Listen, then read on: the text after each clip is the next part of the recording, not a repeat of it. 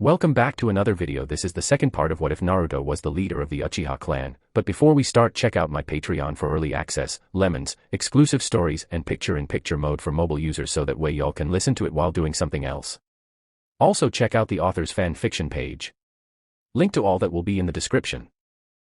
Chapter 7. The sky was dark. No stars light the abyss of space. The sky was covered by thick clouds which carried a cold breeze. No late-night training or any kind of rough housing since this night's rest was very important. Inside the tent of Naruto Uchiha, he was laying inside his sleeping bag.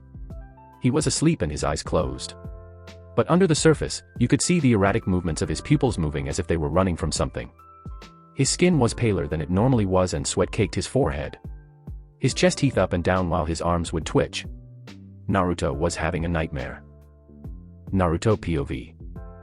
I felt an overwhelming sense of fear and anxiety as if I was drowning in a pool of my feelings. My heart pumped as if I had just been training intensely.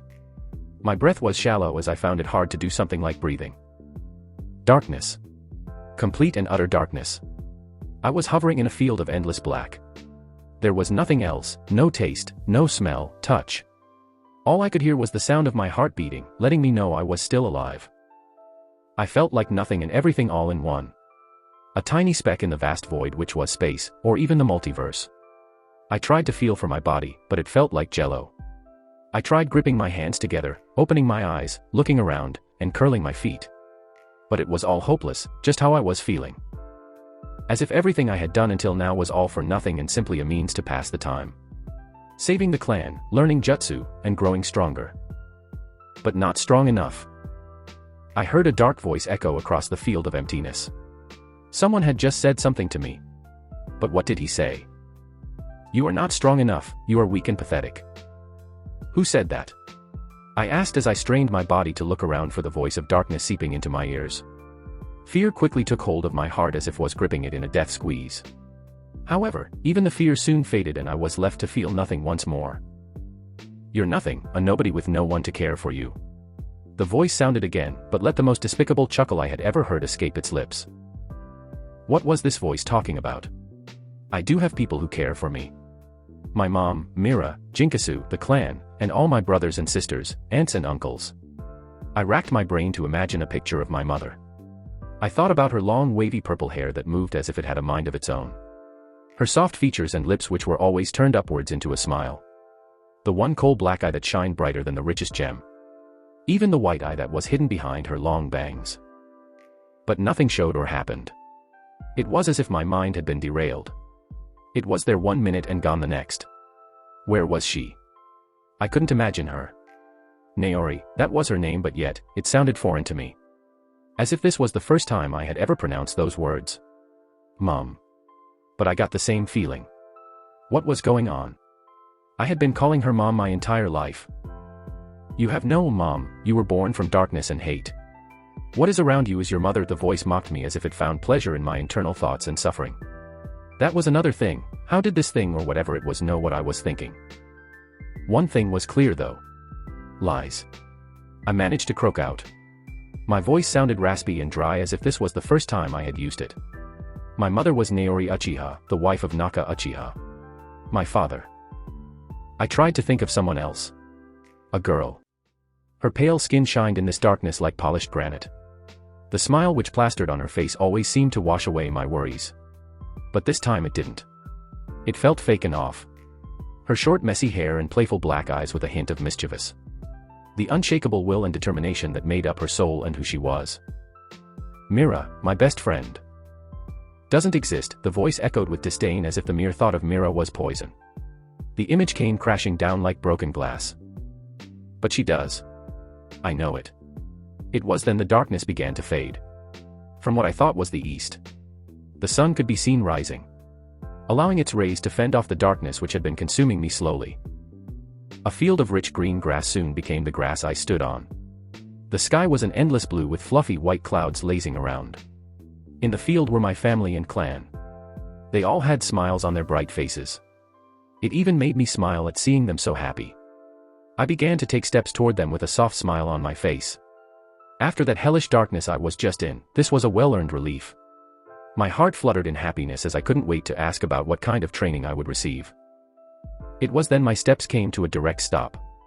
I tried to move forwards but it was impossible, like moving a mountain with just my foot. I looked towards my family to ask them for help. But their backs were turned towards me and I couldn't see the faces I so wanted to see right now. I jerked my foot forwards and tried once again but at a faster pace this time. But once again I was made to stop my movements. A laugh escaped my throat. Okay, Mira-chan, you got me, now stop this joke. I tried to joke with my best friend but only got a cold shoulder. It was then they turned their heads towards me. I received the most cold-hearted glare I had ever seen from my mother and friend, even Jinkasu looked at me icily. It made me recoil and almost fall over. But I was caught. I looked back to see hands completely black reaching up and holding me from a pit of black that seemed to go on forever. I've got you. That cold voice rang in my ears once again. But it sounded familiar to me. As if I had been hearing it all my life. The hands of darkness pulled and yanked on my clothes. They began to pull me down into the pit. I reached out to my family pleading for them to help me, but all I received were uncaring eyes. With a last effort to release myself from this darkness, I resisted with all my might and dashed towards my family with my arm extended, hoping that even one of them would grab me. But I got nothing. How could they? After all I had done for them. I saved them from certain death. But no one was willing to save me. This time more arms of black reached up and pulled me down with greater force into the pool of black. When I rose once again, it was to a different scene. It was more like a scene straight out of hell. The once rich green field was now completely red. Blood red. The destroyed field was scattered with the limbs of my clan and family. I stood over everyone with a face empty and void of everything indicating I could feel.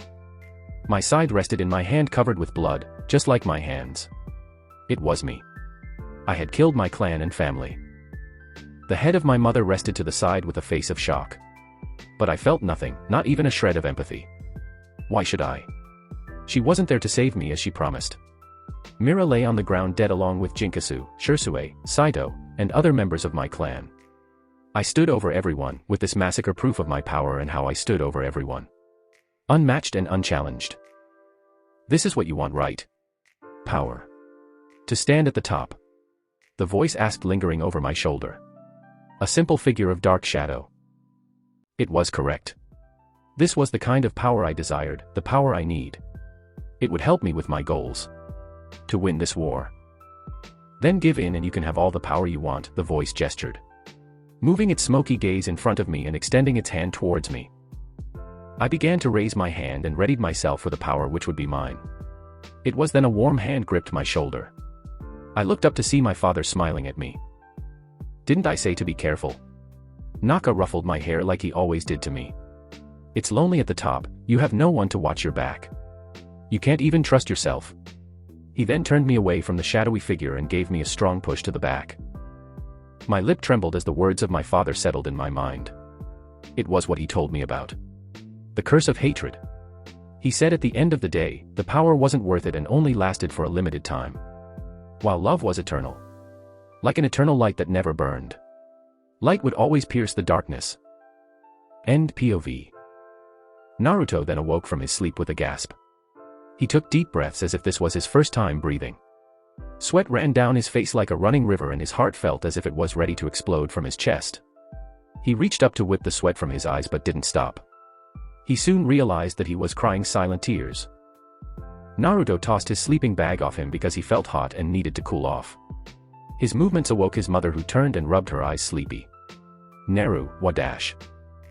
Naori was interrupted when Naruto slammed into her and brought his arms around her tightly. I'm sorry. Naruto said into his mom's chest as tears exploded from his eyes. I didn't mean to. It wasn't me. Naruto's muffled voice cracked and sounded with sobs of sorrow. Naori was confused and tired but her motherly instincts took over and she wrapped Naruto in her arms and held him gently while shushing him quietly. It's okay baby, everything will be alright. Naori whispered in a soft tone. This whole thing was confusing.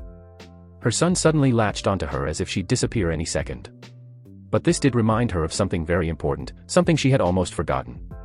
Naruto Uchiha, the clan heir, the genius, the unrivaled prodigy, was still a boy.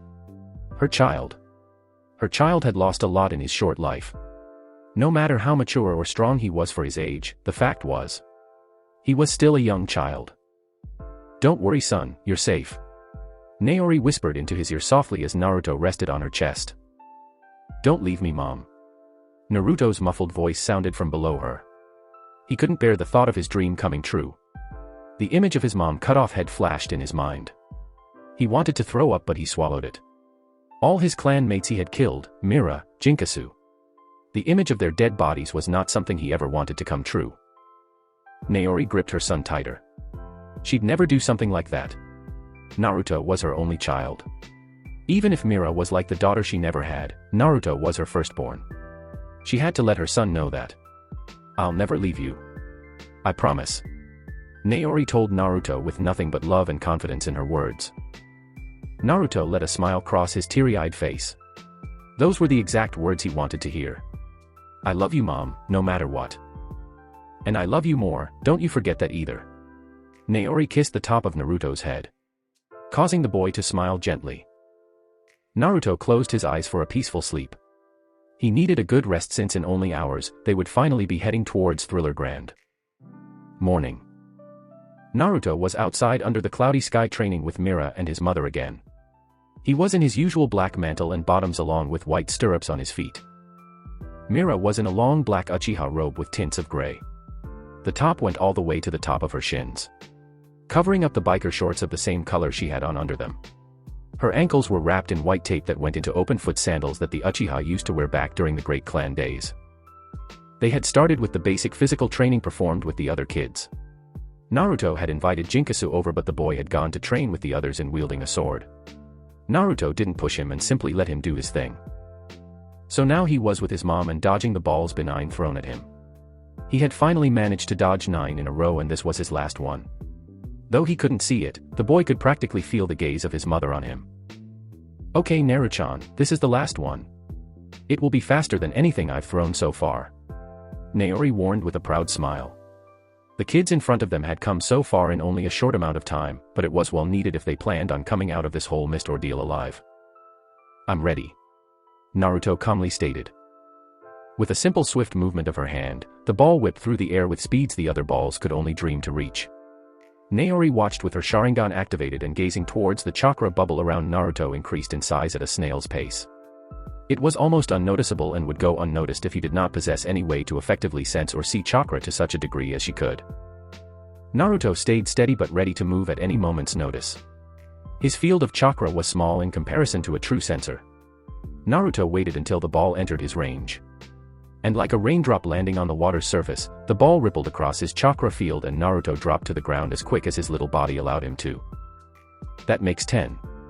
Naruto said and stood to his feet and lifted the blindfold with a smirk. Mira snatched off her blindfold and looked on with shock. "How did you do it? You must be cheating." Naruto let a superior smirk cross his face. "I'm just better than you, when are you going to realize that?" Mira glared. "Not for long." Mira placed the blindfold back on and got ready again. "Come on Lady Naori, hit me." "Well congratulations son," Naori clapped. She readied the balls and threw them toward Mira. Mira dodged with new vigor as she jumped and bent at flexible angles. She had managed to dodge 6 this time and with a high backflip, she dodged the 7th ball. But like many times before, Mira was struck in the waist with a ball. Mira dropped to her back and let out a heavy sigh. "I don't know how you did it Naruto-kun, can you help me?" Mira asked taking off her blindfold. "Yes, it's quite simple actually," Naruto said and sat down next to Mira. Naori sat down on the other side of Mira and looked at Naruto in deadpan. What is he talking about? That sensing technique is not simple. It must be if someone like you can do it. Mira then laughed out loud in historic laughter. Naruto's brow twitched and he pinched Mira hard on her side causing the girl to yelp at the sharp pain. She turned to glare at Naruto but he was giving her a glare of his own. "Humph, I guess you don't want my help after all." Naruto turned around and was about to walk off. Until Mira jumped on his back. "I'm sorry, please help me," Mira begged while resting on his back. "I can't teach you if you're on my back," Naruto said annoyed. Mira climbed off and got to her feet while looking at Naruto with eagerness. Naruto pushed himself up and got to his feet. "Alright, now be sure to pay attention." Mira nodded affirmatively, while Naori just watched on from the back. She wondered if Naruto would be able to teach Mira this sensing ability. Alright, put the blindfold back on. Mira did what Naruto said and placed the blindfold back on and waited for the next set of instructions. Now try to expand your chakra outwards and create a mental picture around you of all the things your chakra can touch. Naruto instructed Mira and looked to see if she was getting what he was saying. Expand my chakra. Mira said out through clenched teeth. She was able to manifest her chakra but was having a hard time pushing it outwards. It stuck to her like glue. Naruto saw Mira was having some trouble and tried to think of different ways to help his friend. It was then an idea struck Naruto like 1,000 punches. Imagine you are about to launch a jutsu and you expel the chakra outwards after you build up all the chakra. Now just launch the chakra outwards but in a more calm manner. That makes much more sense. Mira shouted internally as she now knew what to do. Build the chakra up, expand it across my body. And then push it outwards. Outside of her mind, Mira managed to get a blue glow around her body which soon turned into a chakra bubble around the girl for 5 meters in all directions. Naruto smiled at what he could see with his Sharingan activated. Mira had managed to do it. But now he just had to test her. Naruto picked up some of the spare balls and threw them at Mira. The girl managed to dodge all 3 balls at the same time. Naori took this as her cue to get involved again. The woman threw more balls from behind but Mira was able to dodge them all as well. Naori threw 2 balls, one high and the other low. Mira jumped and got horizontal to the ground and slid through the balls with ease. Very good Mira-chan, you're doing great. Naori complimented with a joyful smile on her face. The girl had managed to pick that up pretty fast. Mira blushed from the praise and puffed out her chest. It's only natural. I'm going to be the strongest after all. In your dreams.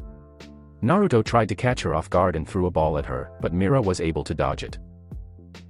Trying to take cheap shots. Mira joked and helplessly shook her head. Focus. Naori said and threw 2 balls toward Mira who had to quickly turn around and dodge all the balls. Naruto then threw the last 3 balls toward Mira at a fast pace. Naruto was not expecting Mira to do an acrobatic flip and evade all of the 3 balls that were thrown at her. Mira had dodged all 10 balls in a row. Well, look at that, you dodged all the balls. Naruto said with a proud smile. Naruto was glad Mira had managed to dodge all of the balls. She had grown strong and learned a key skill. He just had to make sure all the other kids learned this as well. I did. Mira cheered with a fist in the air. Thank you Naruto-kun. Mira ran and gave Naruto a big hug. Normally Naruto would just give Mira a light hug or pat on the back since he wasn't the most emotional person.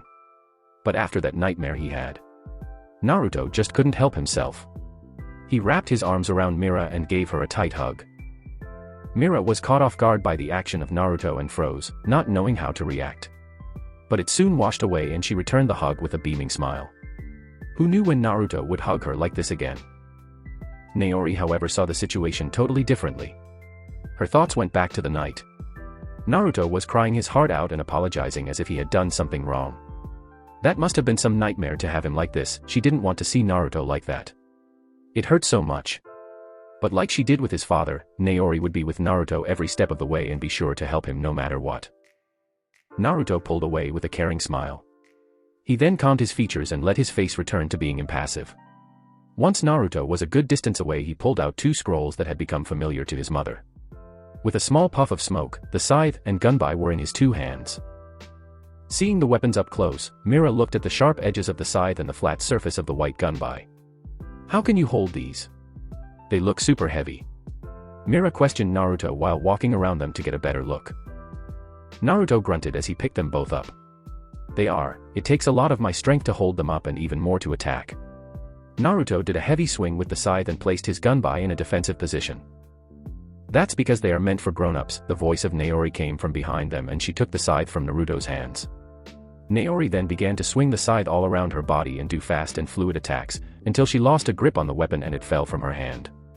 I'm not the best with them. Naori gave an apologetic grin. That's still better than what I can do. Naruto said and picked the big weapon back up. You'll get there, just train with it. Naori told Naruto with confidence. She was sure Naruto would be a master with the 2 weapons in the future. Naruto nodded with vigor. If he wanted to be the strongest he needed to train. But he couldn't go too hard since there was an important mission tonight. I can help you. Naruto turned at the sound of the voice and let the ends of his lips curve up the slightest. Walking up to them in blue Uchiha robes was Jinkasu. Resting on his shoulder was a tachi that was quite long for his small size. The tachi was sheathed in its scabbard, which was navy blue like his clothes. The guard was stainless steel, while the handle was black and covered by navy blue handle wrap. The pommel cap was rich gold. Along the sheath read the words Summer Queen. Naruto guessed that was the name of the blade. Brother Jean, I wondered when I'd see you again today. Naruto said pleasantly. I was just training with my weapon. I haven't been using it like I should have and didn't want to let the weapon my father crafted for me to be wasted. Jinkasu answered back, walking up to the group. Naruto nodded sadly.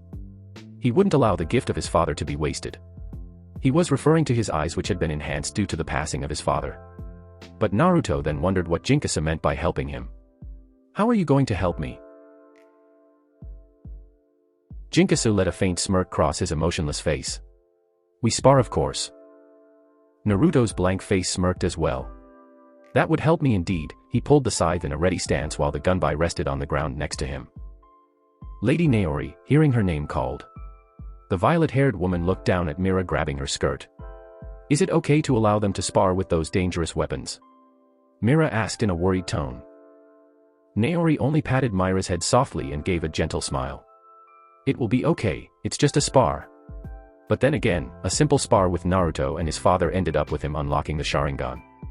Maybe there was something to worry about. The two boys then charged toward each other. The sword swings of Jinkasu were new to Naruto. He had never seen something like this. It was totally different from fighting Mira or the other Uchiha kids. The power behind the swings was also something he wasn't expecting. This was something Naruto would have a hard time fighting against with his immature butterfly dance. Still didn't mean he couldn't come out on top. This would only make him stronger in the end. Naruto unleashed a slash with the weapon and Jinkasu sent out two sword slashes to counter the powerful attack. With two powerful attacks clashing, the field was gifted with the sound of metal clashing over and over. The two met countless amount of times and it proved Naruto was winning in the spar, but Jinkasu was only trailing behind by a slight amount. You're good for a novice in your style. Jinkasu said, struggling against the tall weapon of Naruto. The same could be said for you. The two broke apart with smirks on their faces and met back in the middle with the intensity of two tigers. Naruto was using the butterfly dance with a side which was incorrect. This spar was proving that to him in clear detail. Maybe that is why he lost to Estth. No, she was just stronger than him. Naruto then came to a decision. He would use the style of Madara Uchiha.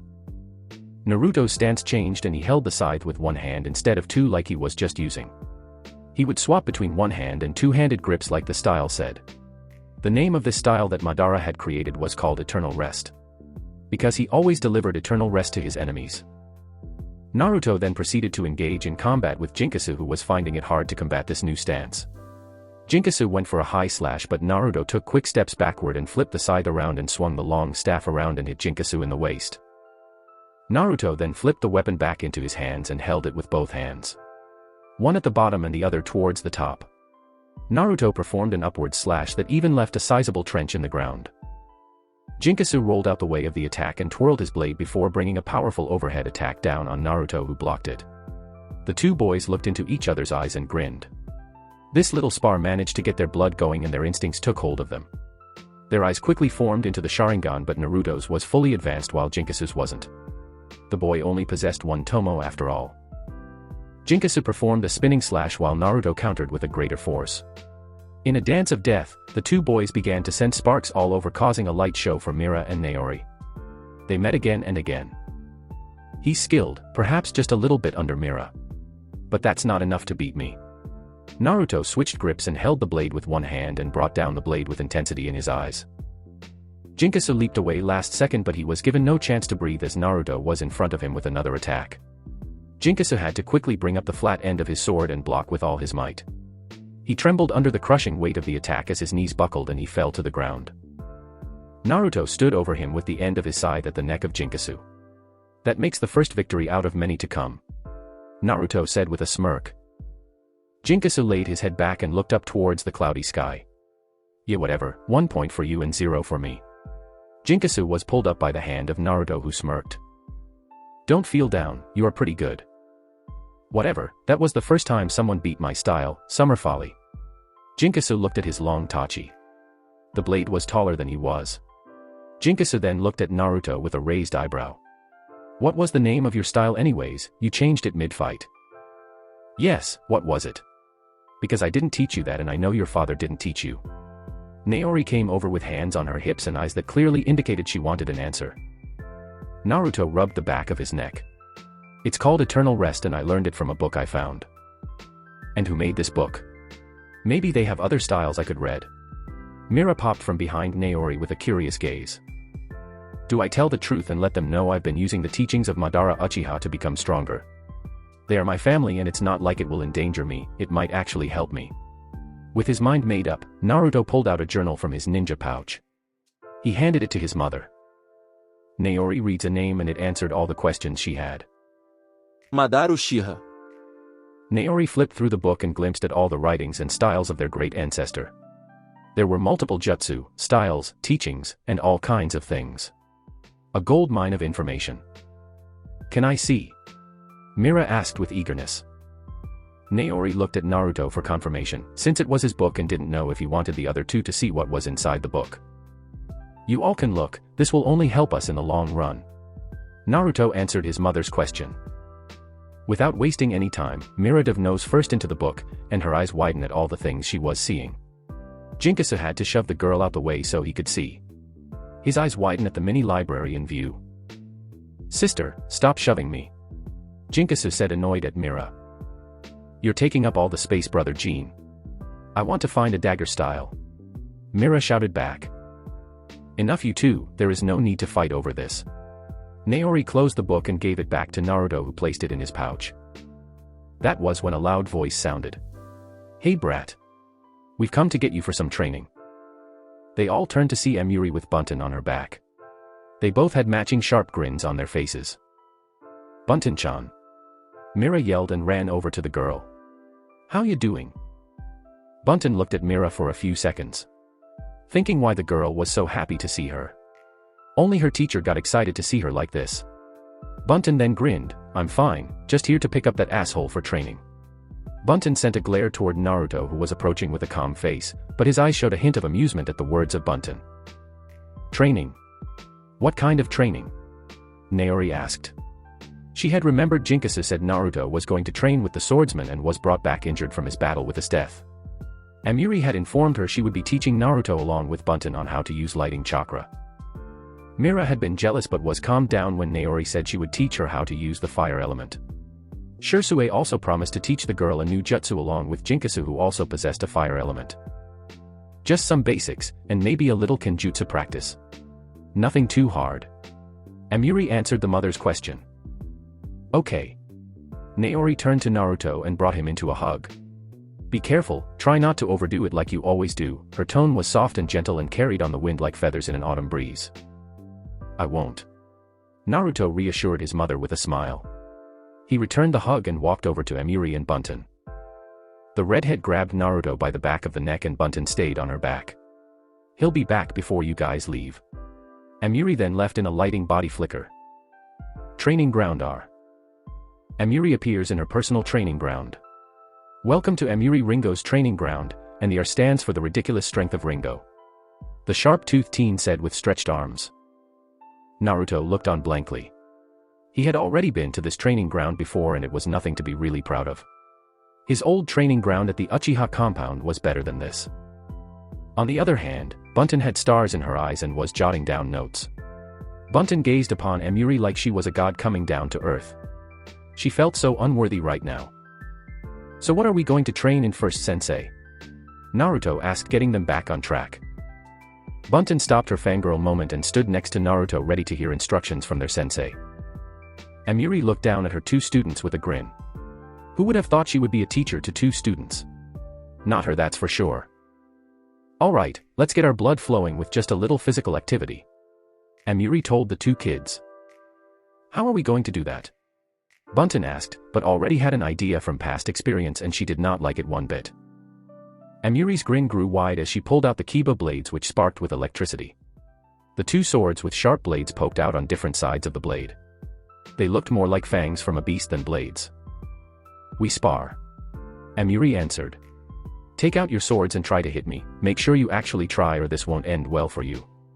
Her sword jumped with electricity as if giving out a warning. Naruto turned his emotionless face towards Bunten, who pulled out her two swords from her back. "Does she always warm up like this?" Bunten turned a nervous grin towards Naruto. "Yeah, I normally suffer by myself, but at least your ass will get a good beating, so it is worth it." Bunten laughed before a kick sent her flying back. "Pay attention," Amiri yelled. "Never take your eyes off the enemy." Naruto quickly unsheathed the two swords on his waist horizontally. He placed his blades up and blocked a grinning Amiri, but was also sent back rolling on the ground. So she is also strong and a master of Kenjutsu and lightning affinity. Not to mention a member of the Seven Swordsmen. No doubt she is stronger than the both of us combined. Naruto got up, followed by Bunten. "I have much to learn." "Strong as ever, sensei," Bunten said.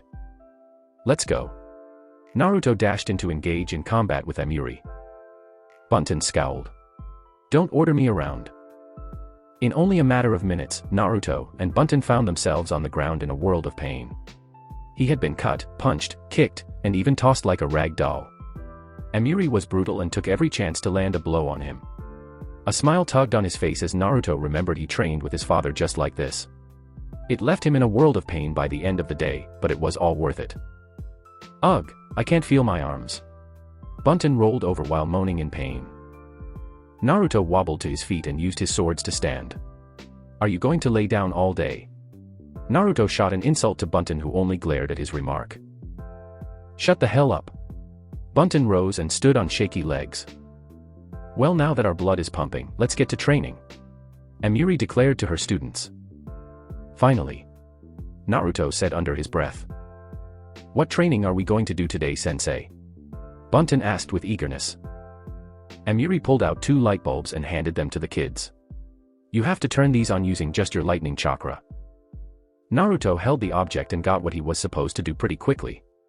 It sounded easy enough. Sparks of purple came to life and crawled up the light bulb like a bug crawling on a wall. Amiri watched as Naruto went first and sent his lightning into the bulb. Seeing his purple chakra up close was really a sight to see. It was quite beautiful but deadly. A light shined in Naruto's hand and he held a smirk. "Too easy," Naruto said egotistically. Amiri looked surprised for a moment. Naruto had managed to understand what needed to be done in only seconds and even turned on the light bulb. But the light in Naruto's hand flickered a shade of purple before going completely dark. He looked confused and pondered why it turned off. "You lost concentration, along with not keeping enough chakra in the bulb," Amiri lectured both the kids. She then took it from Naruto's hand and sent her own lightning chakra into the bulb. The light shined in Amiri's hand as she had done it in an instant. "Whoa, sensei, you're a master at this," Bunten said in admiration. Amiri looked proud and puffed her chest out, giving a view of her slightly exposed cleavage in her red kimono top shirt. "Why, of course I have it mastered. I'm the best lightning user in this camp." Bunten held her light bulb by the fingers and sent her yellow lightning into the bulb. It turned on, causing Bunten to smile. But the tip of the bulb started to release smoke and got extremely hot. "I did it. Take that, Uchiha." Bunten shot a finger towards Naruto with a grin on her slightly pale-skinned face. Naruto only smirked and stepped back, followed by Amiri. "Stop sending chakra into it," Amiri shouted. Bunten only tilted her head confused. "Why, sensei? Isn't this what I'm supposed to do?" "Yeah, but not dash." The sound of glass breaking was heard and the two looked to see Bunten holding a broken light bulb. "That much." Amiri finished her last statement before she went over and bonked Bunten on the head. "Damn girl, we don't have an unlimited amount of light bulbs, so don't go busting them like that." Bunten held the lump on her head and looked down. "Sorry." "Geez." Amiri pulled out the other light bulb and handed it to the girl. "Try to keep a safe amount in the bulb, not too much and not too little. A balance of both." Naruto nodded at the advice. He figured that was the case once he saw Bunten explode hers by sending so much chakra into it. Naruto then concentrated on his light and sent chakra into it. It turned on, but the task wasn't done there. He took some chakra away from the bulb, causing it to dim and flicker, but Naruto quickly sent chakra into the bulb. The light turned on and shined like a ray of hope. Well done, Naruto. I didn't think you'd be able to get it down this quick. Thank you, it was somewhat challenging. Naruto answered respectfully. But you're not done yet. Amiri grinned at Naruto. What? I have to do it.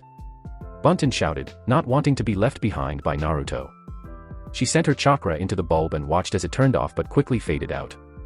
Damn. Amiri placed a hand on Bunten's head. Relax, there is no need to lose your cool over this. You will get it in time. Amiri comforted Bunten. No need for the girl to get upset and lose hope of ever completing the exercise. Okay, sensei, I'll try my best. Bunten nodded and got back to it.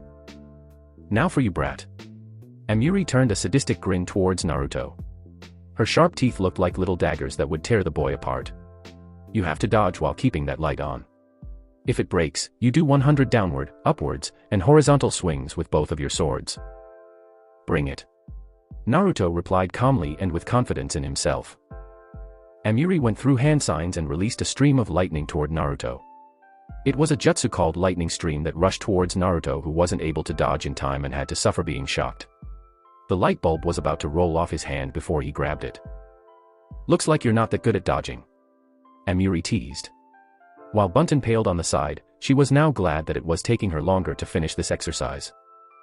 Time went by and the clearing was filled with flashing lights, sadistic laughs, and yells of pain from Naruto and Bunten, who managed to complete the exercise. Naruto had ended up dropping the light bulb and had to do the punishment, which caused Bunten to laugh at him before she dropped her bulb and had to join him.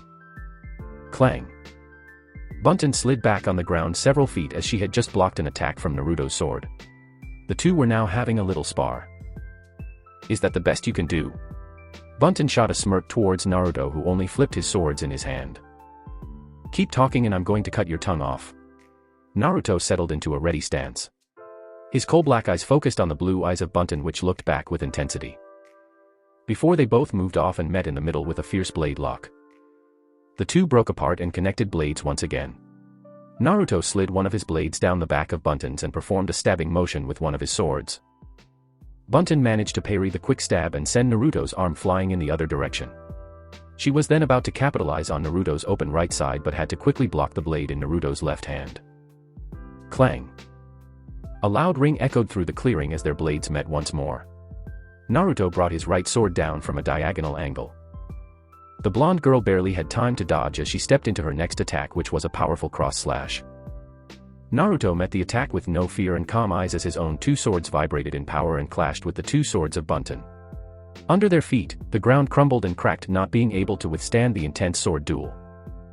Bunten's swords were flung out of her hand and the girl fell back first with a grunt. She looked at the gray clouds with irritation. Her vision was blocked by a blade aimed at her throat. I win again. Naruto said composedly, but had the slightest hints of a sardonic look in his eyes. Having known Naruto was mocking her, Bunten scowled and got up on her own. Giving her back to Naruto. Punk bastard. Naruto only shook his head. Such a dirty mouth, where are you manners? His tone was now clearly mocking and scolding. Bunten's face reddened as she turned a heated glare on Naruto. Fuck you. The girl was hit upside the head a second later. Watch your fucking mouth. Amiri shouted over the blonde.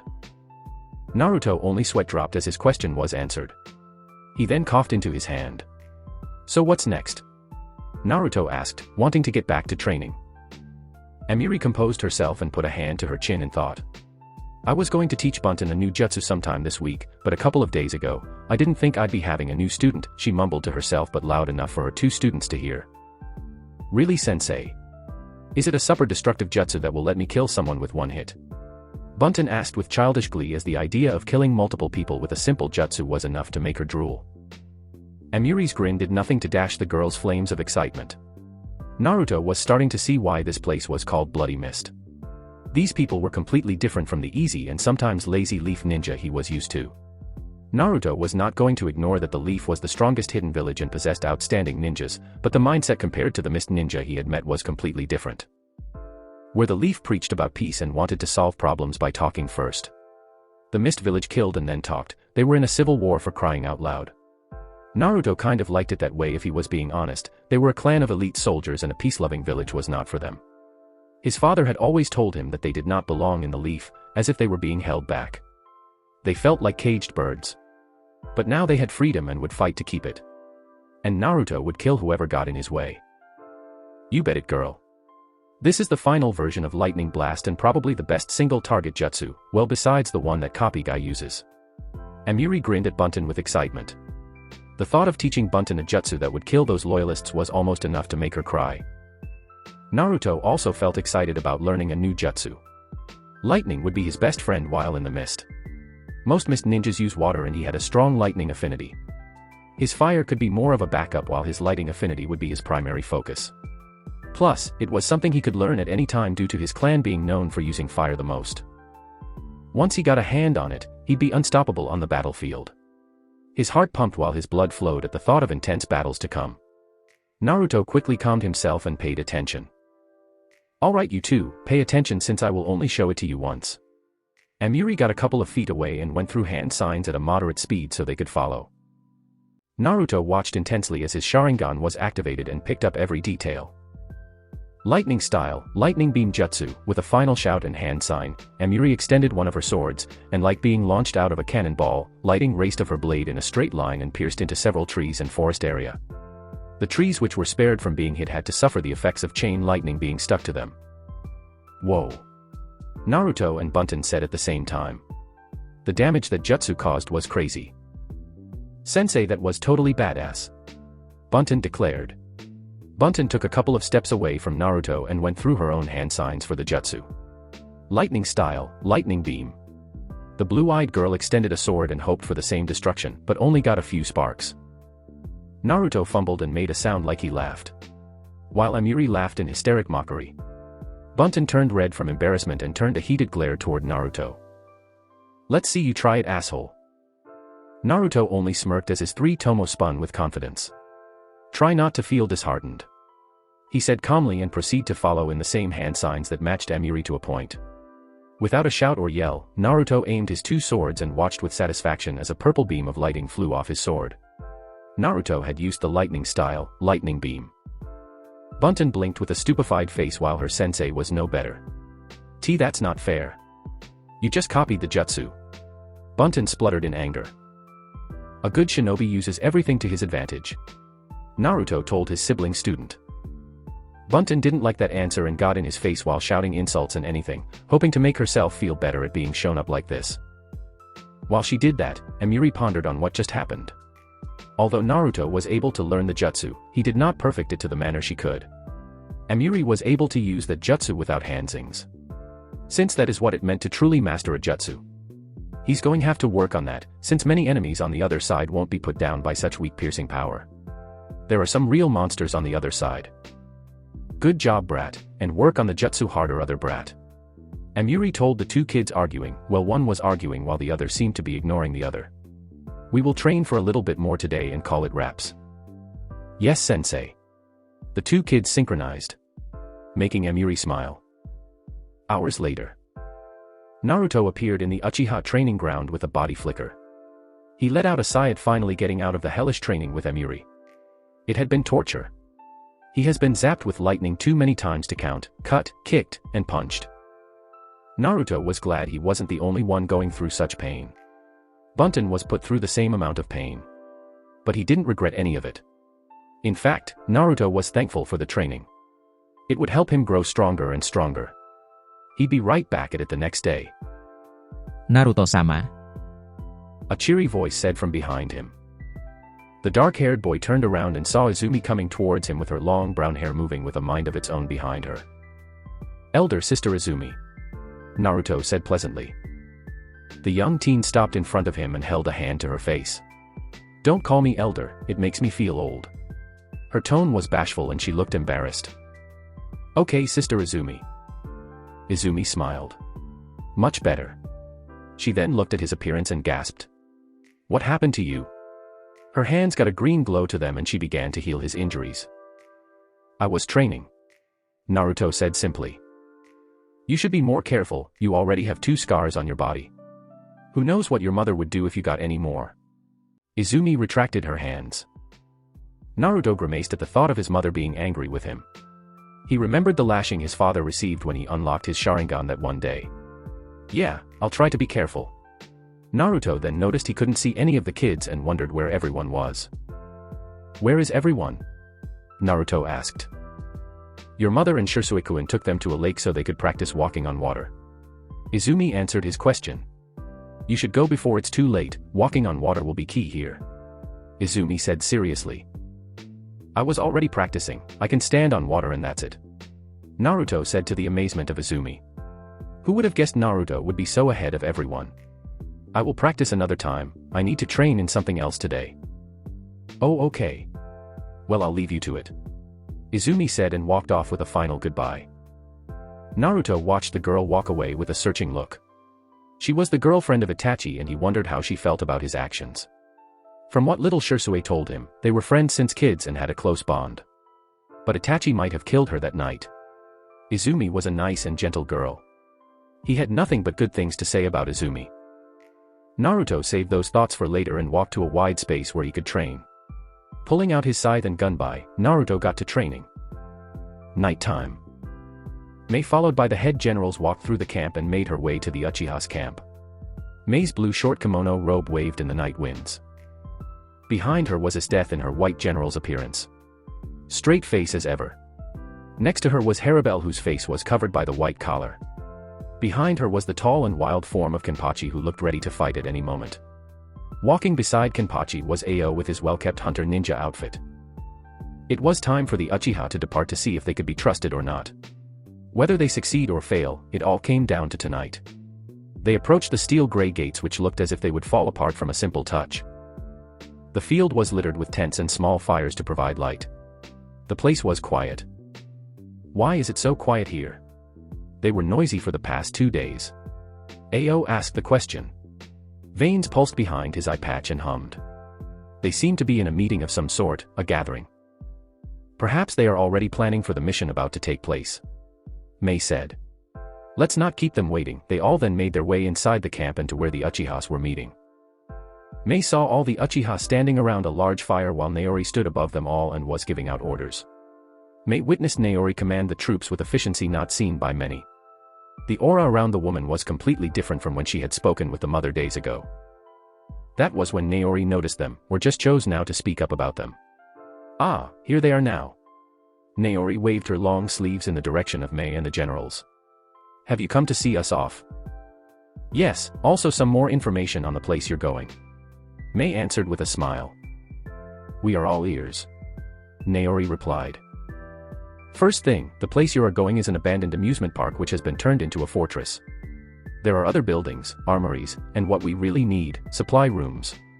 Mei paused in her briefing to let her words sink in or see if any of them would falter.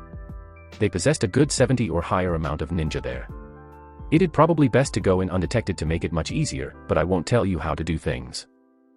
Mei finally saw some kind of emotion cross their faces.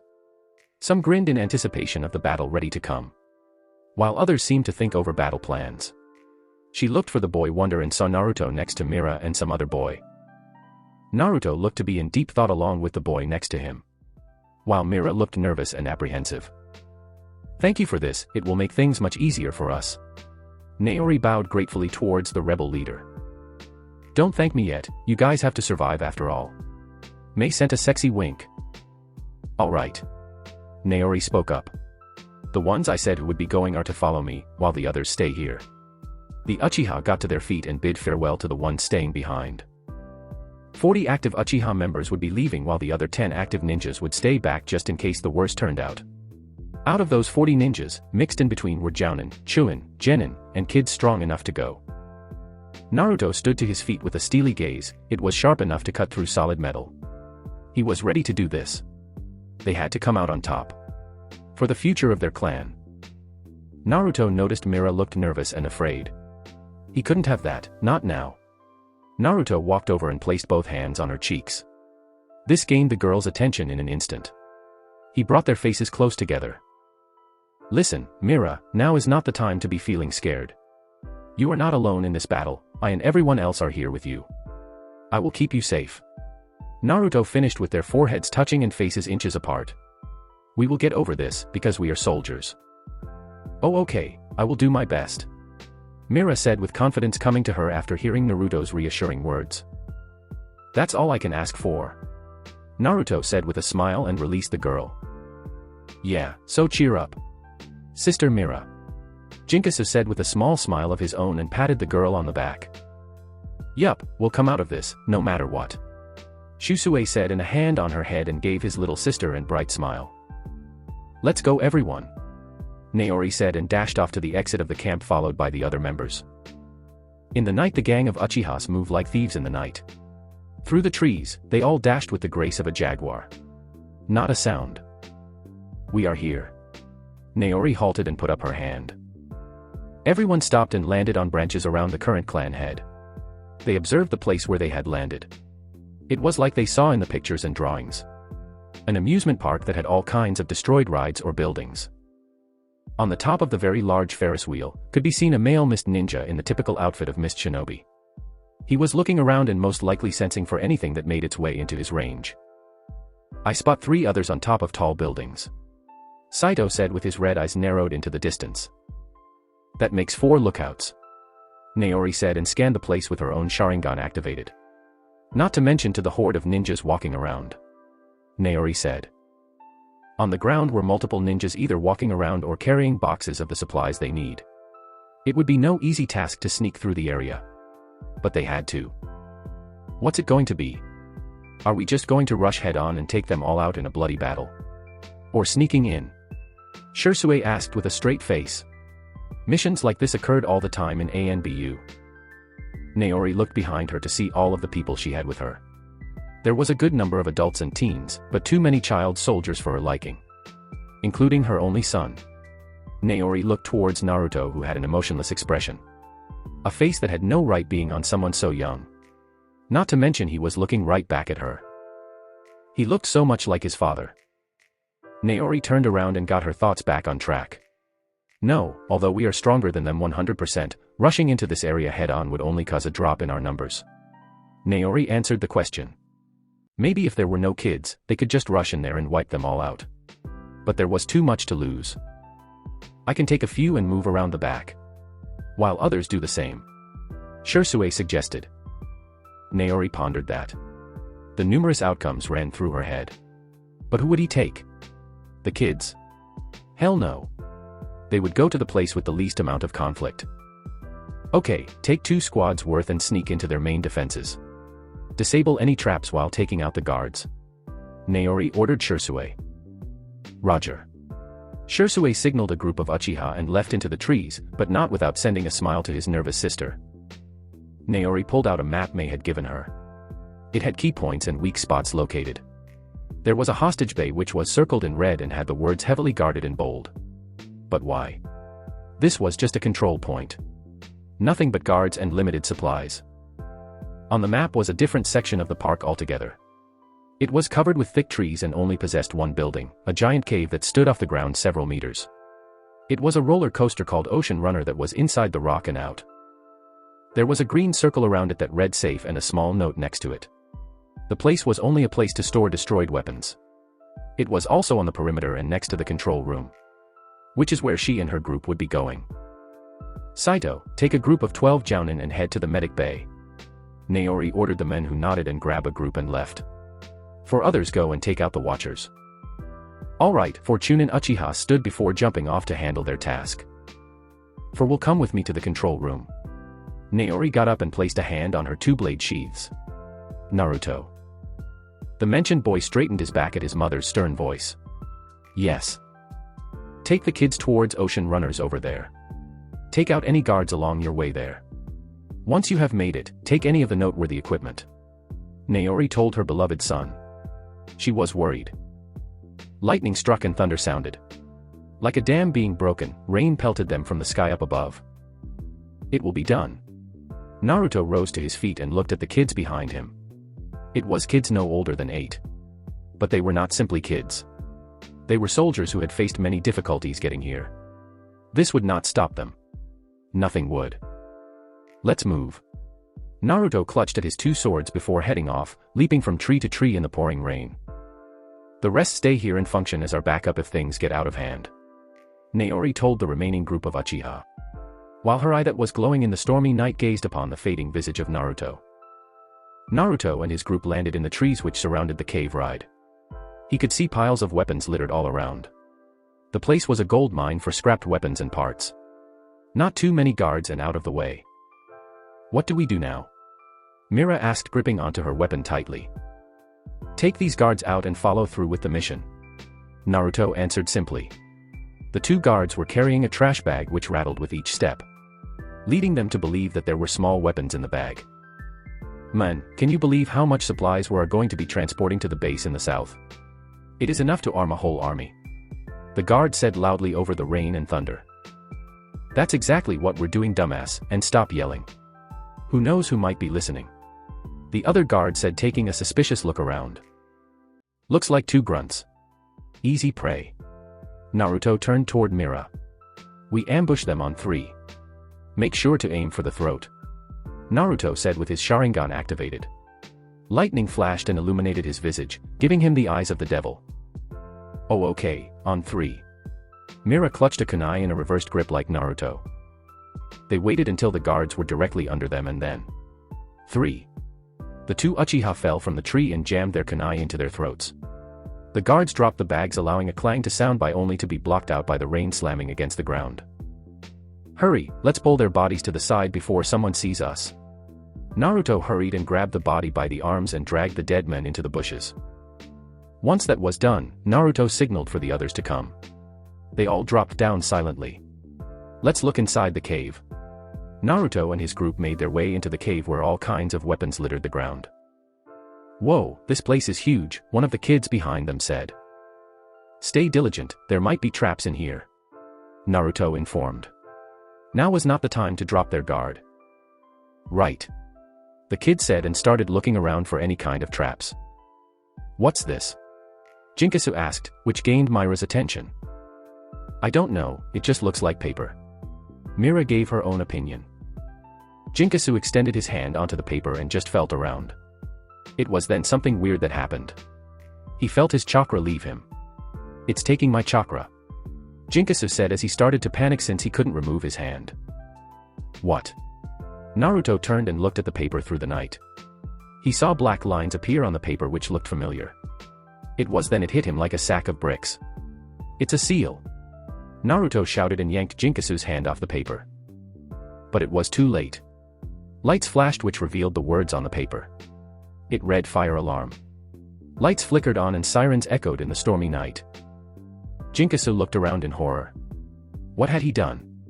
He just gave away their position. They would now have to fight waves of enemies now. Quickly. Run to the exit. Naruto shouted for everyone to run.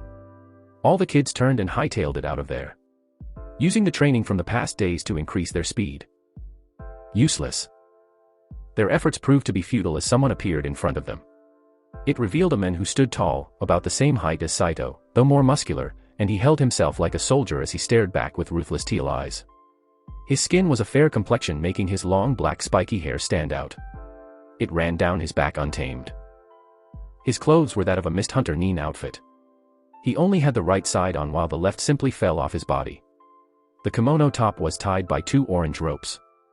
He wore green striped pants which were tucked into black high calf sandals. Gripped in his strong right hand was a guardless katana that looked more like a stick.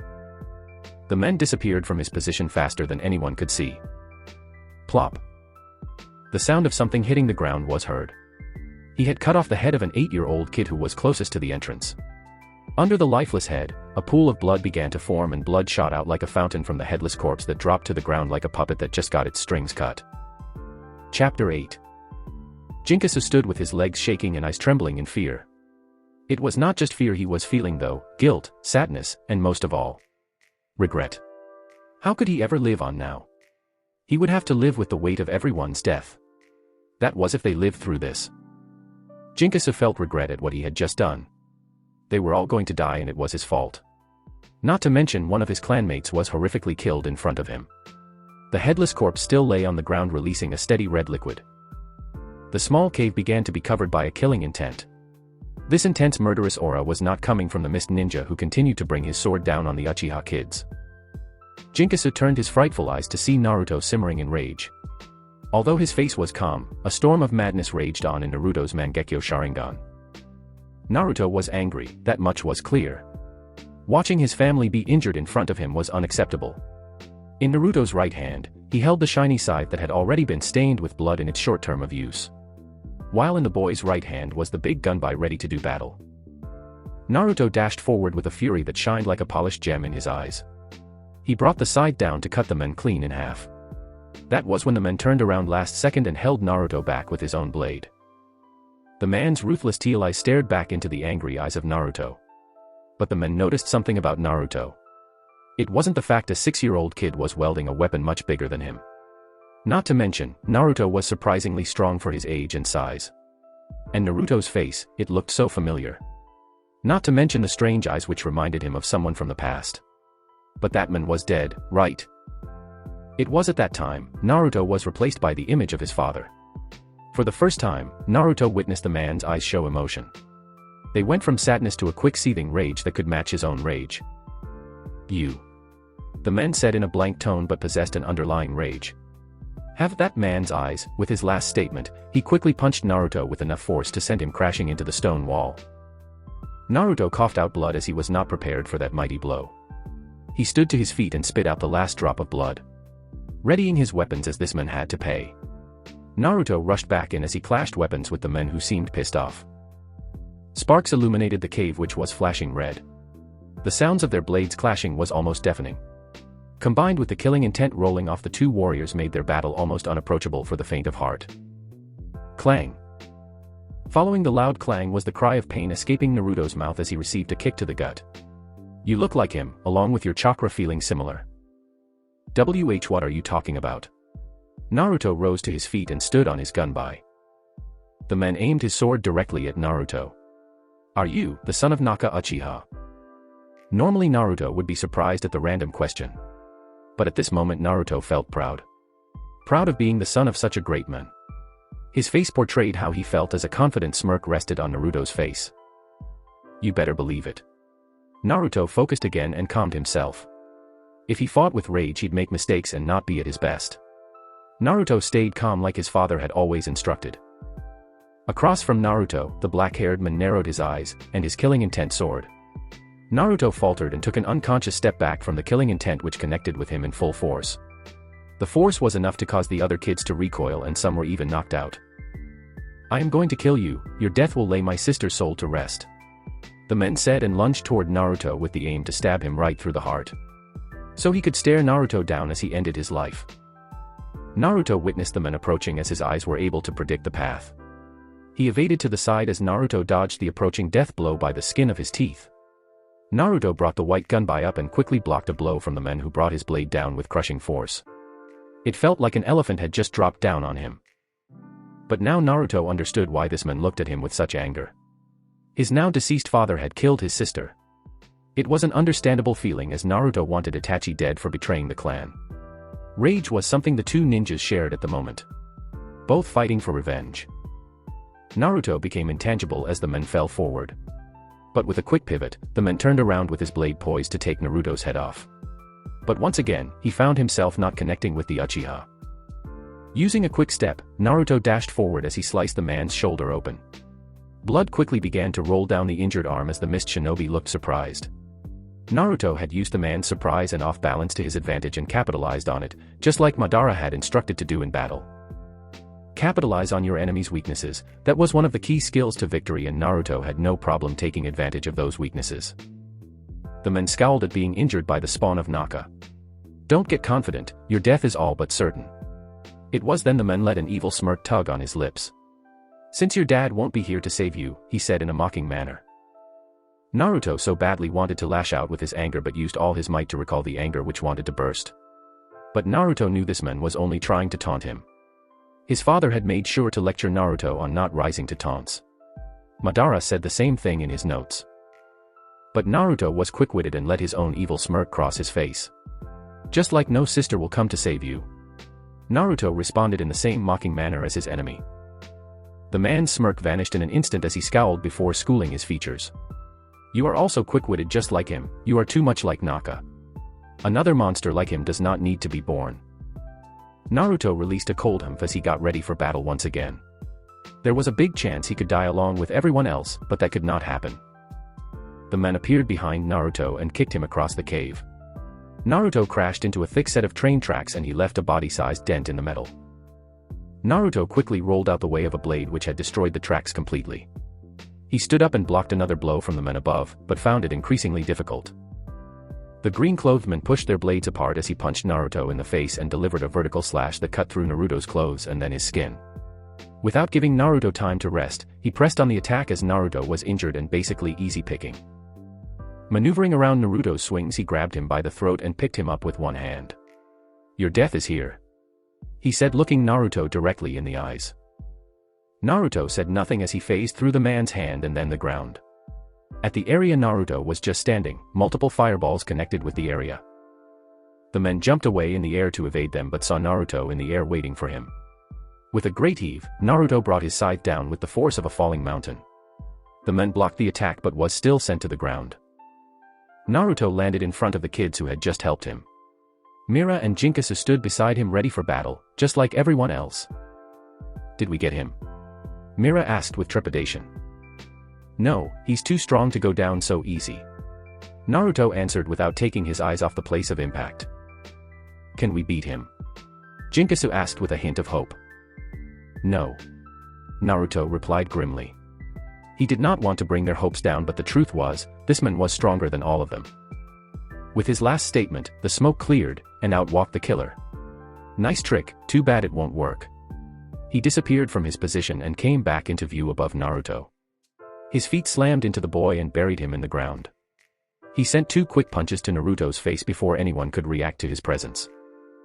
Mira was the first to react as she tried to cut the man's side open but was sent into the rails of the roller coaster by a punch. Jinkasu followed as he also tried to slice the men but was delivered the same fate. The men rose and kicked the bloody Naruto in the gut once more. He smirked at the damage being done to this boy.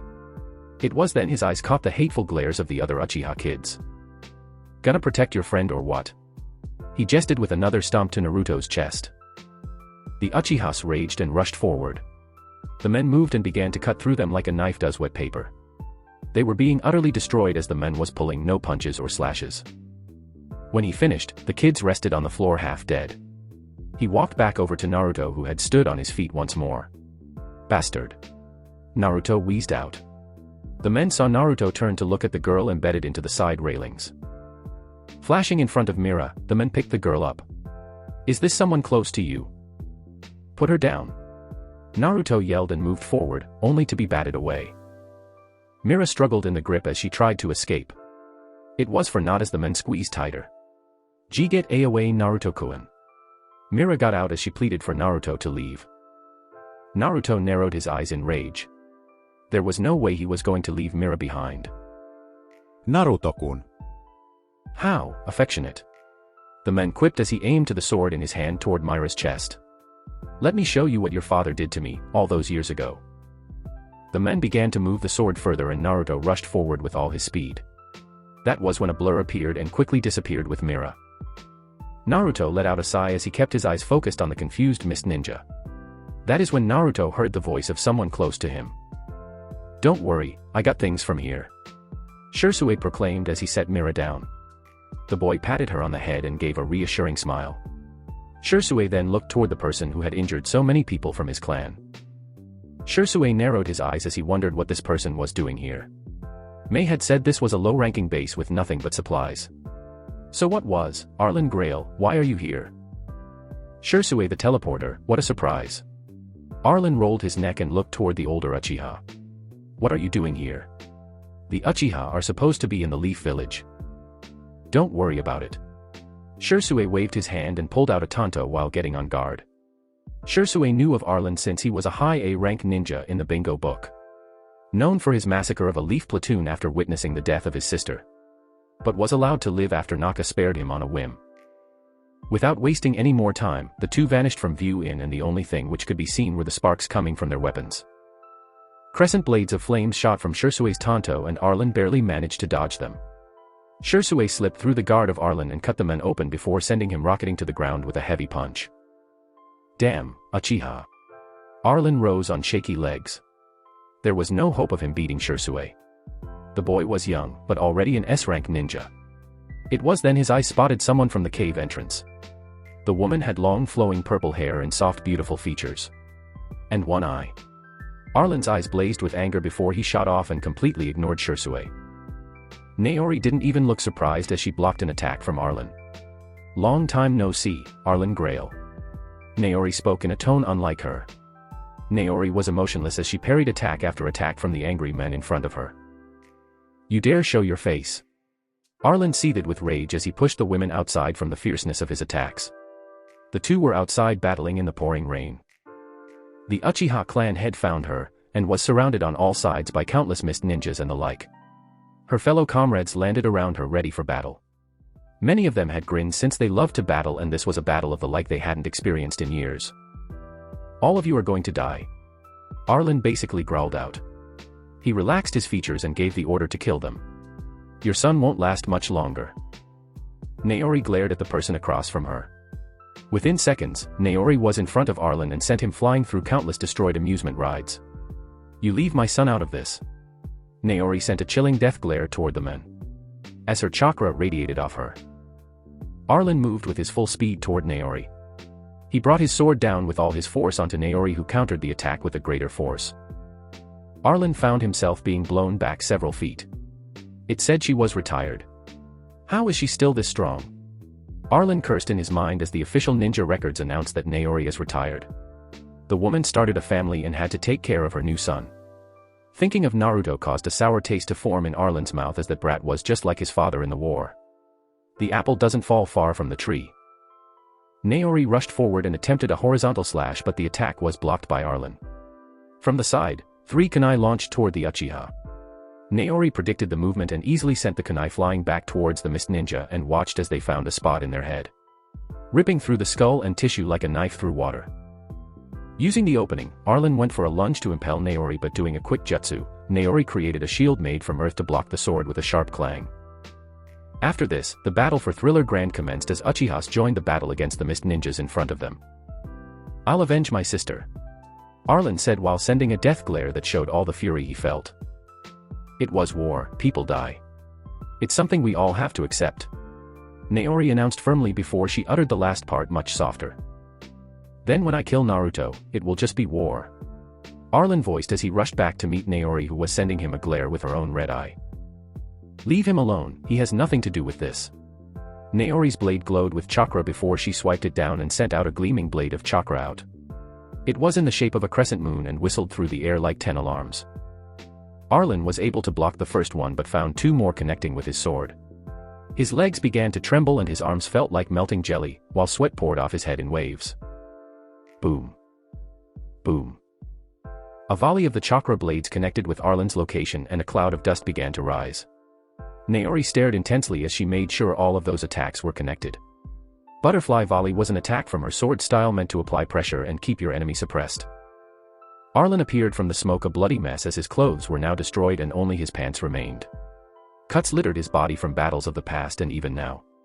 Strong as ever. He spat out a mouthful of blood before quickly going through hand signs Naori knew. Hidden Mist Jutsu. Arlin jumped into the mist like a ghost and disappeared like one. Naori turned on her feet and watched as all the other Uchiha members were engulfed in the mist as well. She gritted her teeth, living in the mist was such a pain. Just like we practiced everyone. She dropped into a stance and pulled the other sword from her back while keeping her head on a swivel. Naori sidestepped and shot one of her swords out and felt it connect. The sound of a painful moan gave her the answer as she retracted the sword. On the end of her blade was a mist ninja with her sword in his chest, right where the heart was located. Unlike other members of the clan, Naori didn't enjoy battle or killing people. That was something she and Naka didn't share. That man lived for a good battle and was even worse during the war as he thought Minato Namixi was below him. Didn't turn out too well for Naka as he was in the hospital later that day. But when Naka was clouded by darkness and believed only power mattered, he killed all his enemies, child, man, or woman, it did not matter to Naka. Now was not the time to think about that as her thoughts went back to the battle taking place. Naori sensed around in the thick mist to try and get a feel for her surroundings. Good, the others were still alive and fending off attacks. The violet-haired woman tilted her head as a sharp blade of water in the form of a kunai rushed past her hair with a whoosh. Naori began to duck, evade, and leaps with graceful steps. Much like a butterfly's flight pattern. Are we going to hide all night? It's storming out here if you didn't notice. Naori poked for a reaction but got nothing as Arlin was keeping quiet. Naori widened her eyes as she felt something enter her sensor range. Lighting lit the park up and in the mist, Naori saw a water dragon rushing towards her. Naori quickly flew through hand signs and slammed her hands onto the wet ground. A wall made from the earth rose to protect her from the dragon which crashed into the wall like a horde of bulls. From behind Naori she could sense another attack coming and she saw the water dragon through the mist. Naori abandoned the wall and jumped into the air. Arlin smirked as she fell right into his trap. Without wasting any time, Arlin thrust his blade and smirked as it ripped through Naori. Thinking he had the battle won, Arlin smirked. That was when Naori puffed away in smoke and Arlin dropped to the ground with a scowl. He was being outclassed in this fight, Naori was still stronger. Fire style, fire dragon bullet. From the ground, Naori releases a stream of fire from her mouth that ripped through the mist unbothered. On a path to engulf Arlin who remained calm despite the situation. Going through his own hand signs Arlin prepared to counter. Water style, water shock wave, the whole section where Naori and Arlin were fighting began to flood and destroy even more of the amusement rides. They had moved a reasonable distance away from everyone else. Naori quickly jumped away as her jutsu was washed away and did not want to be crushed by the raging waves. Naori found herself dodging multiple water jutsu as now Arlin had an even bigger supply of water for his jutsu. Let's put this to rest. Naori turned around and began to channel fire chakra into her palm. A sphere of fire formed and began to glow brighter and brighter, unaffected by the rain hitting it as if trying to douse her flame. I couldn't agree more, Arlin said from atop a building. He went through hand signs. Water style, water dragon blast. An even bigger dragon formed from the water and towered over even 3-story tall buildings. The thing was a massive beast. Naori looked at the giant dragon jutsu impressed. It had been a long time since she was pushed this far.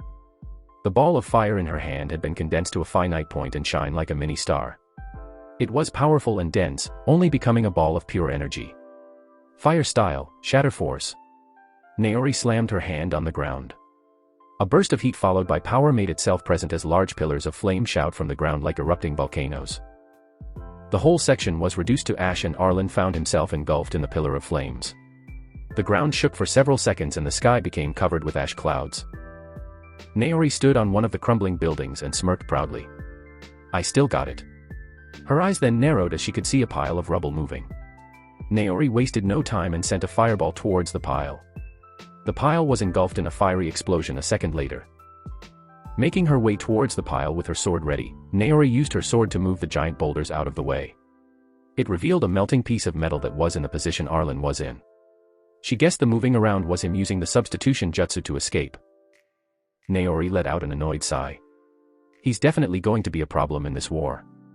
This also meant she had to be careful with Naruto. His life would already be in danger due to being a ninja, but this was different. Someone was directly after him. Naori could not lose her son. A world where Naruto did not exist was a place she did not want to be. Back in the cave, all the kids were being treated by Shursue and any others who knew the basics of medical treatment. They were getting ready to leave and continue the fight. Are you okay, Brother Jean? Mira questioned the boy who looked downcast. His shoulders slumped and a depressed aura radiating off him. Jinkasu stayed silent for several seconds and Mira stayed quiet for once. No, it's all my fault. Jinkasu held his face in his hands.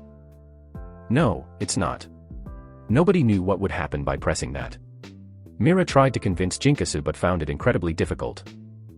That was when the bottom of a sharp scythe was slammed on the ground in front of him. The loud clang which echoed across the cave caused everyone to look toward Naruto. You're right, it is your fault. Naruto said harshly as he looked down towards his brother. The boy looked terrible as his face was struck with dry tear stains. The truth was if Jinkasu never touched the paper, none of this would have happened. The first step is admitting you are in the wrong, now. What's next? Naruto queried. Naruto's gaze then washed against everyone else in the cave like a wave crashing on the shoreline.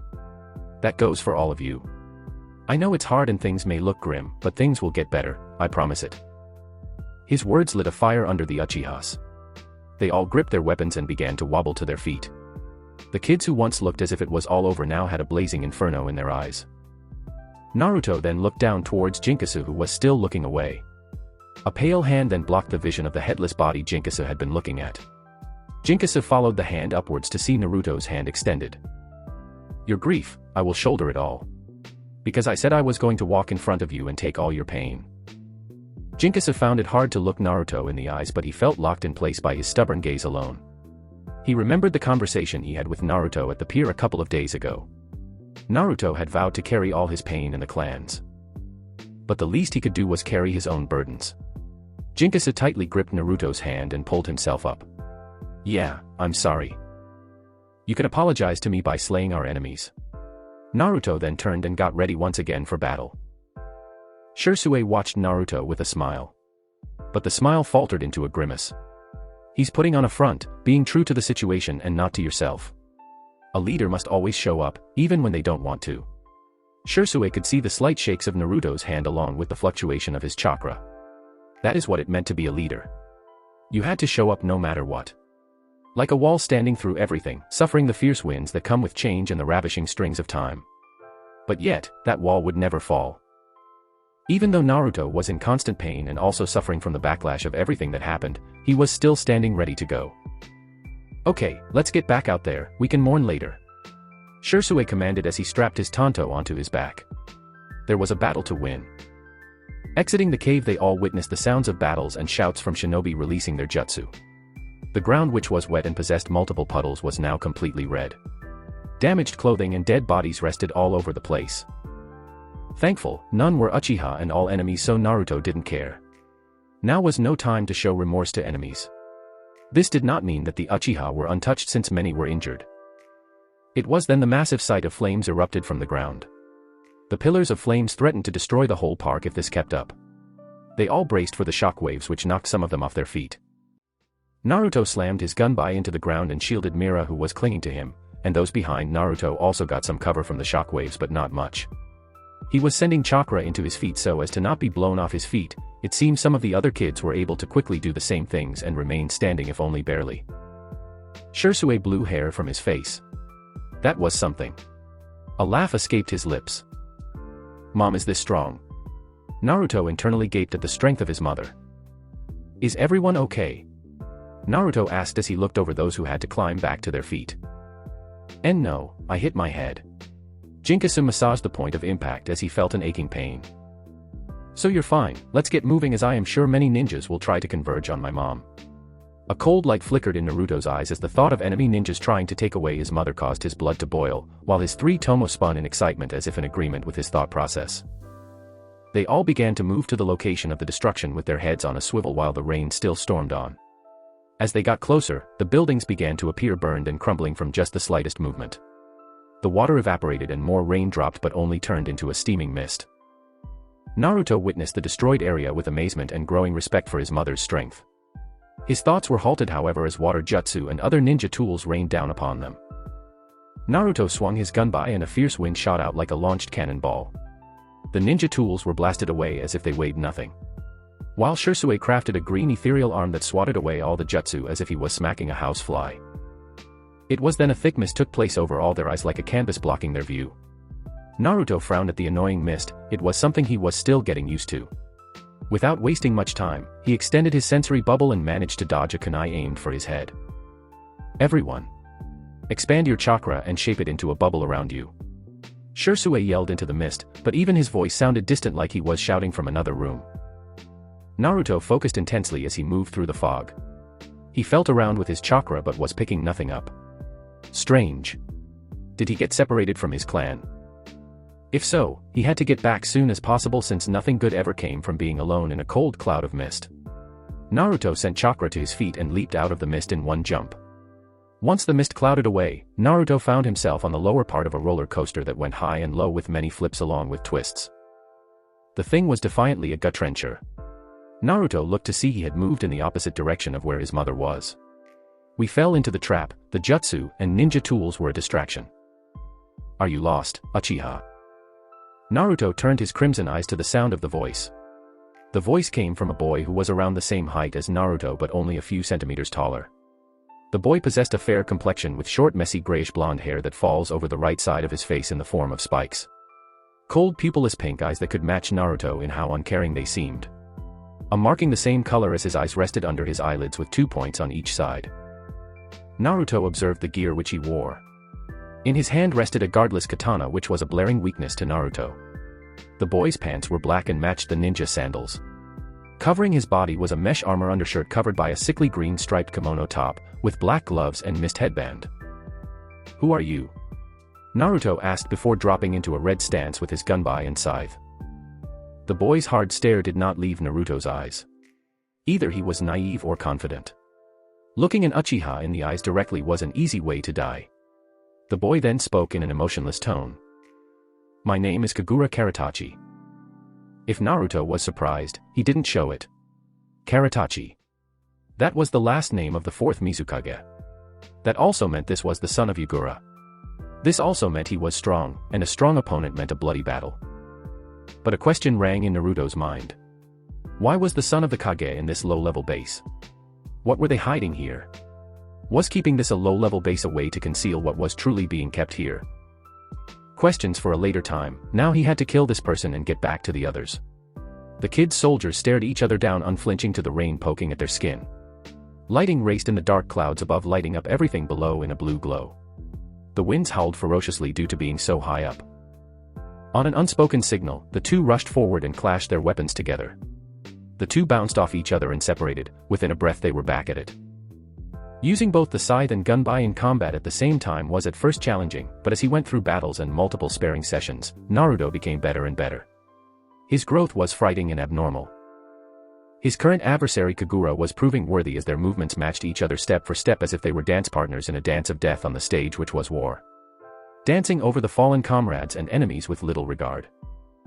All that mattered was this fight and coming out on top. Kagura's blade whisked through the air like a soaring arrow. The deluxe katana connected with the heavy body of Naruto's gunbai. The white shield was quickly moved out the way and the sharp edge of Naruto's scythe swung across his vision. Kagura managed to lean back just in time and only got his hair blown in his face. A small cut on his nose opened and blood slowly ran down from his nose to the bottom of his chin. It hung on his chin before slowly dropping to the ground with a soft plop on the water puddle. Kagura reached up and wiped the blood from his chin. "You managed to take first blood, impressive." Kagura complimented Naruto in his cold tone of speaking. But due to his voice lacking any emotion that went with complimenting someone vacant, the compliment was more insulting. "I'll be taking your life next." Naruto responded just as coldly. Kagura let a dark smirk cross his lips as his pink eyes focused on Naruto's weapons. Though they were bigger than him, Naruto used them as well as he could. "I'll take his weapons away from him, this will leave him defenseless and at my mercy." With his plan ready, Kagura went through hand signs. Chains made from water shot out towards the gunbai in Naruto's left hand. This was one of the purposes of the water chain jutsu. The chains made from water wrapped around the gunbai and with a hard yank, Kagura pulled the gunbai. He was expecting the weapon to be launched from Naruto's hand, but he underestimated the strength of the Uchiha. It didn't matter, Kagura moved in with a lunge meant to stab Naruto in the chest. Kagura managed to cause Naruto to lose his footing and be an easy target. The tip of Kagura's blade became cloaked in potent chakra and cut through the air with ease.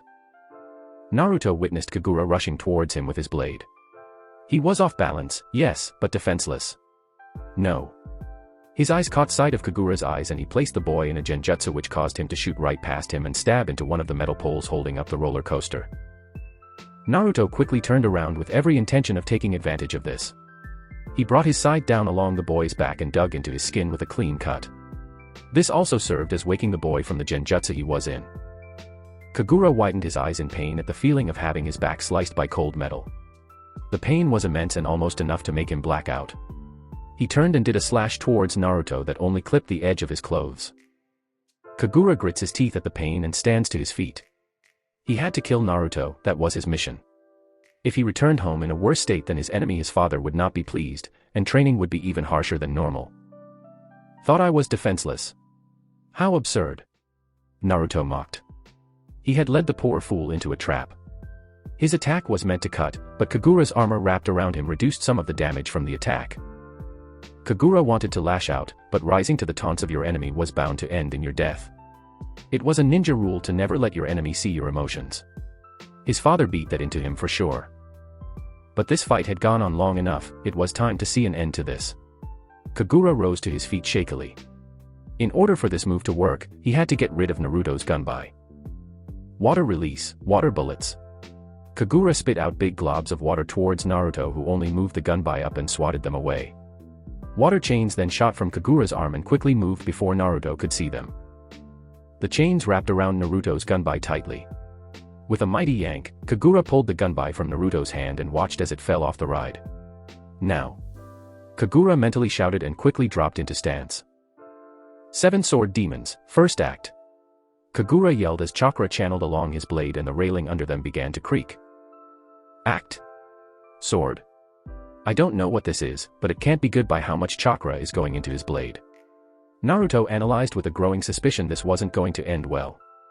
Naruto also got into a stance with his scythe and got ready for his next attack. Eternal Rest. Chakra gathered at the end of Naruto's scythe and he moved to attack.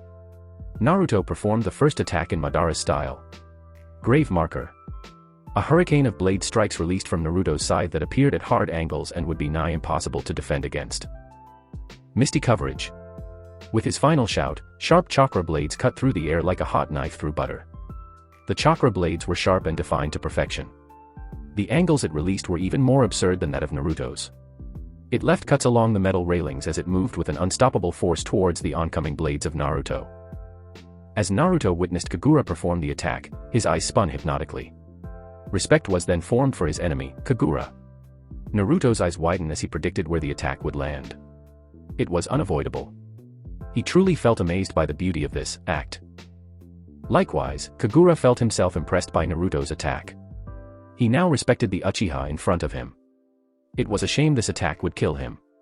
If things were different, maybe they could have been friends. With two powerful attacks clashing at such a high altitude, the sounding clash of metal and chakra blades traveled distances. The roller coaster they had been going up and down on began to shake before the platform they were standing on crumbled under their feet and sailed to the ground. With Naruto and Kagura falling to the ground. They landed with a crash and groaned from the pain. Naruto had seen better days. The boy's right sleeve was gone and a deep wound ran across his chest and several other parts of his body. Blood dripped from him like a broken faucet as his legs wobbled due to feeling completely numb. Naruto was still ready to fight if needed. But his body could not keep up with him. His Sharingan flickered before going off and turning his eyes black. Naruto had still not managed to master stage 3 of his Sharingan. This couldn't be an issue if he wanted to grow stronger. Kagura pushed a metal pipe off him as he got to his feet, ready to fight once again. His top was gone and only revealing the heavily damaged mesh armor plating underneath, and even that looked as if it was going to fall off at any moment. Blood rolled down his face and blocked out one of his eyes. The two panted heavily as they looked at each other with tired grins. Each clutching their own wounds. Their chakra was low and their bodies out of energy. The two young shinobi stood up only on willpower alone. Why you got lucky, Uchiha. Kagura panted out and gripped his blade with shaky hands. Say what you will, Karatachi. Naruto held the scythe in his hand with a somewhat firm grip. In the distance, Kagura could see blurry figures jumping in this direction. He also knew that it was time to go. After collapsing part of such a large structure, people would northwest out close in on it. To run away from his enemy. How Kagura hated this feeling. But to survive and fight another day would be better than dying a fool's death. Gaining his breath back, Kagura spoke. Well, finish this next time, don't die until I kill you first. Kagura then took to the trees and began to retreat. Naruto smirked. That was a battle he would be looking for. This was a tie and it didn't sit right with his pride. He had won no fights this night, facing defeat in every battle. With his body finally having enough, Naruto fell back expecting to fall on the hard ground. Instead, it was in the arms of his mother who rested his head on her lap. This allowed Naruto to see her worried face, which was wet from blood and rain. A worried expression played apparent on her face as her lone eye roamed over his body. Naruto-chan, what happened? Her voice cracked under the situation of everything. Naruto was severely injured and the surroundings were proof of his battle. Shisui looked at Naruto with worry as well. But he noticed something. The boy was smiling. He also noticed the rapid shaking of Naruto's hand, which was still holding the bloody scythe. So that's it. Shisui thought, amused despite the situation. He's just got done from a battle. The messy-haired teen received a sharp glare while also mixed with an annoyed glare from Naori which made him recoil. "I can see that," Naori said in deadpan. "Not just any battle, he seems to have met his bloody rival," Shisui pointed out, which caused Naori to look at her son again. "I think he may be right for once." Naruto grinned, which caused a vein to pulse on Shisui's head. Before Naruto coughed blood onto his mother. "It was a draw, but I did a number on the other guy." "Don't speak, we'll get you help." Naori's eyes glistened with unshed tears as the state of her child felt more painful than any attack she suffered. Naruto-kun. Mira appeared as she held his hand and looked ready to break down. The girl was covered in wet dirt and bloody from having to fight her way over here with the rest. Naruto turned and for once, smiled at the girl. "Glad you're okay, Mira-chan." His eyes then closed and sweet unconsciousness took hold of him. "Is he going to be okay?" Mira asked in worry. Naori looked at Naruto one more time. "It's going to take some time, but yeah." It was then one of the male Uchiha spoke up. "We killed all of the mist ninjas, we are now searching the area for any survivors or anything that might come in handy." Naori nodded in response. "Great, let's all regroup at the medical bay. It will let us all heal in a more desired location." Naori stood to her feet while giving a side glance at the forest. It was the direction Kagura had leaped off to. Naori had managed to see the final clash between the two kids. And if she saw correctly, this war would prove increasingly difficult. However, the mother was filled with pride. Although the battle may have been a draw, Naruto was still able to defend against the attack and counter with his own attack. As time passed and the storm eased up, the clan had moved to the medic bay and were being healed. While they began to rest, Naori had sent those able to move out to contact the camp and let Mei know they succeed. "Lady Naori." One of the Uchiha entered the door as he bowed before the women attending to the injured. "What is it, Kelvin?" Naori asked the brown-haired man who was rather short. "While we were exploring the place, we managed to find a group of hostages." Kelvin gave the good news. "Great." The woman smiled at the good news. "Anything else?" Kelvin nodded. "We also found a bloodline holder." Everyone who wasn't paying attention turned and eyed Kelvin. This was indeed great news. This would also serve the added benefit of increasing their standings in the rebel camp. "Do you know what bloodline they hold?" "The boy is from the Yuki clan." Naori widened her eyes. That was the same clan as Estth. "Where is the boy?" After hearing Naori's question, Kelvin signaled for those outside to bring him in. They came in and laid the passed-out boy on the table. Naori walked over to gain a look at him. He seemed to be 8 years old and tall for his age. The boy's hair was neck length and a dirty white. It was most likely from the dirt and rubble covering his sharp and hard face. Above the boy's right white eyebrow was a scar that reached to the side of his hairline. Covering his skinny body were rags stained with blood and other things which left a bad smell in the room. "How did you guys know he was a Yuki?" Naori asked Kelvin.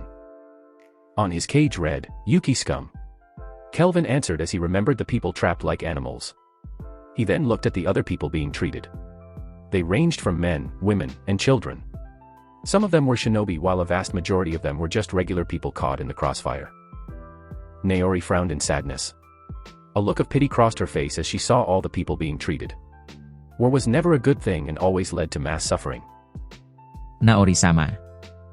Naruto-sama is awake. Another Uchiha said, coming from the back of the place.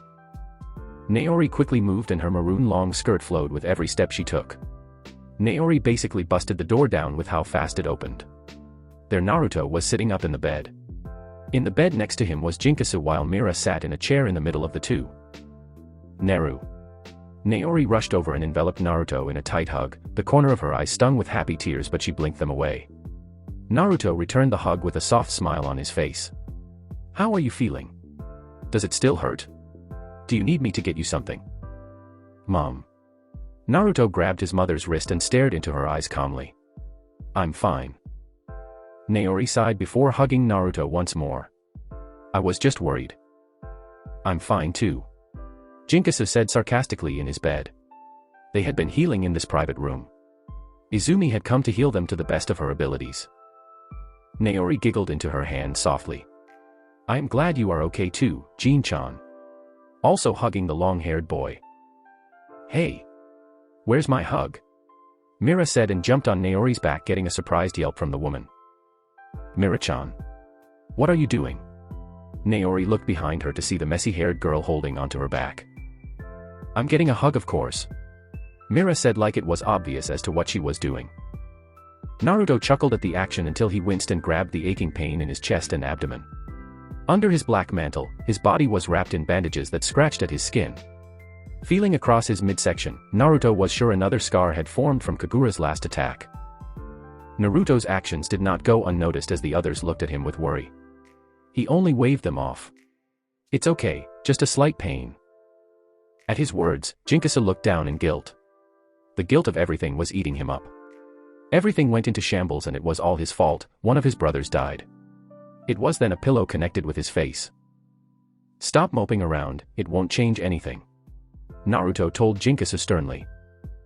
Yeah, didn't we all talk about this? Mira also lectured to Jinkasu. While Naruto was sleeping, it had just been the two of them talking. You're right, sorry. Jinkasu offered a weak smile in return. While you're here, Mom, I've got some important news. Naruto grabbed his mother's attention as he was serious once again. What is it? Before we entered the cave, we overheard one of the ninjas talking about a supply line moving in the south. Naruto gave the important news with a straight face.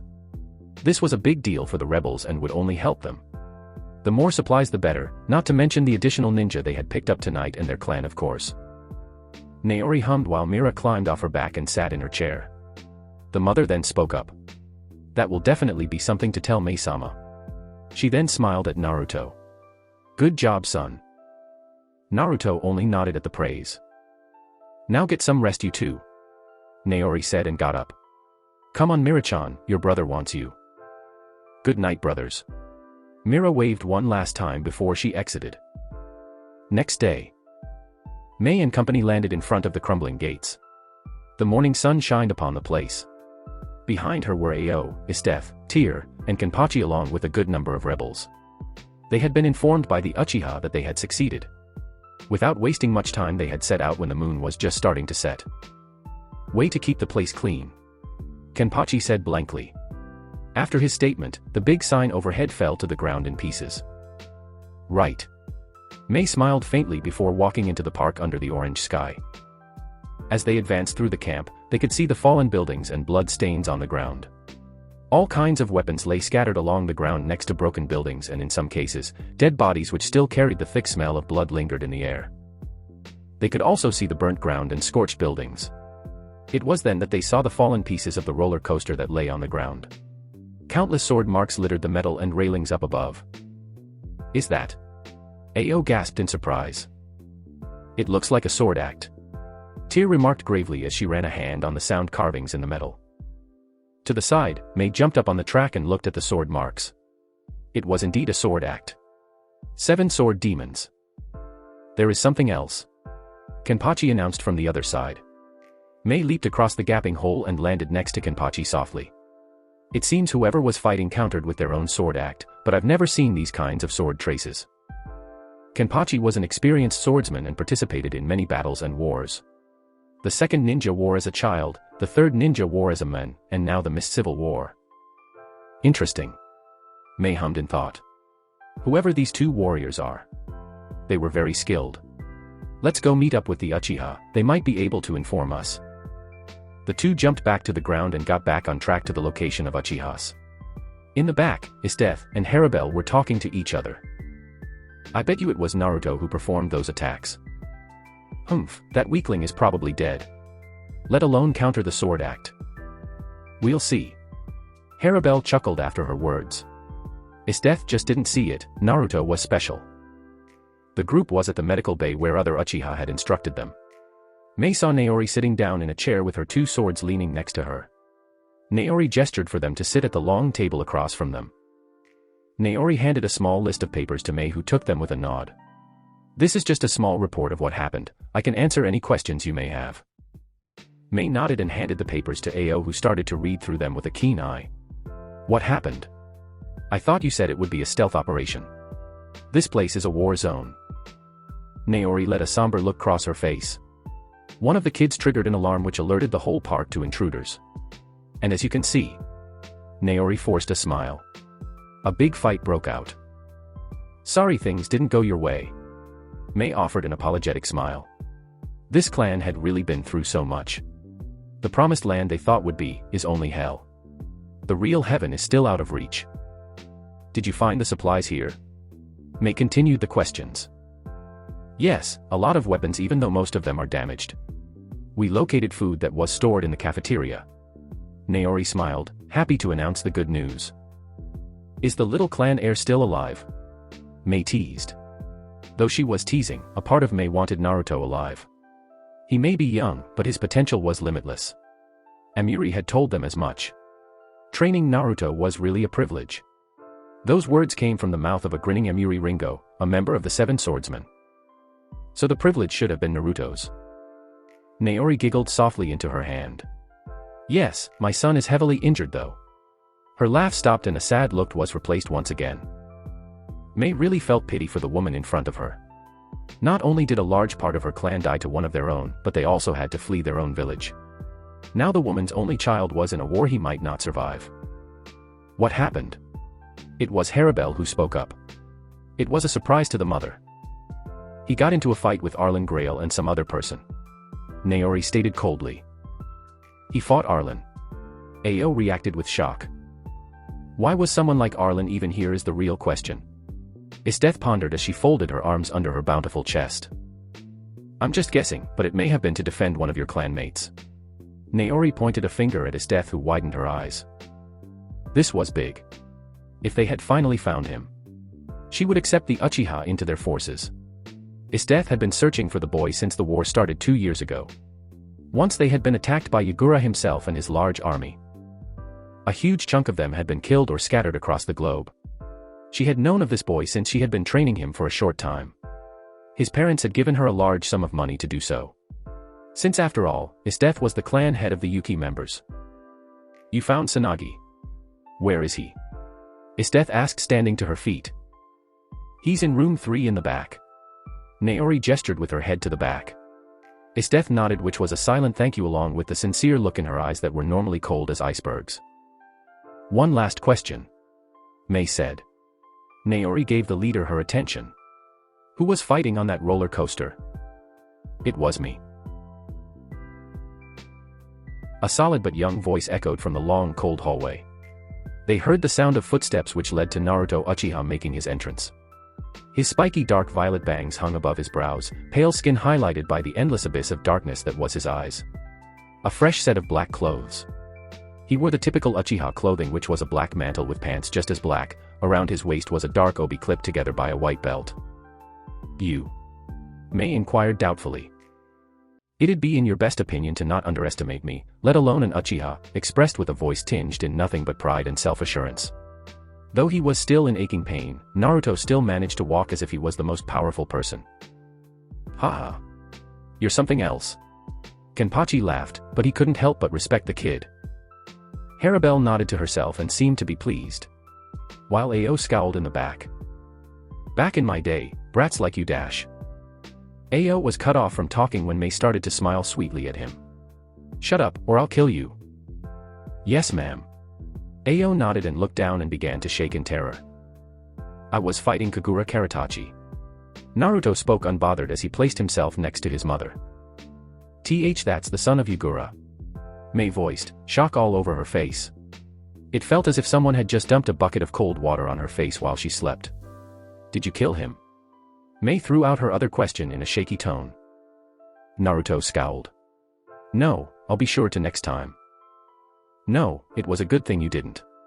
If you killed Yagura's son, he would search Water Country himself until he found us. The end result would end in a battle we are not ready for.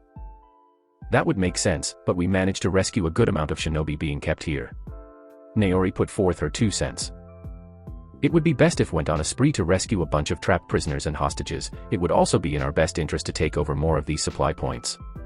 Naruto spoke in a calculative tone as his mind raced through potential ideas to help the rebels out. Mei looked at Naruto with hidden amazement. The young Uchiha was already going through ideas to help them out in the future. He was very calculative and possessed a mind that was sharp as a Nara's. Mei was glad to have Naruto on their side. But I do have some good news to give you. Naruto knocked Mei out of her thoughts as he looked her in the eyes. "Oh, what's that, Naruto-kun? Before everything broke out, I managed to hear news about a supply line moving in the south." Mei became serious in a heartbeat. "Are you sure?" "Positive." Mei placed a hand on her chin and thought. Everything they had learned today would help them. These Uchiha were a blessing. Her mind made up, Mei smiled. "You guys completed the mission, and it is with great joy that I welcome you to our rebellion." Chapter 9. Jumping through trees was a group of 8 ninjas. They all wore the headband for the hidden mist village. The group of ninjas was all dressed in the typical mist outfit consisting of a gray vest along with striped pants and boots. They traveled in a tight formation that kept the person in the middle protected at all times since he was the most important person at the moment. This male wore a gray jounin flap jacket over a striped blue long-sleeve shirt. His pants were black and matched the color of his sandals and gloves. Orange Eyes looked at the swampy lands around them from underneath platinum blonde bangs.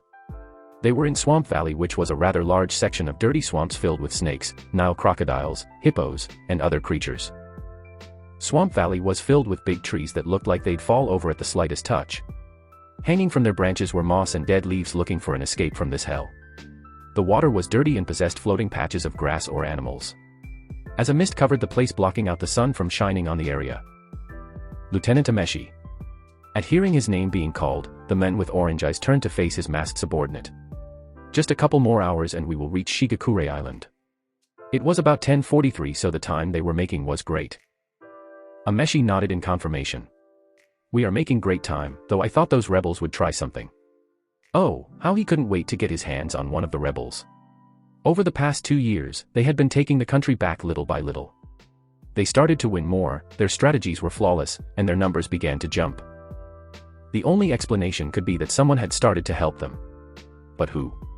None of the great nations wanted any part of what was going on. Everyone was still trying to get back on their feet from the last war. And at the end of the battles they would have with the rebels, it always ended in massive fires. All loyalists were dead, while the rebels barely suffered any losses. It was infuriating since basically overnight, they began to demolish their forces. Ameshi felt anger just thinking about it. You would think having as many frontline battles as they did, the rebels would lose. But it was the other way around. Yes, some of the rebels died, but compared to the losses they suffered, it was practically nothing. They would use the land to their advantage, trick them, and make it seem like they were far when in fact, they were right behind them. They had to kill the mastermind behind it all. He was Ameshi after all.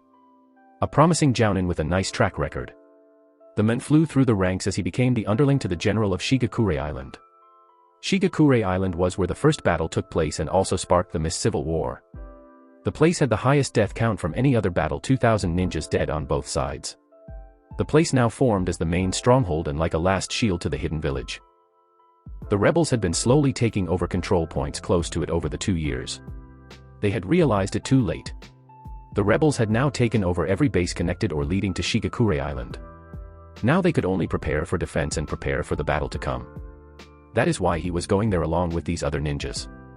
Not only were they protecting him, but also protecting the important materials. It was extra scales from same Hada. They planned to make a new one since Kisame had taken the other one with him. The group jumped across a rather large lake filled with Nile crocodiles. Ameshi looked at the lake as he jumped over but paid it no mind. It was just a stupid reptile ignorant of the world around it.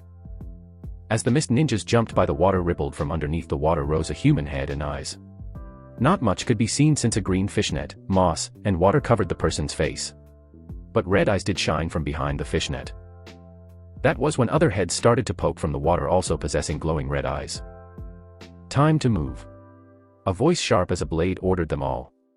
Everyone then exited the water without even a splash or sound. Once they left the water, crocodiles began to float to the surface. They were dead.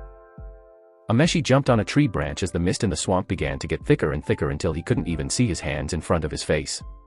Why is the mist growing thicker all of a sudden? Ameshi looked around him as he tried to feel out for his comrades. It was useless as the mist seemed to be jamming his senses. Hey! Guys! What's happening? Ameshi called out in a last effort to reach his comrades. He landed on the surface of dirty water and pulled out a katana. Ameshi kept his head on a move and looked around frantically. Isn't it obvious? A voice rang out. It whispered in his ear with the cold breath tickling his earlobe like wagging a feather on your ear. Ameshi swung behind him in an attempt to cut whoever was playing these tricks on him, only to slice the air. A jarring laughter echoed through the mist. This time it sounds like a woman, no. A girl, a little girl at that. The laughter mocked him and he could practically feel the smirk this person held. Ah. The sound of someone dying reaches his ears as the smell of blood made its way to his nose, but even the scent seemed off. This mist was able to even affect his sense. Truly terrifying. Ah. There it was again. They were now starting to be killed. It was the rebels. Ameshi was sure of it now. You're one of those rebels, aren't you? Ameshi went through hand signs. I'll show you why I became so feared. Water style, humpback. A whale made from the dirty water around them. As it pierced through the mist and flopped down in front of him, destroying where he thought the person was. That was when the glint of something sparkling catches his vision through the mist. That is when Ameshi noticed too late as a hole in the shape of a star was blasted through his shoulder. He winced at the pain and gripped the wound. Come out and fight me like a man. Ameshi shouted through the mist hopelessly. This was his last resort and he hoped the person would come and engage him in combat. That is when the mist parted and he saw a figure step out. Their face was covered by a green fishnet and moss hung all off their clothing, which was a skin-tight black bodysuit. The person had the body of a grown man who stood tall with wide shoulders and a strong frame. He was dragging something. Ameshi saw a body being dragged in the person's hand. A closer look allowed him to realize it was one of the members of his squad. Ameshi felt anger as he roared and charged the person head-on. Ameshi drove the blade through the person's gut and made him stick to a tree. A bloody smirk played on his face. Not so tough now, are ya? Why are you smiling? Does what you see make you smile? The man asked, unaffected by the sword in his chest. Of course it does. I've killed you, asshole. Ameshi screamed and laughed. The man chuckled humorously. Foolish. The man disappeared and it was replaced by one of his comrades. It was a Jinkasu. Lieutenant. The man managed to get out before his mask fell off and revealed lifeless eyes. No. Ameshi said before he grunted and fought to look down and saw a blade through his chest. He managed to look back and saw red eyes looking at him without mercy. Naruto managed to place Ameshi in a Jinjutsu when he looked down at the pond. The person was a boy possessing pale skin. Framing the boy's face was dark purple hair and bangs covering a small part of his forehead. Their features were brisk and held a baby's face. But this was no child. Those eyes held no remorse and only showed how ruthless he was. He was in a black bodysuit that still dripped with fresh blood. So much for showing me your strength. He ripped the blade upwards and cut the person vertically as blood and organs began to flow from the corpse. Naruto looked down with no emotion as his feet began to get covered in blood and pieces of flesh. Naruto kneeled down and he searched the dead body for what they came here for. Did you find it yet? A girl said behind him and he heard the sound of a dead body drop. I'm looking now. Can you hurry up, this place sucks. Well, what did you think it was gonna be? The place is called Swamp Valley. You shut up. You let that damn crocodile almost eat me. No, I was waiting for your Prince Charming to show. The sound of a punch echoed and another body hit the ground. Found it. Naruto said as he got up and placed his sword back. The boy turned around and saw Mira with crossed arms while Jinkasu looked emotionless as ever, while a dead body lay next to him. The female body had a bruise on the cheek, which meant Mira had hit the woman in place of Jinkasu. Jinkasu looked older as his hair grew past his shoulder just a bit while the braid on the left side of his face grew longer. He was also wearing the same outfit as him, much like the other Uchihas who landed around them. Mira had also grown, in more ways than one. She had become more adept in the lifestyle of a ninja. It was Mira who had laughed in the mist. The girl could still hold her hyperactive side to her but knew when to play around and when not to. She killed with no mercy just like the rest of them. Naruto-sama, are we able to return now? A male Uchiha asked. Yes, let us return at once. Naruto's eyes changed and space twisted in front of him. Naruto tossed the scroll and watched as it was sucked in and closed in a matter of seconds. Hey, Naruto-kun. Mira walked to him. You know your mom said you shouldn't be using your eyes so often. Mira told him as she was worried for Naruto's health. He had unlocked this ability in one of the many battles they faced. Naruto had managed to kill someone who was about to kill Mira from behind. But from a distance, Naruto killed him by warping his body apart. As Naruto returned later that day, he trained with it and managed to unlock another part of Kamui. He could now phase his body through things, store things, eject things, and use Kamui from a distance. But this came with the cost of his vision and darkness growing stronger in his heart. I'll be fine, something simple like this won't harm me. Naruto dismissed the worries of Mira and moved ahead. Whatever you say, brother. Jinkasu waved it off. Naruto was stubborn. A threat of only going blind won't stop him. Let's go. Naruto said and took to the trees, quickly followed by the other members who disappeared in the mist. The dead bodies were quickly dragged into the waters by hungry animals who were looking for lunch. Naruto and his squad walked through the guarded entrance as the familiar sight of the base entered his view. Over the 2 years, after returning from missions bloody, bruised, and broken, this place had become home. It wasn't much or ideal, but this was all they had at the moment. Many squads left while others didn't return, risking their lives for the dream of taking back the capital. The main goal was now within reach, it was only a matter of reaching for it at this point. Look who made it back. A hand ran over his head. Brother Shisui, seems you were also successful.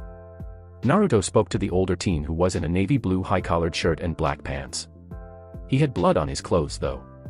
Also coming in was a large company of rebels who looked worse for wear. It's all thanks to that battle plan you gave us, it was flawless. Shisui gave the purple-haired boy a strong pat on the shoulder. Naruto planned to take a smaller force to counter the larger army. They would lead them on a chase to split the enemy up and pick off the separate squads. It worked without trouble. Once the larger force was separated, they became easy picking for Shisui's squad, which was filled with mist rebels. Once they were killed off one group, it was on to the others who were scared once seeing they had been led into a trap.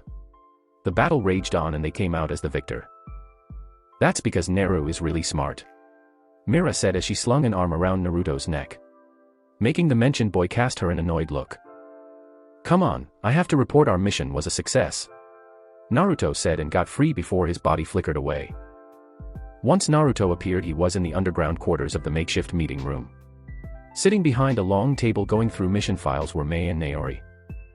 Ah, Naruto-kun, glad you made it back safe. Mei sent him a smile from behind her papers. Hello son. Naori said with the same smile. His mother hadn't changed a bit. Still wearing her normal top and maroon skirt with 2 swords laying above her waist sideways. Naruto rose to his feet and stood straight. I've come to report the success of my mission. Make it quick, you stink. Mei joked as she covered her nose. Mei's outfit stayed the same as her blue robe exposed her bigger breast. She did have on fishnet leggings though, which seemed to make her even more attractive for some reason. Unbothered by the older woman's attempt to get under his skin, Naruto went on to give his report to the 2 head generals. Having a large experience in leading battles beforehand while also being stronger, Mei decided it would be best if Naori began to lead the rebels. Even though Naori wasn't from water country, Mei still thought it was best to make her leader. This caused a little commotion between the camp, but it was quickly put to rest once they saw the increase in the success rate of missions.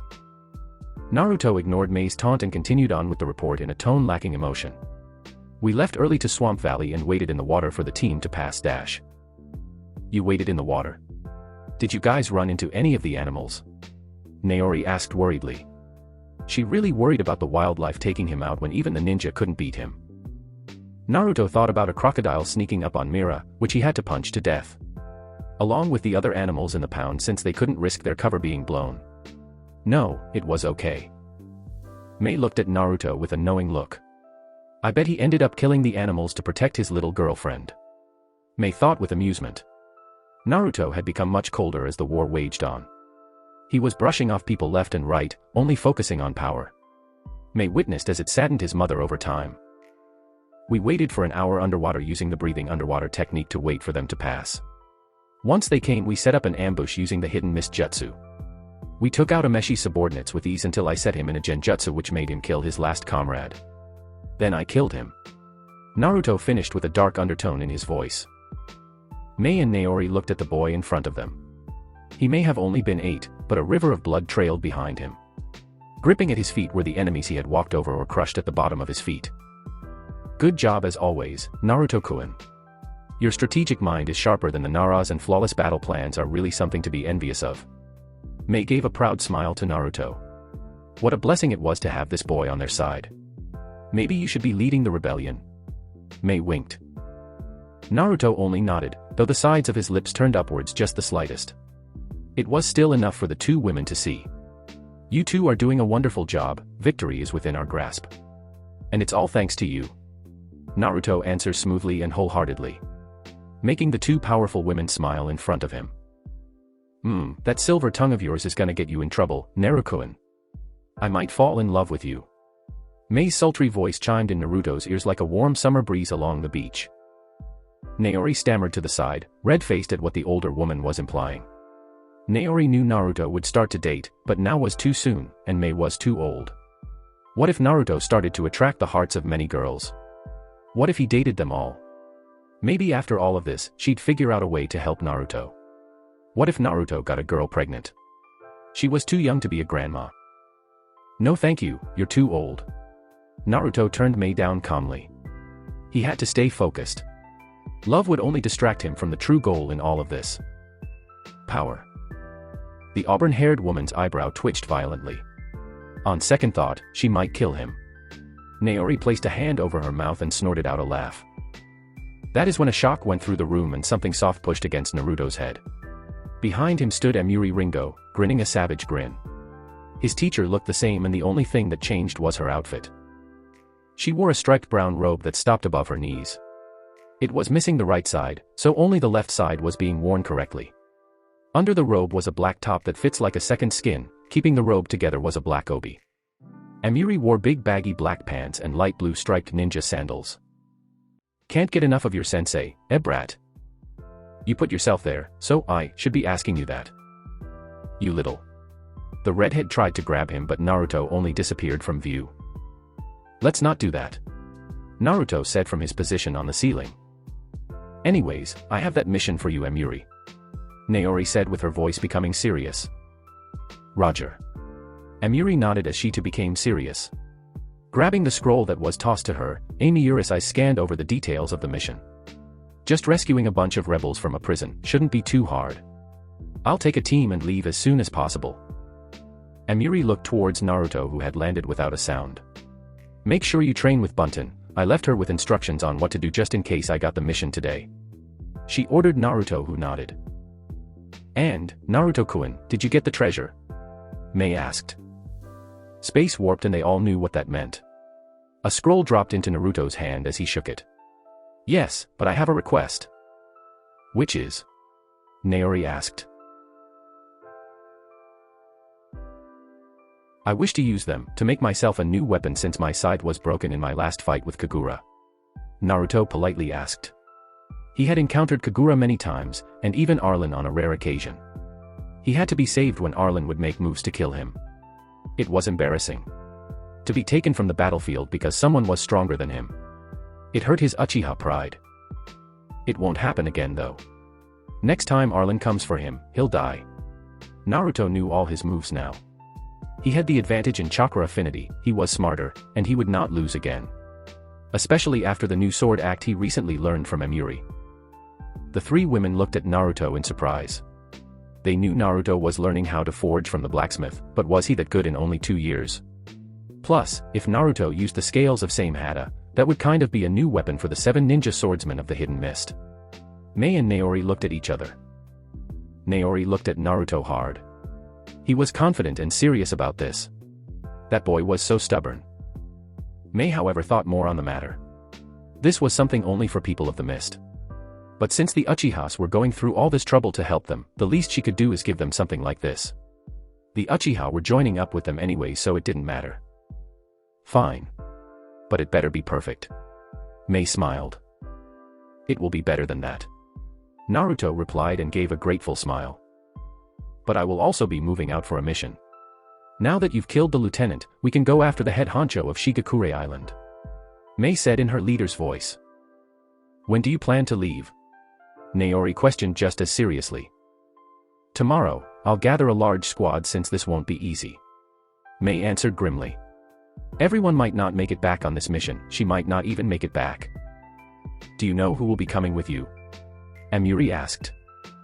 Sort of, I will definitely be taking Kenpachi. I'd like to take Esteth and Harabel, but they are out on missions right now. May put a hand to her chin and thought about her options. I'll be going now, Naruto said and turned to leave. Go take a bath. You stink, May yelled to the boy's retreating figure. Naruto found himself walking toward training grounder. He had taken a bath, which was just getting in the lake and wiping soap along his body. Now he was wearing his white undershirt, which fit like a second skin. His young bare arms were defined and quite muscular for his age. For bottoms, he wore what was typical of him: black pants tucked into ninja sandals with white stirrups on them. Walking into the clearing, he could see Bunten practicing her chakra control. She was sitting upside down in one of the trees while 3 leaves stuck to her forehead. Naruto wasn't going to lie, he was actually impressed. Bunten had a lot of chakra, nowhere close to his own, but still a large amount. For her to be doing this good was amazing. He could almost congratulate her. Almost. The girl would have to do something even better if she wanted that from him. Walking to the tree, Naruto looked up. Bun Bun, I know you sense me. Naruto could see the girl's eye twitch. It was rather amusing messing with her. The leaves began to move and shake, and Bunten was losing concentration. Amiri-sensei told us to train by ourselves since she is heading out on a mission. I know, she left me instructions. Which say, Bun Bun. Don't call me that, Bunten said calmly. She was trying to stay calm as her sensei had instructed. Amiri-sensei said we should practice the 3rd act of her sword act. Naruto sighed. I already have the 3rd act perfected. Bunten smirked, but her eyes were still closed. She knew you'd say something like that. She said to practice it again and again until you carve a trench in the ground. Okay, but before that, I'm going to the workshop. I managed to get my hands on some good materials and will begin crafting a new weapon for myself, Naruto told Bunten with hidden glee. This would be one of his greatest creations yet. Why are you telling me that? Not like I care, Bunten responded hotly. Naruto rolled his eyes. This girl really got on his nerves sometimes. I was going to make you something, but I guess you don't want it. Naruto began to walk away. Hold on, Purple. Bunten's eyes cracked open, allowing Naruto to see the dark turquoise of her eyes. Is it gonna be made from the same thing you made Mira's out of? Bunten had seen the tanto Naruto made for Mira, and it was magnificent, to say the least. Not the dagger Mira always said she wanted, but a good weapon to start out with. Especially since it was the first weapon Naruto made. Naruto said he would work his way up and then make Mira the best weapon. Fine. Naruto drew the sword from its sheath on his waist and cut the tree down with one movement. Hey! Bunten jumped out of the tree before it fell over. She appeared with an angry expression. You fucking asshole. What if I died? Naruto was unaffected by the girl's antics. I don't know what you are talking about, Bun Bun. He had to duck a punch to the face and block the follow-up knee strike. Naruto dropped and kicked the girl's legs from under her. You know I'm undefeated in taijutsu, he said coolly but cockily before turning and walking off. Bitch. Bunten muttered under her breath. She got up and patted the dirt from her clothes, which were the same as Naruto, just wearing a red shirt with no stirrups. Hurry up. How you gonna ask me to come, then rush me? Despite getting to know Naruto a lot better, he still managed to push her buttons. They had become close, but neither would ever say that. The two walked through the bustling camp called Quarry. The place had shot up in numbers thanks to their efforts over the large span of missions. May had been running them ragged. It was no problem, however, since the Uchiha were the strongest force they had, and to hold them back would be wasteful. Just like Naruto had predicted, the clan as a whole had grown or evolved into something greater. The mist was no longer a problem since they could not pierce the thick mist like it wasn't there. Even if the mist was infused with chakra, their Sharingan eyes could pick the mist apart little by little and find who they were looking for. Well, look who it is, Ice Boy and Shy Boy. Bunten taunted the two boys walking their way with a grin. Naruto looked at the approaching boys. Chojuro was looking timid as ever and Tsunagi looking at them with those icy eyes of his. Chojuro pushed up his glasses and shifted uncomfortably under Bunten and Naruto's gaze. He was wearing a blue long-sleeve shirt with stripes and blue camo pants with black ninja sandals. Tsunagi was now wearing a white double-breasted trench coat with black lining that is fastened by 4 black buttons on either side. He had a black belt keeping up his slightly baggy white pants and white boots with furry black liners. Esteth had made sure he was dressed to perfection. Which in her case was what she was wearing. Hello B Bunten-san and Naruto-san. Chojuro gave a timid wave. Greetings. Sanagi greeted stoically. Bunten grinned, showing her sharp teeth. What are you two doing hanging together? We just got done training, now we are going to get some food. Sanagi responded calmly. I am feeling like eating some fish, or maybe sushi. Nah, chicken sounds good. But then dash. I thought we were getting chicken soup. Chojuro stammered out as he remembered how much Sanagi wanted to eat some hot soup after training so hard. Sanagi snapped his fingers toward the glasses-wearing kid. Bingo. Songai turned his crystal blue eyes towards Naruto and Bunten. Wanna join in? Maybe later. Uchiha is dragging me to the forge. Bunten jabbed Naruto in the side, who only gave the girl a hard stare, which she brushed off like it was just dust on her shoulder. Bunten had grown used to the boy's different types of annoyed glances. Are you sure that is safe? I think you should just leave it to the adults. Chojuro said, worried for his friend's safety. Or at least Bunten's safety, since they were friends. But Naruto. What you say? Naruto asked coldly as the cold chill of death gripped Chojuro's heart. Behind Naruto, he could see the Grim Reaper ready to take him away to the Pure Lands. Scary. Chojuro hid behind Sanagi as Naruto somehow did the same thing they could. Maybe they had spent too much time together. Sorry, continue on. Can you cut it out? Why have you got to scare him shitless like that? Bunten elbowed Naruto again, knocking off whatever jutsu he used to scare the shit out of Chojuro. Although it was funny as hell seeing the boy almost piss himself when Naruto simply asked him a basic question. I honestly don't know what you are talking about. And why are you worried about him? Got a crush on him or something? Naruto asked with a sly smirk before walking off to his destination. Bunten's face gained a healthy shade of pink and she stammered out a response. What the fuck? No. Why would you even say that, you goddamn? Ugh. Bunten ran after Naruto, too embarrassed to face the two boys. What's wrong with you, asshole? Bunten asked once she got to Naruto's side. What are you talking about? Naruto merely shrugged as he walked up to a stone structure. Outside on the wooden porch was a middle-aged man with a bald head and brown eyes.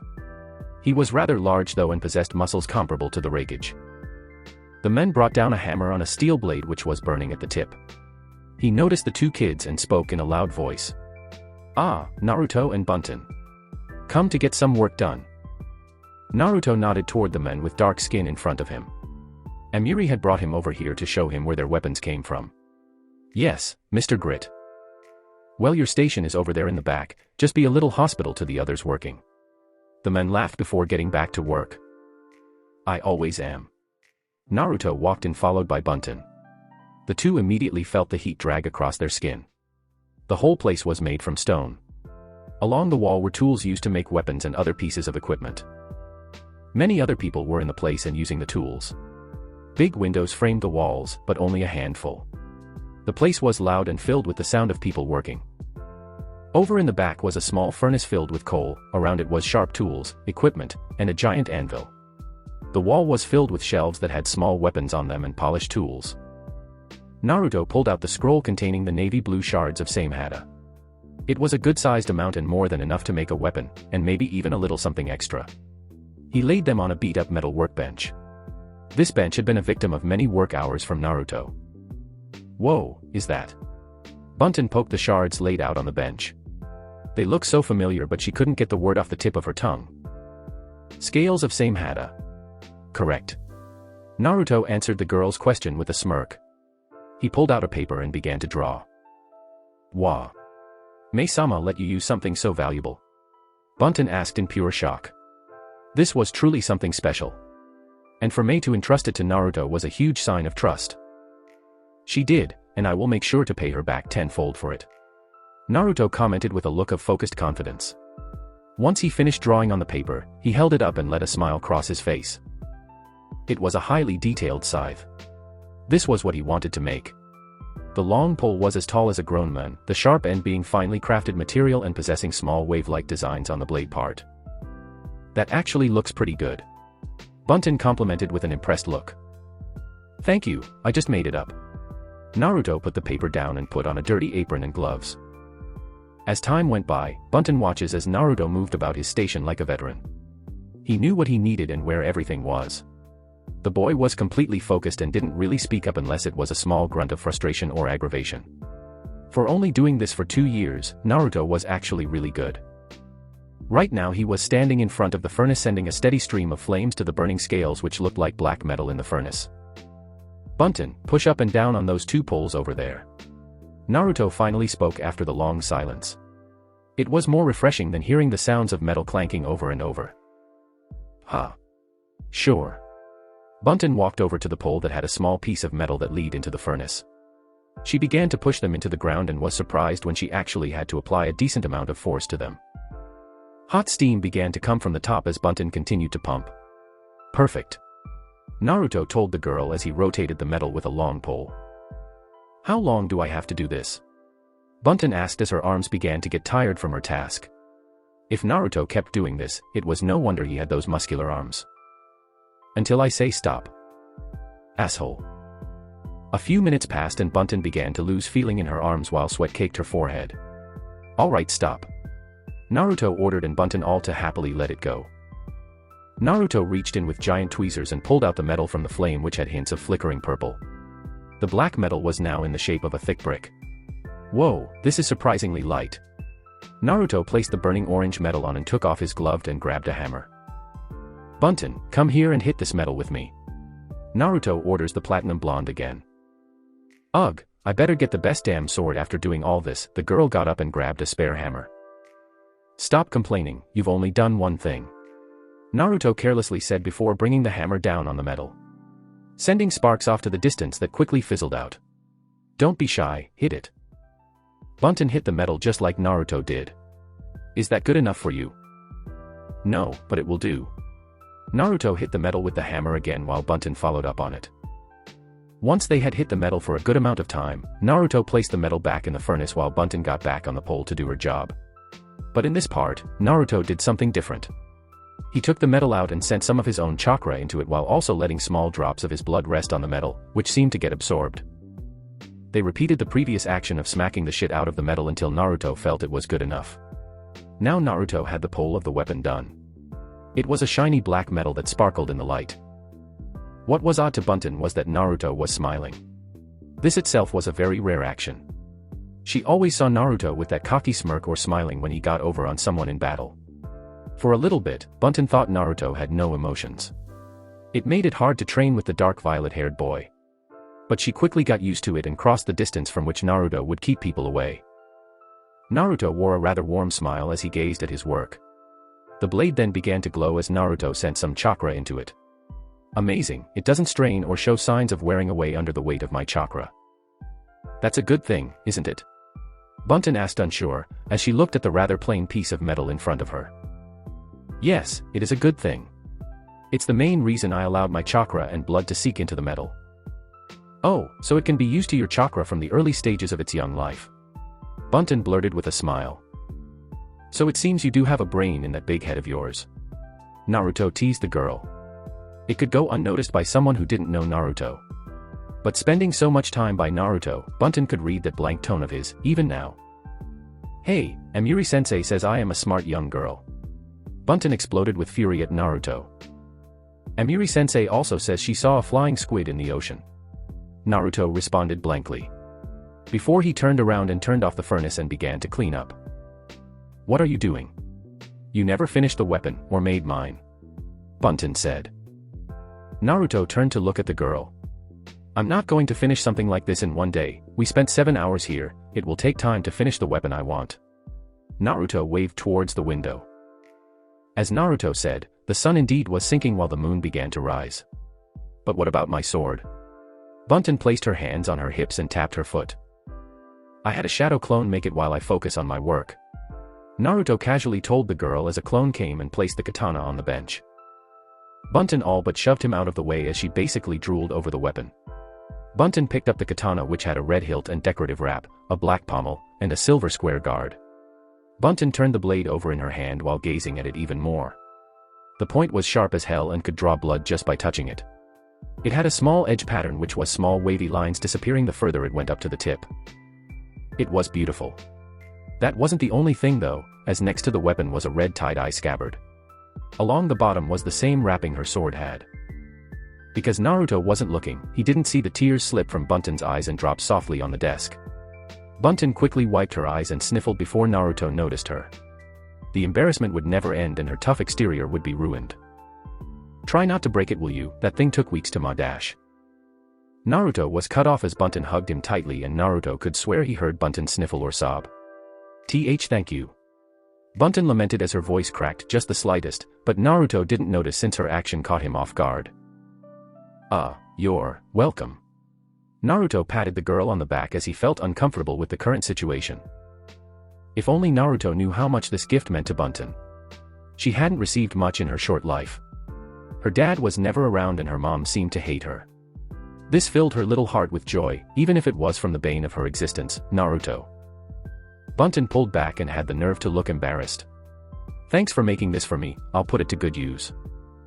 Don't mention it. Naruto broke away and raised an eyebrow at the normally loud and confident girl. Naruto didn't know giving her a sword meant so much to her. He knew Bunten very well and basically everything about that girl since she was easy to read when he actually paid attention. Bunten grabbed her new weapon and clutched it to her chest before running out of the building, leaving Naruto alone to finish cleaning up. We still have to train, I hope she remembers that. Leaping into the air, a volley of chakra blades covered Naruto like a protective dome. Double Blade Second Act. Naruto shouted the second sword act of Double Blade, which was Amiri's own sword act. Each member of the 7 swordsmen had their own special sword act. To perform this sword act, you needed to be good with 2 swords and have a strong hand grip. Stop blocking. Double Blade First Act. Bunten shouted. A whirlwind of blades connected with the dome that was keeping Naruto safe from Bunten's attack. You didn't put enough piercing power in that one, and it will cost you. Naruto quickly moved as he intended to end this spar. They had been training for a good couple of hours now and it was getting late. Whatever, I'll defeat you with his move. Bunten retorted as she also moved. Double Blade Third Act. Bunten roared out the third sword act with great intensity. Her 2 swords held tightly in sword movements. Double Blade Third Act. Naruto weaved his 2 swords through the air like leaves falling off a tree. The 2 powerful sword acts connected with a loud boom, kicking up a cloud of dust and debris. When the dust cleared, it revealed both Naruto and Bunten in finishing stances while deep cuts lay on the ground next to the 2. Bunten fell to the ground seconds later and spit out some blood. God damn it, why can't I ever beat you? Bunten pointed an angry finger at Naruto, who patted his chest, which had slash marks and cuts along it. It's simple really, I'm just better than you, worm. Bunten's face reddened as she began to shake with anger. There you go again. Always these stupid lines, why can't you ever just answer my questions? Naruto tilted his head up. Whatever do you mean? Bunten picked her stuff and stormed off. Good night, Bun Bun. Die in a hole, you purple-haired eggplant. So angry, I don't see what for. Naruto said before leaving in a body flicker. He knew full well why she was angry. Bunten entered the rundown house of hers, which looked more like a small shelter about to fall over. I'm home. Bunten yelled as her voice echoed throughout the house. She got no response to her proclaiming her entry. Bunten walked along the creaking wood floor, still holding the sword Naruto made to her chest. Passed out on the dusty couch was her mother. She had long platinum blonde hair that was a mess. Her features looked old and degrading with long tear troughs. She was resting under a blanket and most likely naked. Exiting a room was 2 shirtless men. Lina was really desperate this time, wanting sex for even more drugs. I'm not complaining. The other guy said before laughing. Bunten looked away and made herself as invisible as possible by hiding on the ceiling. The men left the house still laughing at their recent activities. Bunten dropped back on the ground and began to walk to her room silently. Hey, brat. Where are you going?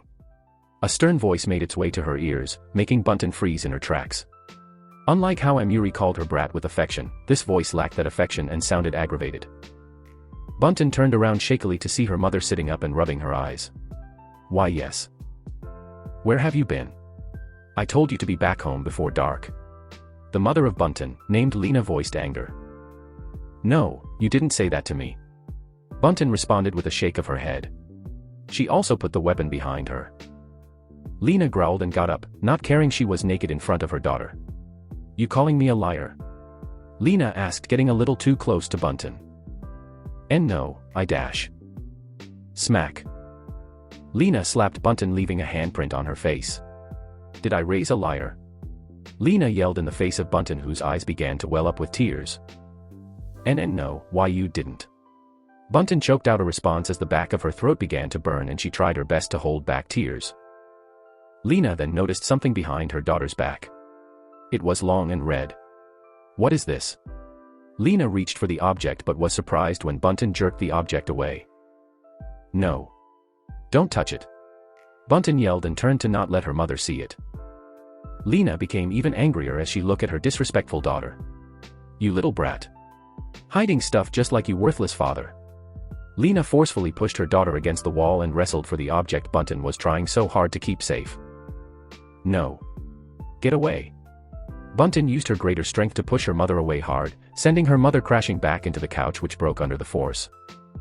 Bunton looked on in horror at what she did. She then quickly rushed over, worried her mother was hurt. Mom, I am sorry. Bunton apologized softly.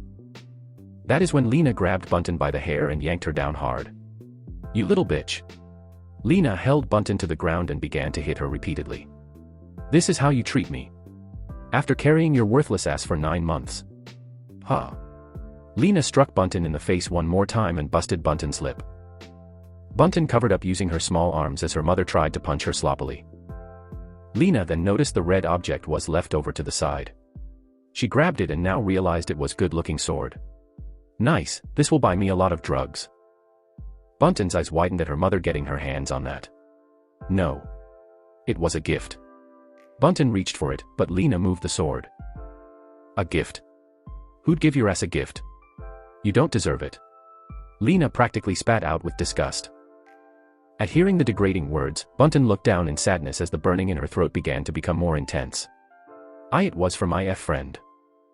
Ha, as if I'd believe that.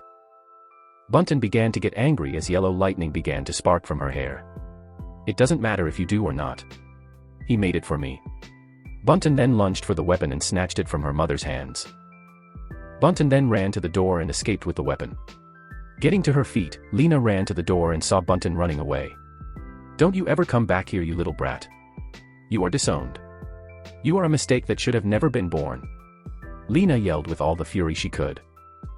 As Bunton retreated into the trees, she could feel hot tears rolling down her cheeks as choked sobs began to escape her throat in rapid succession.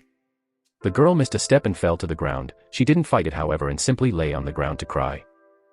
XXX. Naruto walked through the training ground for the Uchihas, which had grown bigger. 2 buildings made from brick covered the field.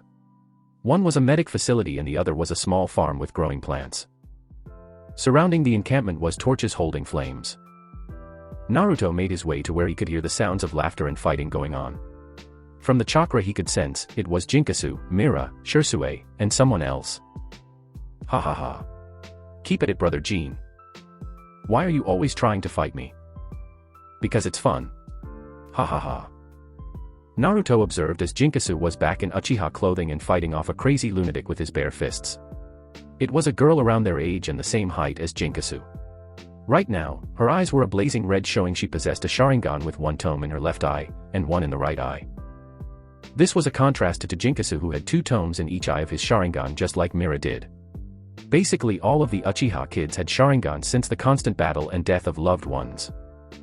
The girl was wearing a dark blue high-collared Uchiha top with dark gray pants tucked into the sandals worn in the War and State period.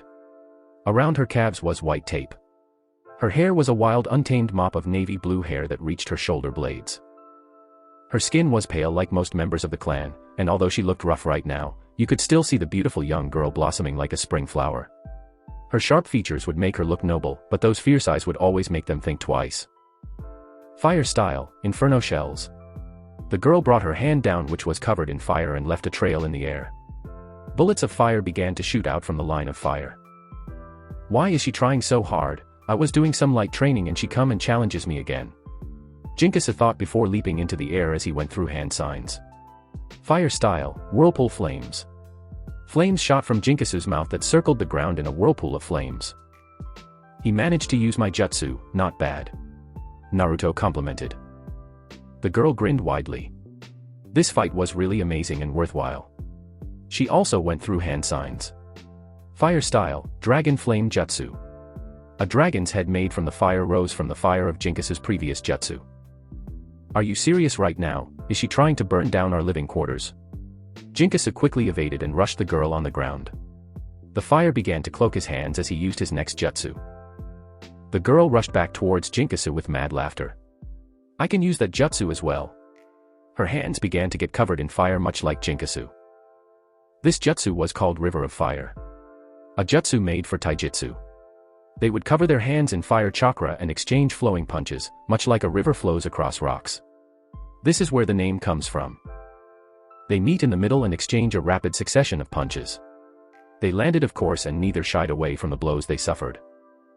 Jinkasu and the Uchiha girl drew back their punches one more time before both landing a finishing blow on the other's face. They were both blown back from the force. Jinkasu groaned before he stood up and dusted off his smoking top. Damn, Sister Hikawa got strong. He looked to see the girl laid out on the ground with a grin in place. But still can't beat me. But I can. Naruto said, cracking his knuckles. Let us go around. Nah, I was finna head to bed. Good night, brother. Jinkasu quickly left in a body flicker. Naruto shook his head. This guy. Naruto looked to where Hikawa was being picked up and led to the medical facility. Naruto-sama. The boy turned and saw Izumi looking down at him with crossed arms. Oh hey, Sister Izumi. Naruto waved without a care in the world. Where were you? You missed our lesson in medical chakra today. Izumi yelled at the end and poked his chest. Sorry, I was at the forge and training. Still on for tomorrow though, right? Naruto apologized before he asked a question. Yes, and I better see you there. Izumi poked Naruto again and gave him an evil eye. Before walking away while gesturing, she had her eyes on him. Naruto walked around, looking for Mira and her brother. He still had some energy left for training. The speedster and his twin would help him. Ah! Too slow. Nah. I hit you. Grabbing my shirt doesn't count. Naruto saw Mira arguing with her brother. He could guess Shisui was increasing Mira's speed by trying to catch him, using raw speed, body flickering, or enhancing her speed with chakra. Mira, you know you can't play fair when trying to get him. Naruto said, standing next to Mira, who jumped on his back in excitement. Naruto-kun. So glad you came to help me. Get off me, I am not going to carry you the whole time. Mira only pouted. Fine. She then got serious and looked at Shisui with determination. We're going to get you now. Oh, little Naru thinks he can help. Shisui teased. Well, hit me with your best shot. Shisui grinned at the kids. Humph. Naruto simply scoffed before his body blurred and 9 copies of him came into existence. Naruto and the copies then began to circle Shisui before one of them lunged at him. Shisui caught the fist and tossed Naruto back. After-image clones from using the body flicker technique. Impressive. They keep his strength. All the clones began to launch at Shisui, who was finding it hard to dodge the fast and faster boy. That was when Shisui kicked it up a notch and began to flash all over the area with the body flicker jutsu, living up to his name. The two Uchihas began to flash all over the place in untraceable movements for normal eyes. Only someone who had trained for years could possibly see them. Whoa, so fast, Naruto-kun is even faster than me now. Mira gaped at the show of speed. Clangs began to ring out as the two began to use weapons now. She'd help. Mira did not want to be a burden to Naruto or anyone. Here I come, brother, prepare to lose. Mira then joined using her own body flicker. In the cloudy village of Hidden Mist Village. A blue tower with the symbol of the Mist Village rested front and center. Inside the office of the Mizukage office stood a small figure. With the body of a child, he did not make for an intimidating visage, but his power more than made up for it. Yagura Karatachi stood getting ready. He had short, messy, gray hair, which fell over the right side of his face and spiked up on the left. He also had pupilless pink eyes and what seemed to be a stitch-like scar running from under his left eye, all the way down his cheek. Yagura wore a sleeveless shirt with the mist forehead protector on his waist. The shirt was gray and a fishnet armored undershirt peeked from underneath his collar. He wore a green poncho.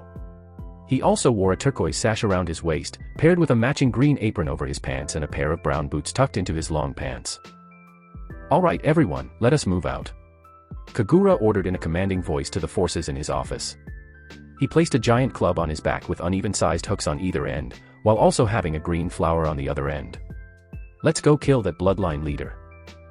The forces cheered in approval. Thanks to their little spy, this would be easy picking and a great way to put an end to this little fighting spirit the rebels were gaining. Chapter 10. Boom. A massive explosion that could be seen from miles away just went off. The shock waves were massive as it knocked some ninjas off their feet while the ground shook from the battle raging on. Under the sun, bloodshed never stopped. Water style, water wall, many ninjas yelled fiercely as they walked up and shot water from their mouths, which soon turned into a wall of water reaching more than 15 meters in the sky. The oncoming attack, which was a tailed beast bomb, was halted in its tracks as it rammed into the wall. But only seconds later, the wall simply fell apart and the massive ball of chakra exploded and killed a huge chunk of Mei's army for this mission. Mei recovered and got back to her feet. What was 600 shinobi was now barely 200. Why did Yagura show up?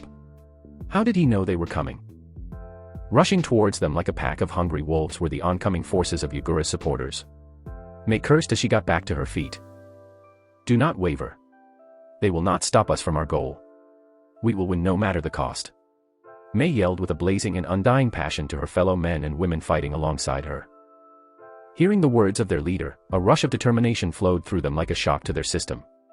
They would win this for their family at home, so their kids can live a carefree life, for all those who couldn't stand up and fight. They were the shield to defend their home and the sword to slay their enemies. So with an unbreakable resolve, they launched jutsu after jutsu toward the army of over 700. What a pitiful attempt of bravery. Yuri-san, the general of Shiogakura Island. A man with a heavily built frame and tan skin. His hair was cleanly shaved and made him look older than he really was, being 35. His features were stern and black eyes that were scrutinizing. He wore the regular Mist Ninja attire and a headband tied around his bicep. They had intercepted the rebels right before they could make it to the main island and capture it. If the rebels took hold of that base, they would have the mainland completely surrendered and launch an attack from any angle. It didn't take a genius to know that was their plan.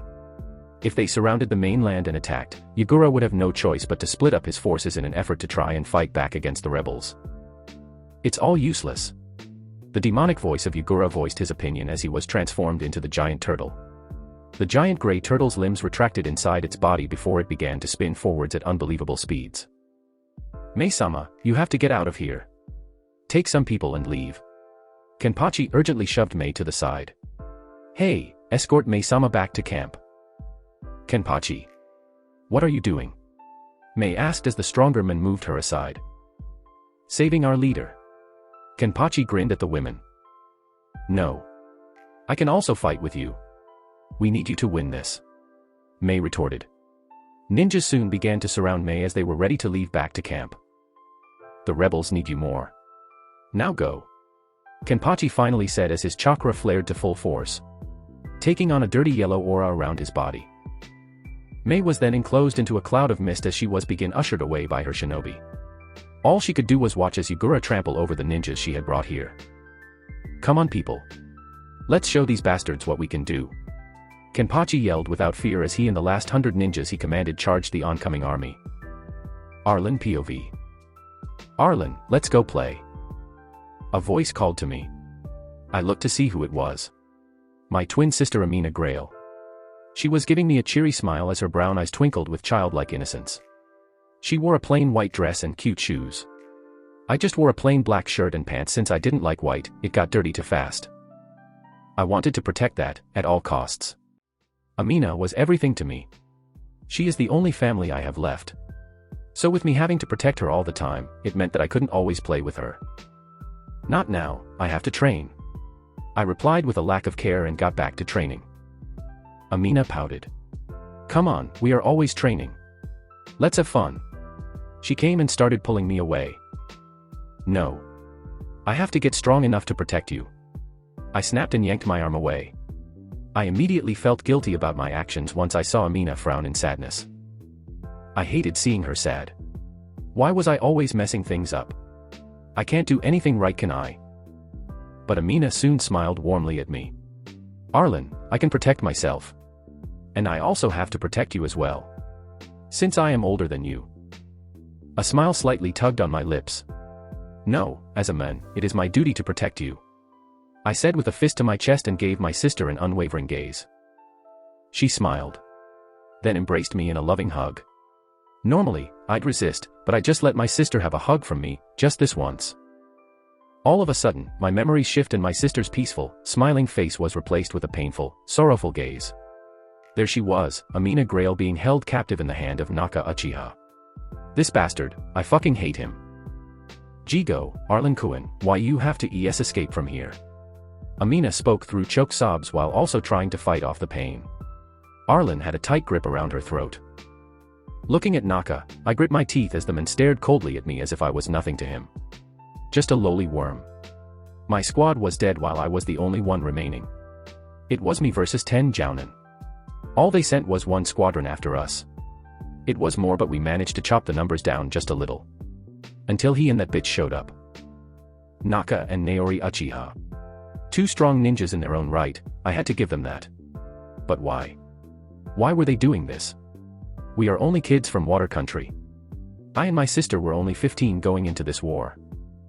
It was over, we lost this battle. Can't they see I was on my knees? I just want my sister to live. So I bowed my head. Please. Let my sister go. I surrender, you win. I begged with all my heart as tears slipped from my eyes. As if feeling something, Naka turned his head upwards at me. And I should care why. You are my enemy. I have no mercy for my enemies, no matter who they are. As the man spoke, I could see his grip get tighter on my sister's neck. Blood was already dripping from the cuts and bruises on her face, this just made it worse. Please. I'm begging you, just let us go.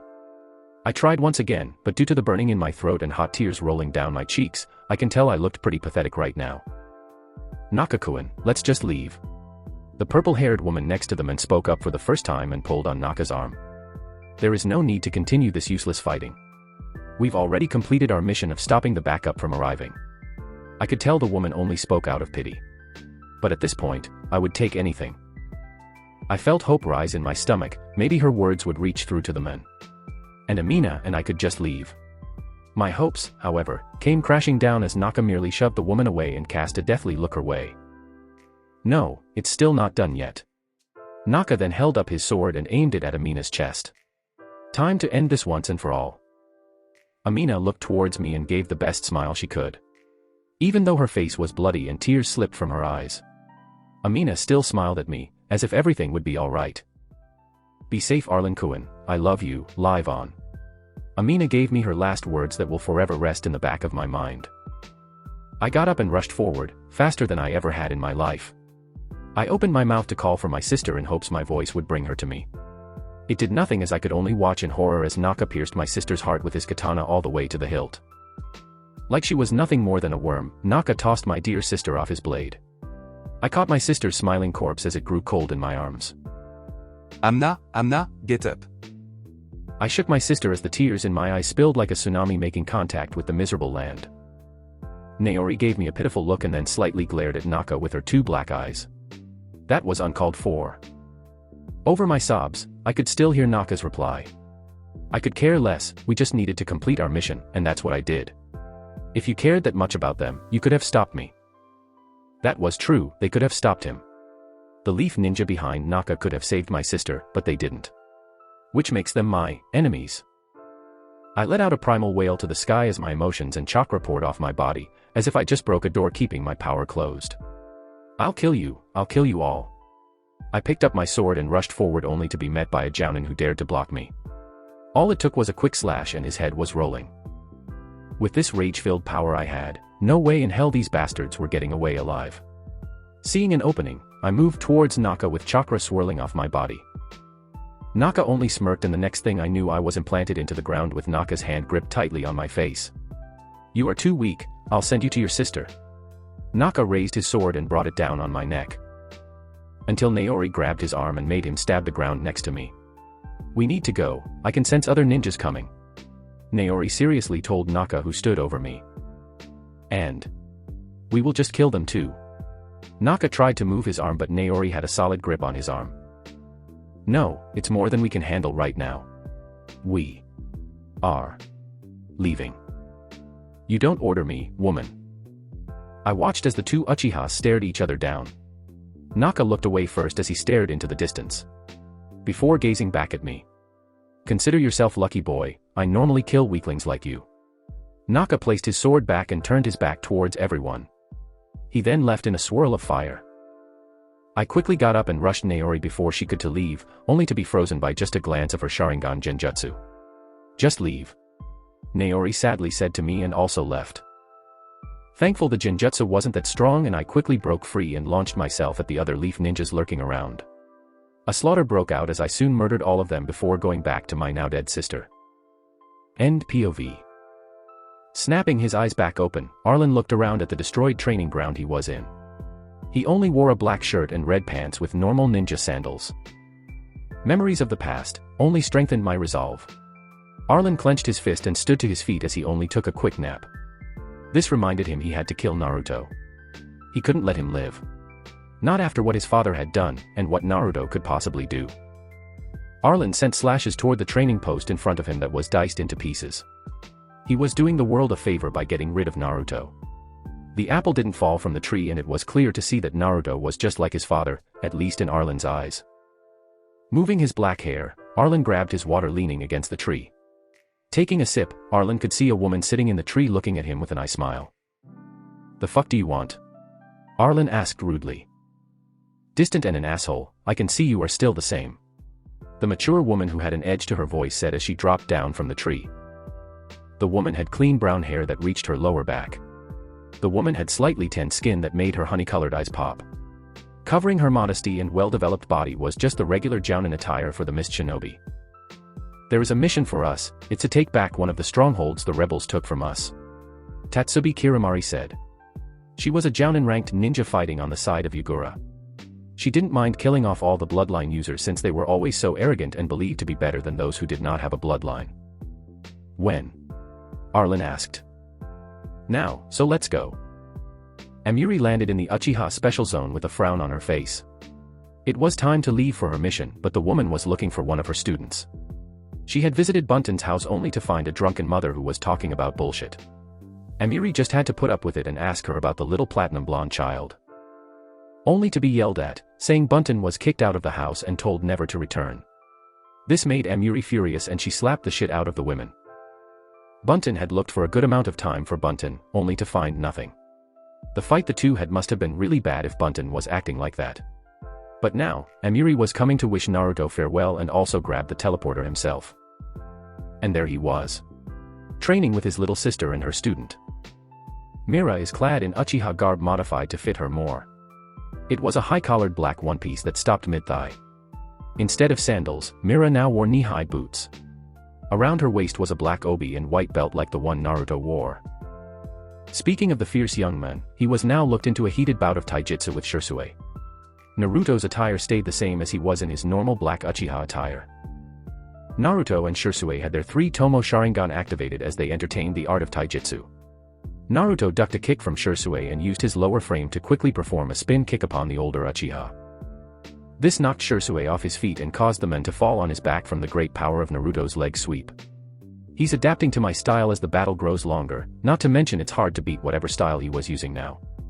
Shisui's thoughts were put to a hold as he rolled away from a thin black pole striking the ground where he just was. Naruto twirled the unfinished weapon in his hand. It was just a pole as Naruto had not yet created the sharp blade part of the scythe. Using the weapon felt natural as it resonated with his chakra. Like the weapon was just another part of him, it almost felt alive in some way.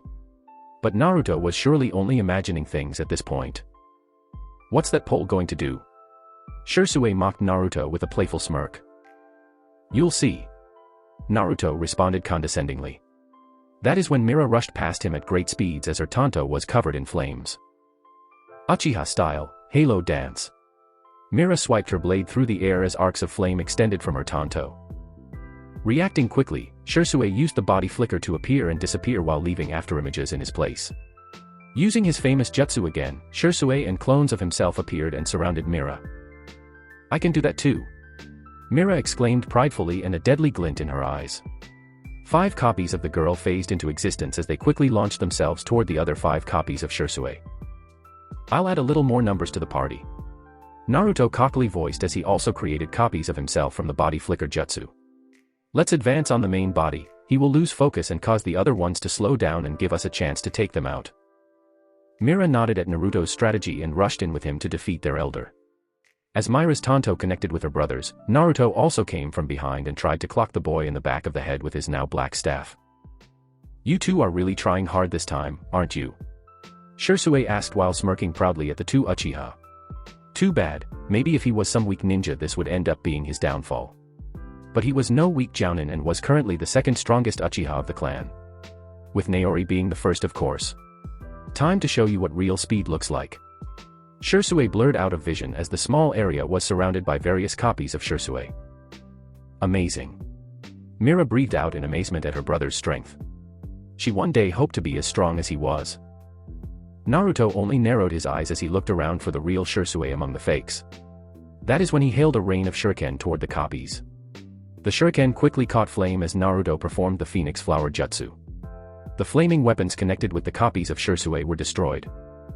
Mira easily jumped and used her flexibility to evade attacks as her two Tomo Sharingan predicted the paths of the oncoming attacks.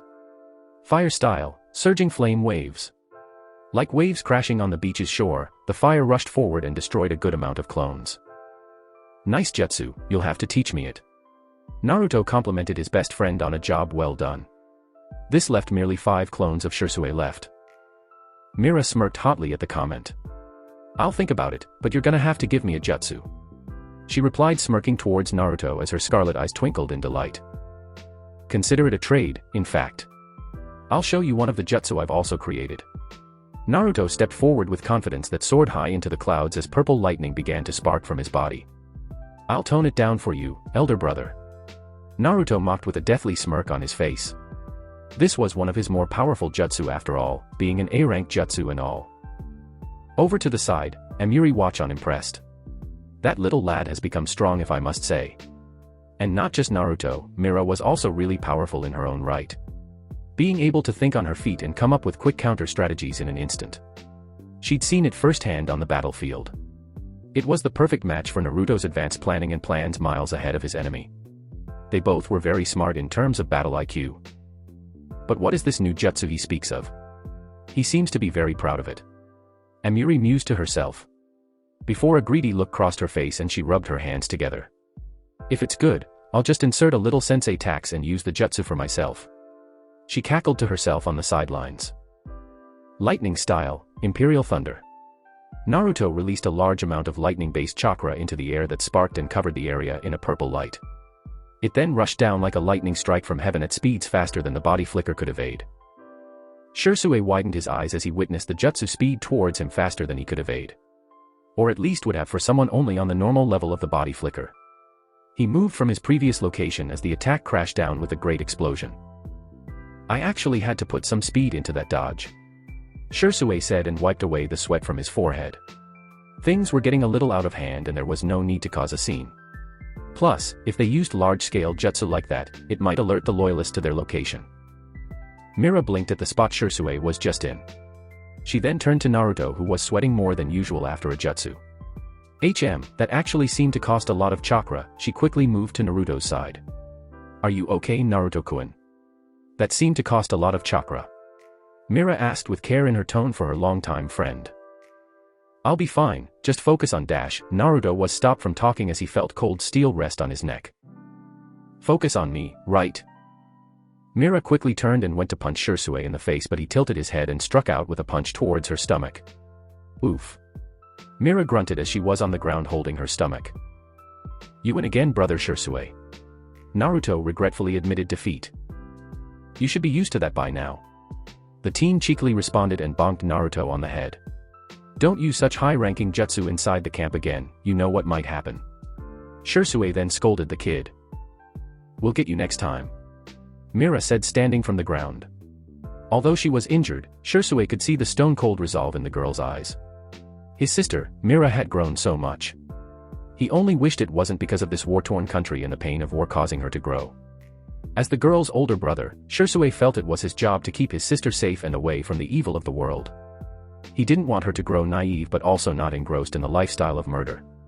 Shisui did not want his sister to end up like his ex-best friend Itachi, who let the way of the shinobi overcome him. It was for this reason, Shisui felt he had failed his sister in some regard. It only made him go harder in the war to get it over faster, so not only Mira, but all the other kids could live happy lives. That's enough for right now, take a small break while I see what this viewer wants. Shisui let an easy smile cross his face while the two kids got up and looked toward the grinning redhead coming towards them. Nice job my student, but I'm gonna need that jutsu off you. Amiri said while grinning, showing her pearly white teeth shaped like small daggers. She wrapped an arm around Naruto's neck and pulled him closer to her chest. You know, just a little sensei tax. Naruto, being close to the woman's chest, clearly understood what his wild but gorgeous sensei was trying to do. The art of seduction was something his mother informed him about.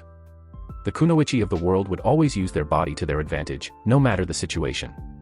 It mainly only worked on perverts, weak-willed men, or those who did not have strong minds. Naruto was not in any of these categories of being weak. His mind was strong, it had to be. In order for him to fully utilize the Yin release element. Yin release focused mainly on the spiritual arts of chakra and mainly prioritized in genjutsu, while also being the main element and heavily used aspect of the Nara clan. Ever since discovering this element from Madara's journal, Naruto had started to practice meditation or anything to further increase the power of his mind.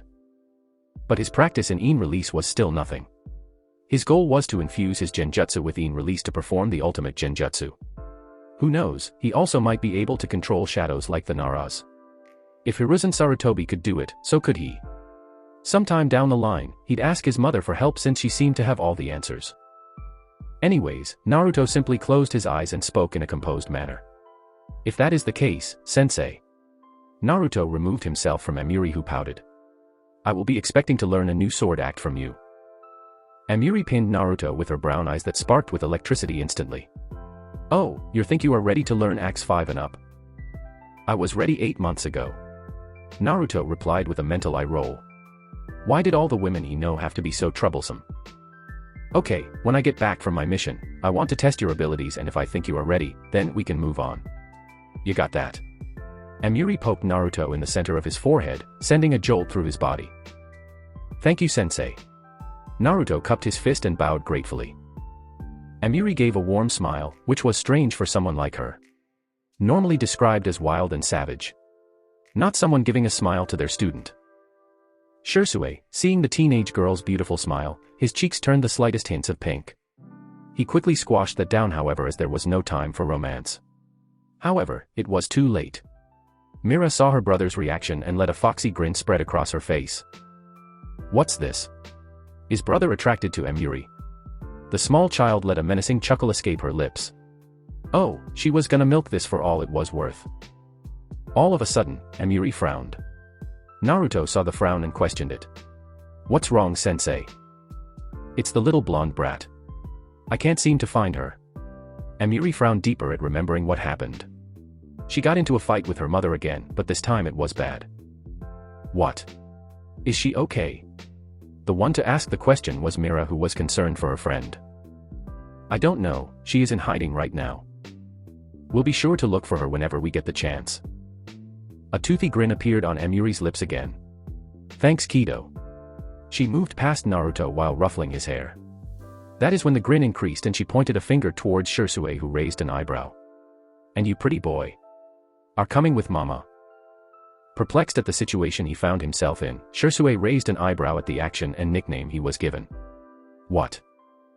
You are going to be helping me with this mission. I need a strong, capable man to help me with my problem, and you have the tools to help me. Amiri trailed off in a seductive voice as she pushed her developing body up against Shisui, whose face turned a shade of red from the clear attempt to seduce him. Oh, okay. Was all Shisui could manage to stutter out, as this was a new sensation to him.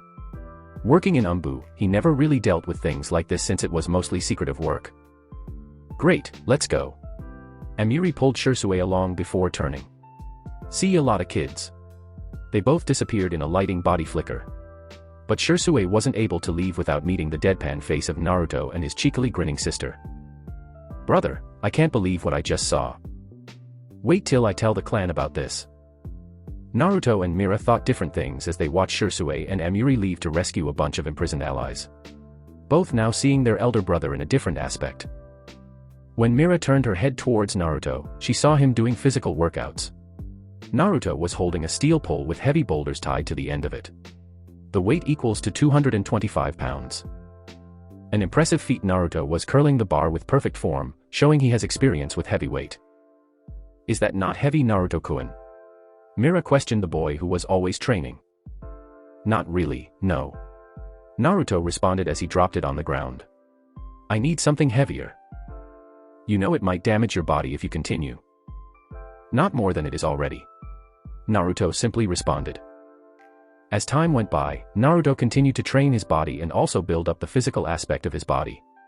This was really important to Naruto since this was one of the reasons Hashirama could heal so well. The time for him to inject the cells of the first Hokage into him was slowly approaching. Mira also joined him in physical training since in his opinion, Mira was a little small. She needed to get her weight up. Mira tried to lift the weight, but it only moved a little. She only settled for 100 pounds. Now, Naruto was attempting a jutsu, his mother. Often used for very destructive power. He had witnessed it years ago when they went after that thriller Grand Fire style, Shatter Force. Naruto had been trying to learn the jutsu for the past 2 weeks now and he wasn't improving at a rate he would like. All Naruto could manage was fire chakra encompassing his hand like a glove. This did have the benefit of leading to Naruto creating his own jutsu. With his hand covered in fire, Naruto could send a giant hand made of flames to burn or squish his opponent. He called it fiery handprint. The after effects of his jutsu would leave a massive crater spanning from 10 meters wide and 3 meters deep. Much like his sensei, Naori claimed she must also possess the jutsu because of some mom tax. For the life of him, Naruto knew they just wanted his jutsu. Naruto-kun, are you still trying to use Naori-sama's jutsu? Naruto didn't respond to Mira as he focused only on his palm. I'll try something different this time. Instead of turning my chakra into the fire while it's still inside of me, I'll focus the chakra into my palm and once it's become visible, I'll add fire nature chakra to it. With his new plan in mind, Naruto got focusing his chakra. Mira watched as Naruto attempted this jutsu. She'd take this chance to get a small break and see if the genius of the Uchiha clan could do it this time. A glittering, powerful and dense chakra began to form in Naruto's palm as it spun in erratic movements. It appeared Naruto did not have a hold on his own powerful chakra. Mira saw Naruto's impassive face twist into signs of irritation as he too knew the chakra in his hand was erratic. Better get that under control or it'll blow. Mira decided to poke at Naruto. She was sure if he wasn't focusing so much he'd send her a nasty glare. Naruto concentrated and willed his chakra to focus. The chakra began to settle down and formed a sphere in his hand. A swirling and dense ball of chakra formed in Naruto's hand. It was bright, like he was holding a star in the palm of his hand. Whoa! Mira breathed and came closer. What is that? Mira was fascinated. She had never seen anything like this before. Could it be the jutsu Naori was using? 41. A victorious smile crossed Naruto's lips. There was nothing more satisfying than tackling an impossible task. But he wasn't done yet. The jutsu was still not complete.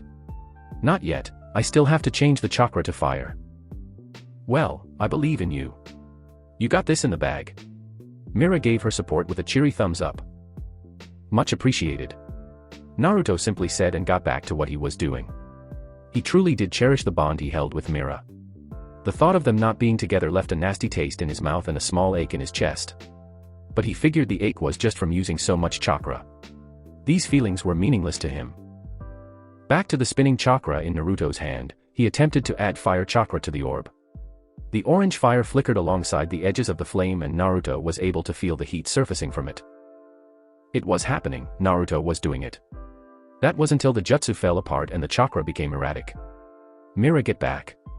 Naruto shouted before turning away from Mira and slamming his hand on the ground. Everything stopped and just when Naruto thought it was over, the ground under Naruto's hand glowed and cracked showing the glowing chakra beneath. Boom.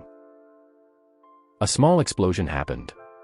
It wasn't as big as the jutsu Naruto performed earlier nor was it loud. If you weren't in the training ground you wouldn't hear or see the jutsu.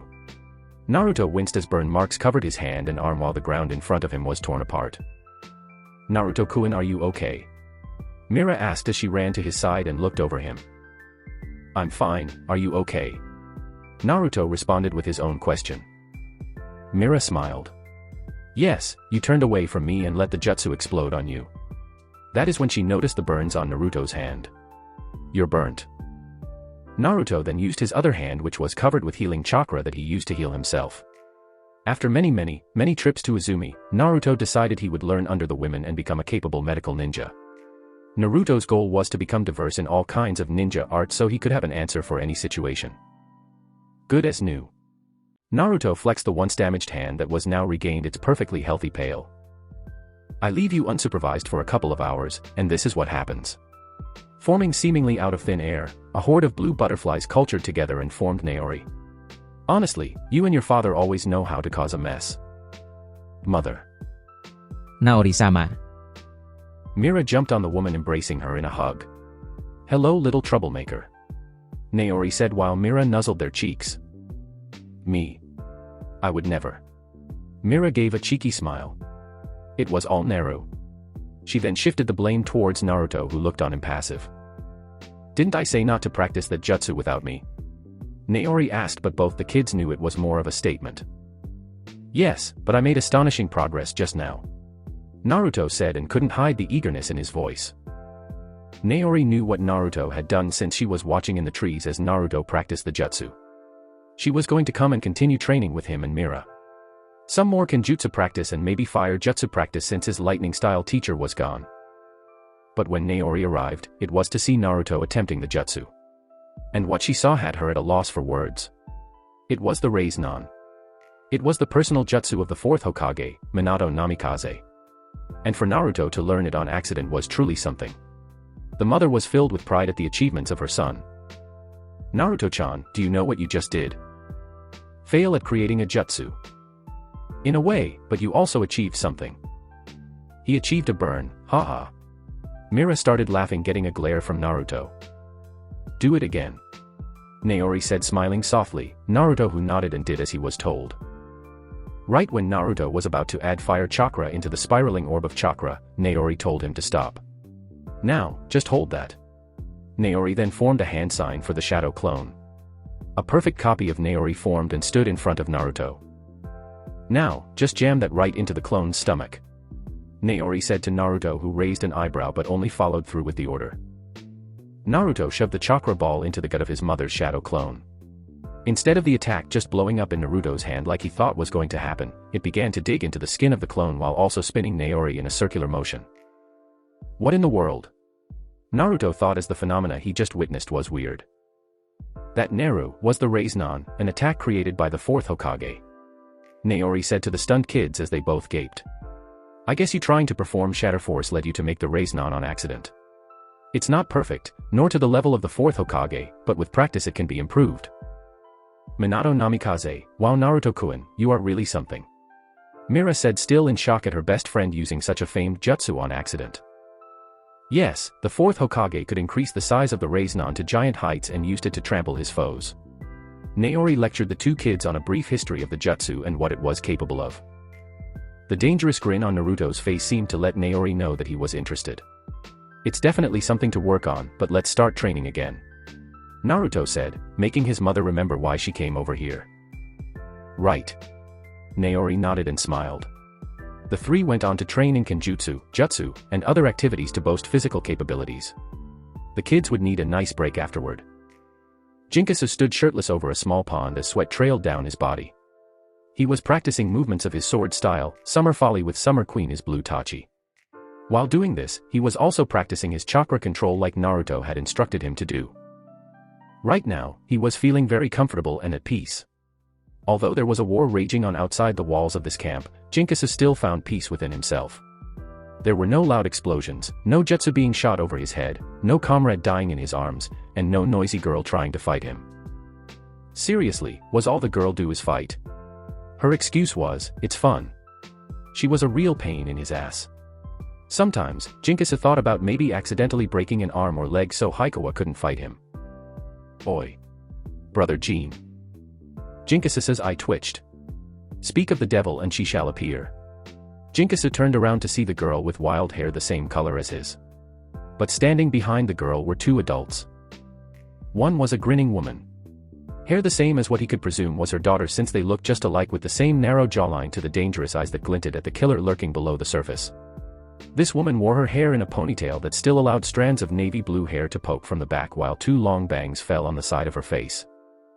For a strange reason, Jinkasu's eyes drifted towards the woman's chest, which could still be seen budding proudly under the loose Uchiha top that was the color of night. She wore black bottoms that flowed over black ninja sandals. The man looked masculine at its peak. His skin is the same color as Jinkasu while his hair is a deep brown that hung over a headband with the Uchiha crest front and center. Under his black eyes that were black and carried a gruff feature to them. Under his right eye were two tear marks painted red standing out on his pale skin. He wore a black Uchiha outfit that left his muscular arms bare.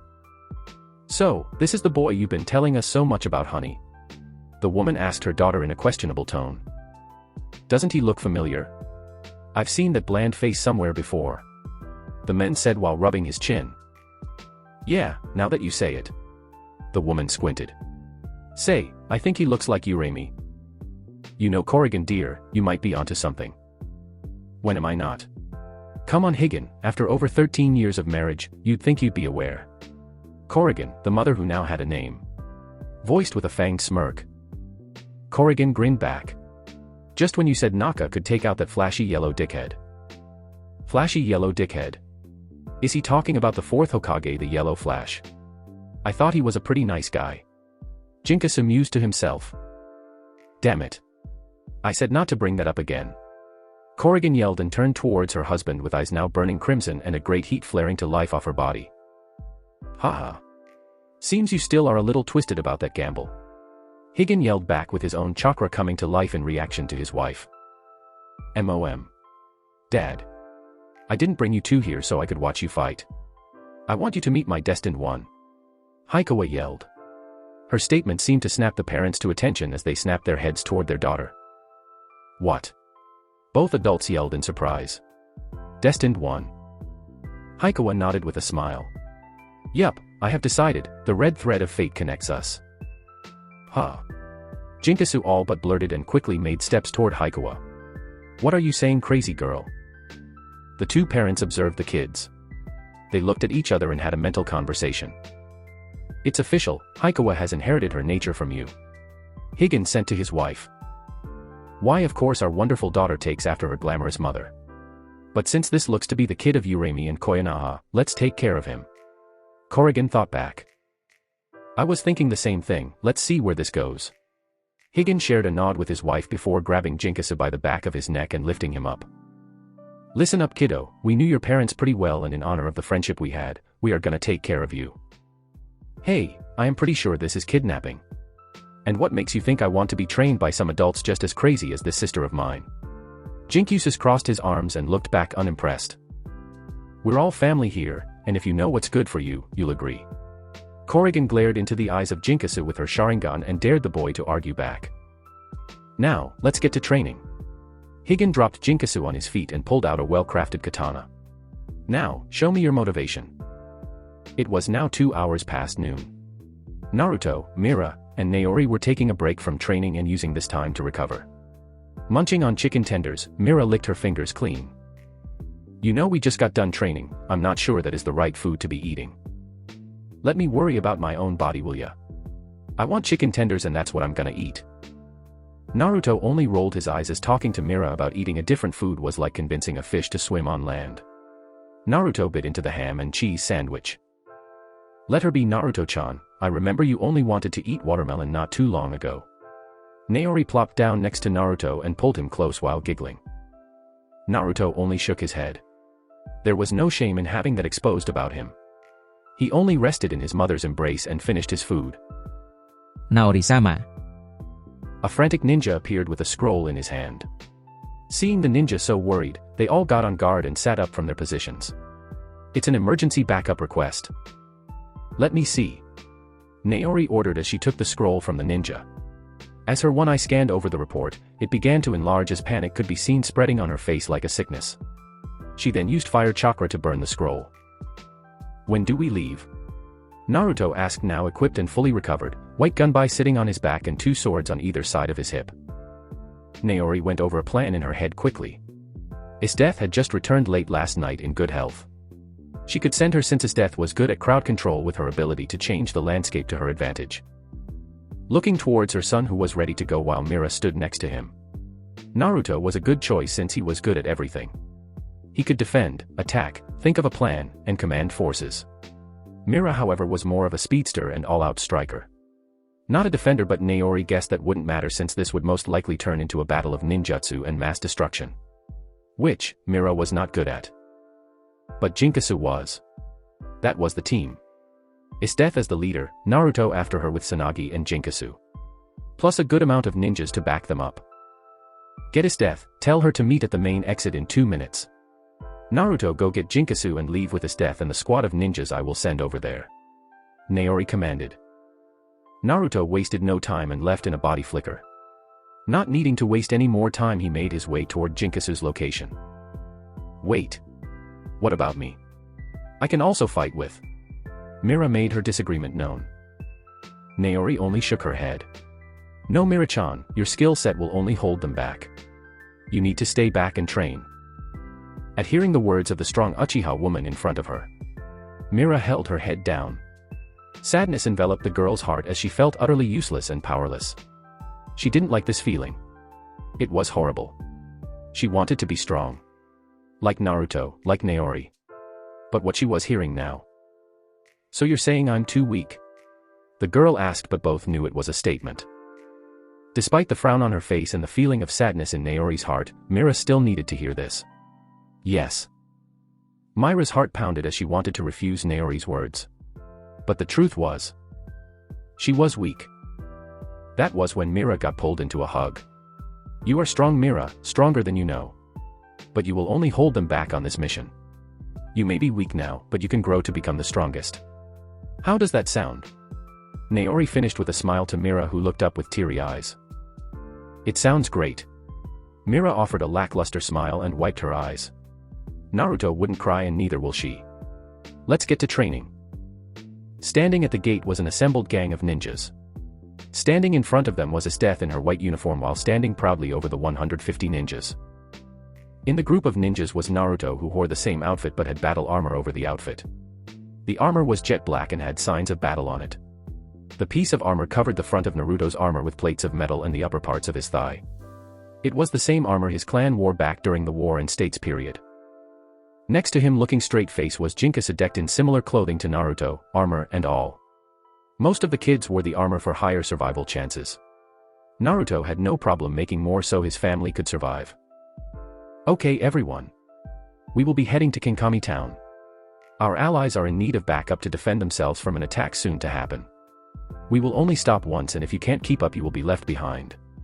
Estth finished her speech and finally quieted down, but no, before aiming the last part of her sentence towards Naruto, who only looked her back into those icy blue orbs she called eyes. She still hates your guts. Jinkasu whispered to Naruto, who paid the comment no mind. Let's go. Estth yelled before dashing off into the forest, followed by the other ninjas. In the back, Naori watched with a sad smile. Something about this mission felt off. As if she had just done something that was not supposed to happen. She then thought about Naka, her late husband. Oh Naka-kun, I wish you were here. I miss you. Sometimes it feels as if I am just stumbling along in life with only Naruto and our clan keeping me on my feet. It doesn't help that they can both be taken away from me within a single day. Naori held her hands together and forced a smile. She still had her son Naruto, who she loved with her whole heart. There wasn't anything she wouldn't do to make him happy and safe. Naruto was her darling son she wouldn't trade for anything. But her family was incomplete. Naruto needed a father, he needed his dad. But her son would never get to see him again. You know Naka-kun, I've been sending Naruto out to battle more and more as he grows stronger each time he comes back. His greed for power only increases as the war wages on and his comrades fall dead before his eyes. I can't believe how strong he's gotten, and I bet he'd even surprise you as well. Naori let a loving smile cross her face at the thought of Naka training their son. But she couldn't stop the worry in her heart about Naruto turning out like how his father used to be. But it scares me, the thought of Naruto going out on a mission and not returning, it makes me want to just keep him in my sights at all times. But he doesn't want that, not like I could keep him trapped anyways. I know how much he wants to make a difference in the clan and war. But he has already done so much at only 8 years old. Feels like just yesterday we were in that hospital and I was giving birth to him.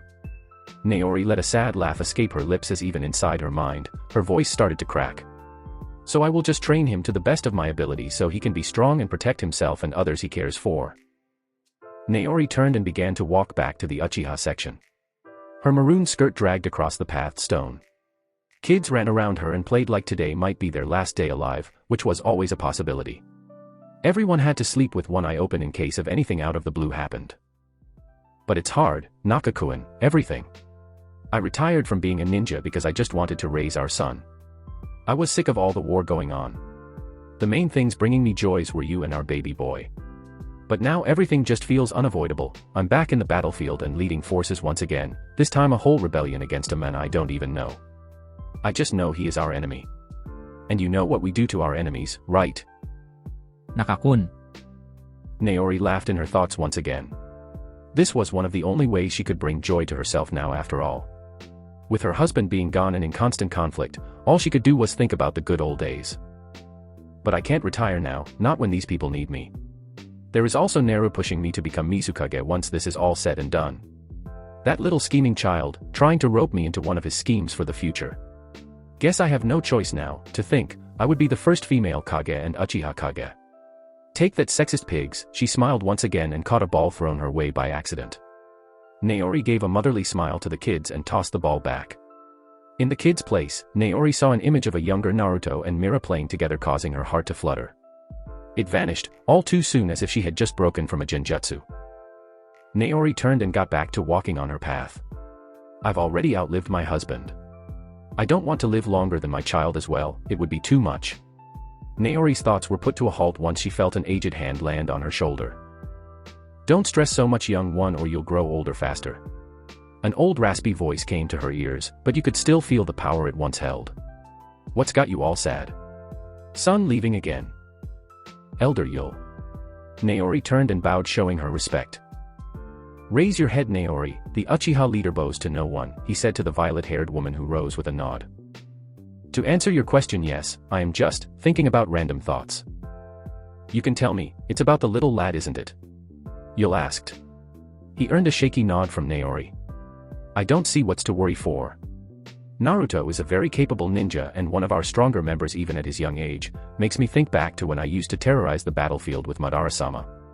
The old man ran a hand down his long white beard while his white hair swayed. Yes, you and the other elders always speak about those times. Even more now. Naori confirmed and walked beside the man who had a walking stick. Well, I can't help it, Naruto reminds me so much of Madara-sama, it's crazy, like Naruto is learning from the man himself. Yul sighed out as fond memories filled his mind.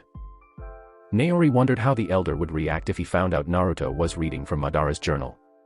Maybe he'd have a heart attack and die. A silly thought. The main point is, even the sturdiest bridge will crumble if its foundations are weak. Try not to think about it too much, if you only dream you will forget to wake up. Yul patted her on the back once more and walked off with his cane. Thank you, great elder. Naori slightly bowed her head to him in appreciation. A true smile now resting on her face. Outside the walls of an village, all the ninjas stop. Blocking their view from seeing the other side of the village was giant stone walls that were more than 15 meters tall. If you looked hard enough towards the top, you could see that ninja were there and ready for anything. We are here, this Kenkami town. The town, like most places around this area, was covered in a thick mist that floated around in the air. As Estth let her words sink in, she turned to face the small force in front of her. We are here to defend this place with our lives. I want you to work on setting up defenses immediately. Estth then turned and began walking inside the village while the ninjas guarding the wall let her in, once seeing some proof she was Estth Yuki. Naruto. Come with me. Estth ordered and Naruto appeared next to the ice user. What can I do for you? We are going to see the leader of this place and set up an effective strategy. And as much as I hate to say it, you are good at this kind of thing. Estth begrudgingly complimented Naruto, who took it in strides. Very well then. As the two walked down the dirt road, they could see the place was empty, like a ghost town. And those still out looked terrified, as if being scared would cause them to die. The civilians could only hunker down inside their homes while some fled in hopes of finding some other place to go. While the ninja put up brave fronts and stood ready for anything. Truly brave men and women. Naruto praised. Naruto and Estth came to a halt as they were at a modern-sized building. Estth knocked on the door and waited for a response. "Welcome, General Estth," a calm and relaxed voice said, opening the door. It revealed a tall man with sea-green hair that was short and spiky, slightly covering his headband, which had a symbol for waves on it. He wore a sleeveless black shirt showing his lean arms with clear signs of muscle definition. A tie-dye print sash in the color of white and blue acted as a belt, keeping up his navy blue pants tucked into open-foot ninja sandals. His forearms were covered by blue striped arm warmers and 2 earring piercings that jingled when his head moved. "Ditomi, let's get to forming a strategy." Estth only spared the man a glance and walked past him. Naruto tried to follow but was stopped by Ditomi. "And you are?" Ditomi gestured. "Naruto Uchiha." Naruto easily introduced himself with burning confidence. Ditomi's eyebrow raised as he looked at the small child in front of him. It was clear as day Naruto was no regular child, as no child dressed in damaged armor like that. No child stood posed and as alert as Naruto did. No child rested a hand on their sword strapped to their waist. Ditomi could see that Naruto meant business. "An Uchiha, you say? Glad to have finally met one of you. Your clan always leaves quite a mess after your battles. We rebels really appreciate your help. Who knows how things might have turned out without your help." Ditomi offered Naruto a smile while extending his hand for a shake. "We try to not leave any witnesses behind. The world is not ready to know of our existence. They think we are dead after all." Naruto shook the man's hand. Amongst the rebels, they knew that the Uchiha clan was helping them in this war. But the loyalists did not know, and neither did the world, since nobody came to Water Country. "And the Uchiha clan will help you in this war, since it is also our home now as well." Estth glanced back at Naruto with her eyes. Hearing him say that meant a lot. Naruto was the clan heir after all. And him calling this his home caused her to gain a little more respect for him. At first, when Naruto and their group appeared, she figured they only wanted to use them and take over the place for themselves. Though in a way, you can say they actually did that. With Naori being the leader of the rebel army. She would also be elected as Mizukage once this was over. This was why Estth held a strong dislike for the Uchiha and especially Naruto. The way he just came in and said the Uchihas would guide them. Estth only grew to distrust Naruto more, as he only seemed to care about his clan than the bigger picture. Which was every single person inside the walls of the quarry. Everyone was fighting to regain a part of themselves that had been stolen by Yagura. However, as time went by, her ice-cold heart was melted by the raw flames of determination Naruto and his clan held. Naruto started to help around the quarry and run missions with people who weren't Uchiha. Estth would watch as Naruto would lose comrades and grief over their death, and even the rare Uchiha that was lost. It was then Estth realized Naruto cared. The young child began to realize there was more to the world than just saving his clan. So that brought her back to the present. Naruto and Ditomi shake hands. Ditomi closed the door behind them and walked down the long hallway. The three entered a spacious room with a table and a large map of the town laid out. To the side was a board with red strings attached to people with excess over them. "Okay, time to plan. I've already come up with something to slow down the enemy." Ditomi rested his hands and looked at the map with a serious gaze as the calm aura around them and shifted into a rock-solid posture. "Let's hear what you have." Estth came walking up to the table. She received a nod from Ditomi. "Since the force is 500 to our 235, I plan to set traps all around the area and play it docile. Once they get here, we will take out the weakened and lousy soldiers." He stopped his plan and looked at Estth and Naruto, who were giving him the same problematic expression. "My soldiers from the top of the walls will launch high-ranking jutsu to decrease the force size even more. And if this one fails?" Naruto voiced the thought he and Estth both shared. "Well, it normally only takes one plan. This town is never really under heavy fire, and when it is, we end up driving them off." Ditomi weakly defended under the scrutinizing gazes of both occupants in the room. Estth sighed. "We are in trouble." A glance down at Naruto at her side, Estth could see Naruto looked to be going through ideas to try and get out of the situation. "I will be taking over. It's honestly a miracle this place is still standing with someone like you leading it." Ouch. Ditomi held his heart. Ice cold as ever.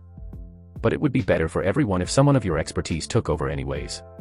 Ditomi relented with a sad smile. "Your plan isn't all bad. You were thinking the right way in attacking early and setting up traps." Naruto finally spoke from his crippling silence. "But I should make one thing clear right now, we can't win this. Although Naruto did not yell or raise his voice, the sound of those words traveled around the room like a sudden clap of thunder and caused their ears to ring as if he had just yelled next to their faces. They were confused. Why would Naruto say that? Surely one as smart as Naruto would have a way out of this. Naruto, what are you saying? Estth narrowed her blue eyes, which were as clear as the sky but held the warmth of an icy ocean. Their overwhelming force is just too great. It is true they lack quality compared to us, but we are just not in the best situation to win this. Naruto answered with a straight face. What are you saying then? That we just give up? Ditomi asked just as seriously, but he couldn't help the primal fear rising in his gut like the tides changing in the ocean. We attack first, they fight on our terms. Esteth cut through the conversation with her chilly gaze. Yes, they are still not close to us, we can set up small squads around the area to catch them off guard. Since your soldiers know this land by the back of their hand, have them pick locations and pick off the enemy one by one. Not only will it serve in weakening them, but also put them on edge from the constant attacks.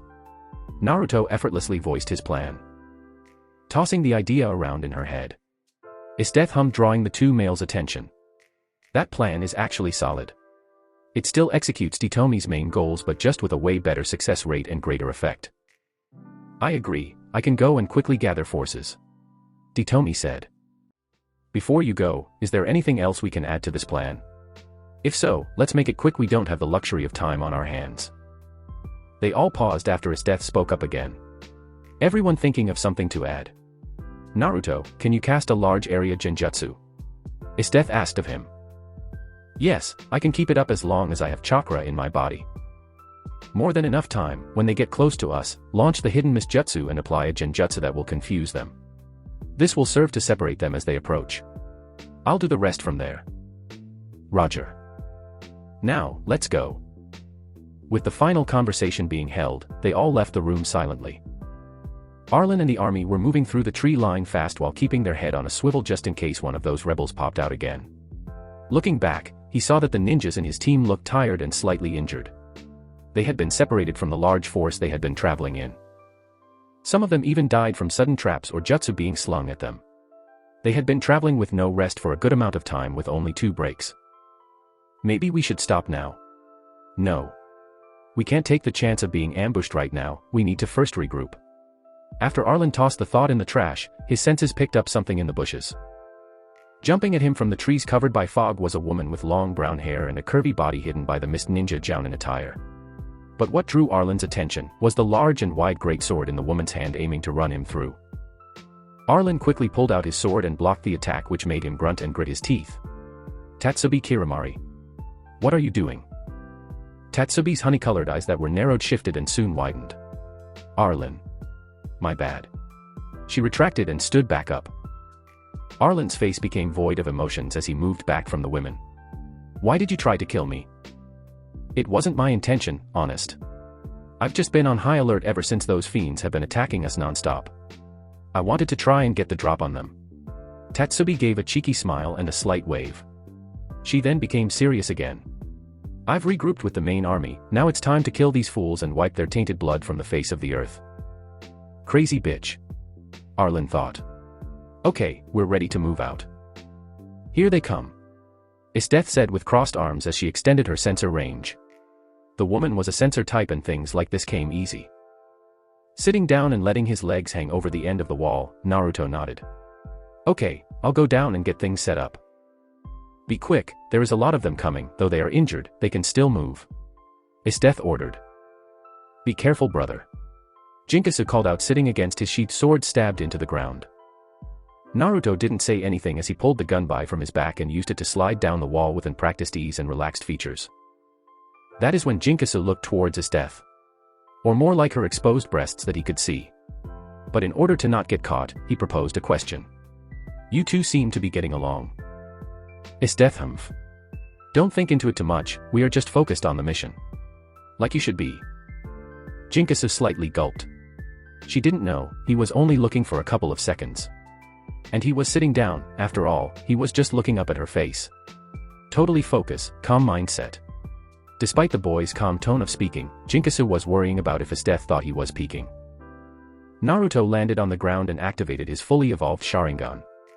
He peered into the endless white fog and went through hand signs. Hidden Mist Jutsu. As Naruto finished the jutsu, an even thicker mist started to float around. Let's make a true bloody mist, shall we? He then bit his hand and the warm red liquid began to spill.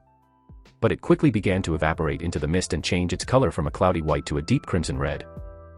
Using his fire chakra, Naruto heated up the blood on his thumb until it began to evaporate into the already existing mist. Now he just needed to apply a genjutsu and he would retreat. His eyes pulsed in activation of the genjutsu. Over with the distant army, they began to get covered in a red mist that covered their senses like a veil over the eyes. Why is the mist red? Jinkasu questioned himself from atop the wall. You can ask him yourself. Estth told the boy. I just put my blood in the mist. Naruto said, appearing out of nowhere like a phantom. Nice to know. The sounds of raging combat sounded below the tall standing walls of Kinkami town. Down below were the shouts of men, women, and child soldiers. These brave shinobi fought outside the walls so those behind the walls did not have to. Because if this force got past them, they would slaughter everyone in this town and commit unspeakable actions against those in it. But that was a fate that didn't look like it was about to happen. Since the rebels were winning against the loyalists. Due to their plan coming across without a hitch, the loyalists were tired and not fighting with a clear mind. Southwest, the battle taking place right now was just a clear slaughter. Ice style, enveloping blizzard. Using her bloodline, Estth drew on the moisture surrounding them and cast a large group of ninjas in a storm that began to get frozen and blasted away from the intense wind speeds. She then rushed in with her rapier and diced the frozen ninjas up and letting them crumble into nothing but dust. Fire style, sixth halo. 6 rings of a blazing fire formed behind Jinkasu. The rings were big and shot up to 8 meters tall and 5 meters wide. He sent the rings forwards, which crashed and erupted in flames that left nothing behind, not even ashes. Things were looking good for the rebels. They were slaying down their enemy with little difficulty. A little too easy. Where are the rest of their forces? Naruto questioned. He pulled his sword out of the dead enemy resting at his feet. I was wondering the same thing. These guys are weaklings. Jinkasu came and got back to back with Naruto before they turned and killed the ninja sneaking up on them. Fire style, Dragon Ball Blast. Both Naruto and Jinkasu shouted and jumped back while launching their 2 jutsu, which combined and caused an even large ball of fire that nuked the enemies closing in on them. Estth stopped next to them as her white clothes now had blood on them. She looked at the corpses with an approving gaze. A distraction for you too, right? Naruto asked, kicking over a burnt corpse. Why don't we advance and catch the other force off guard?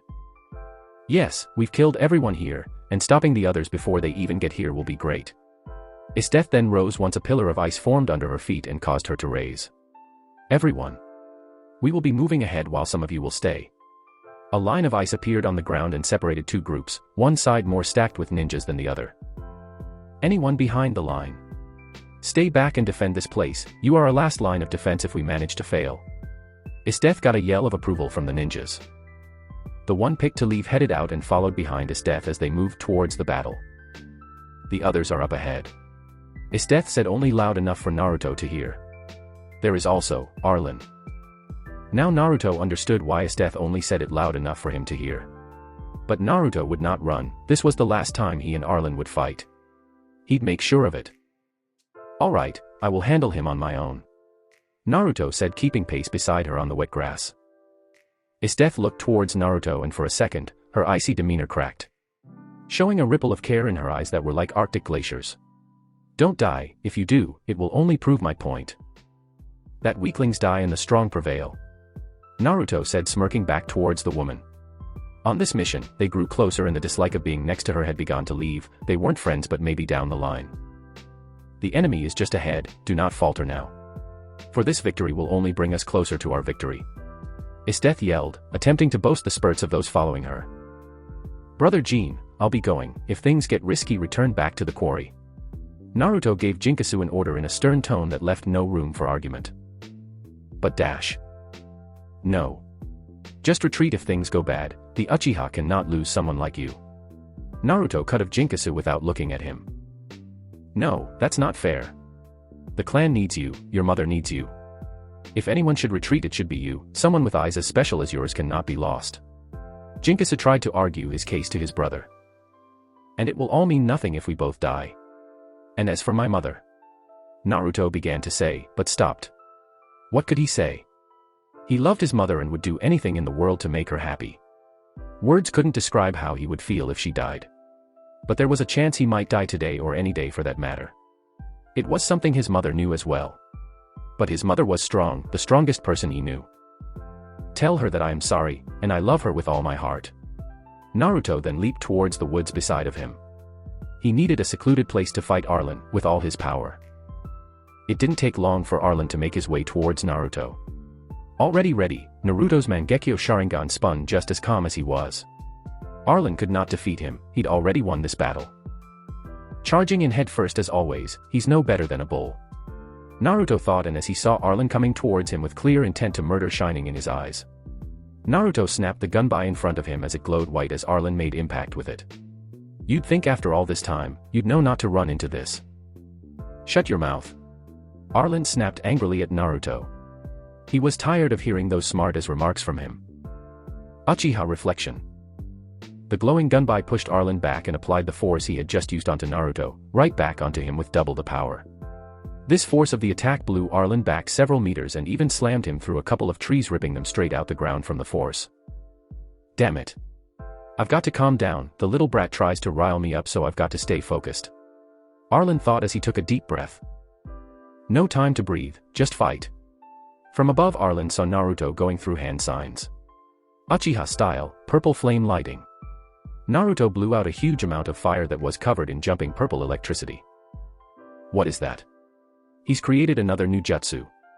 Arlin barely jumped out of the way to avoid the flames, with purple lightning moving towards him like a raging animal. The fire swallowed everything it touched into hot flames and sparking purple electricity. Water style, Poseidon's wrath. Arlin used the moisture in the air to create waves of water more than 18 meters tall.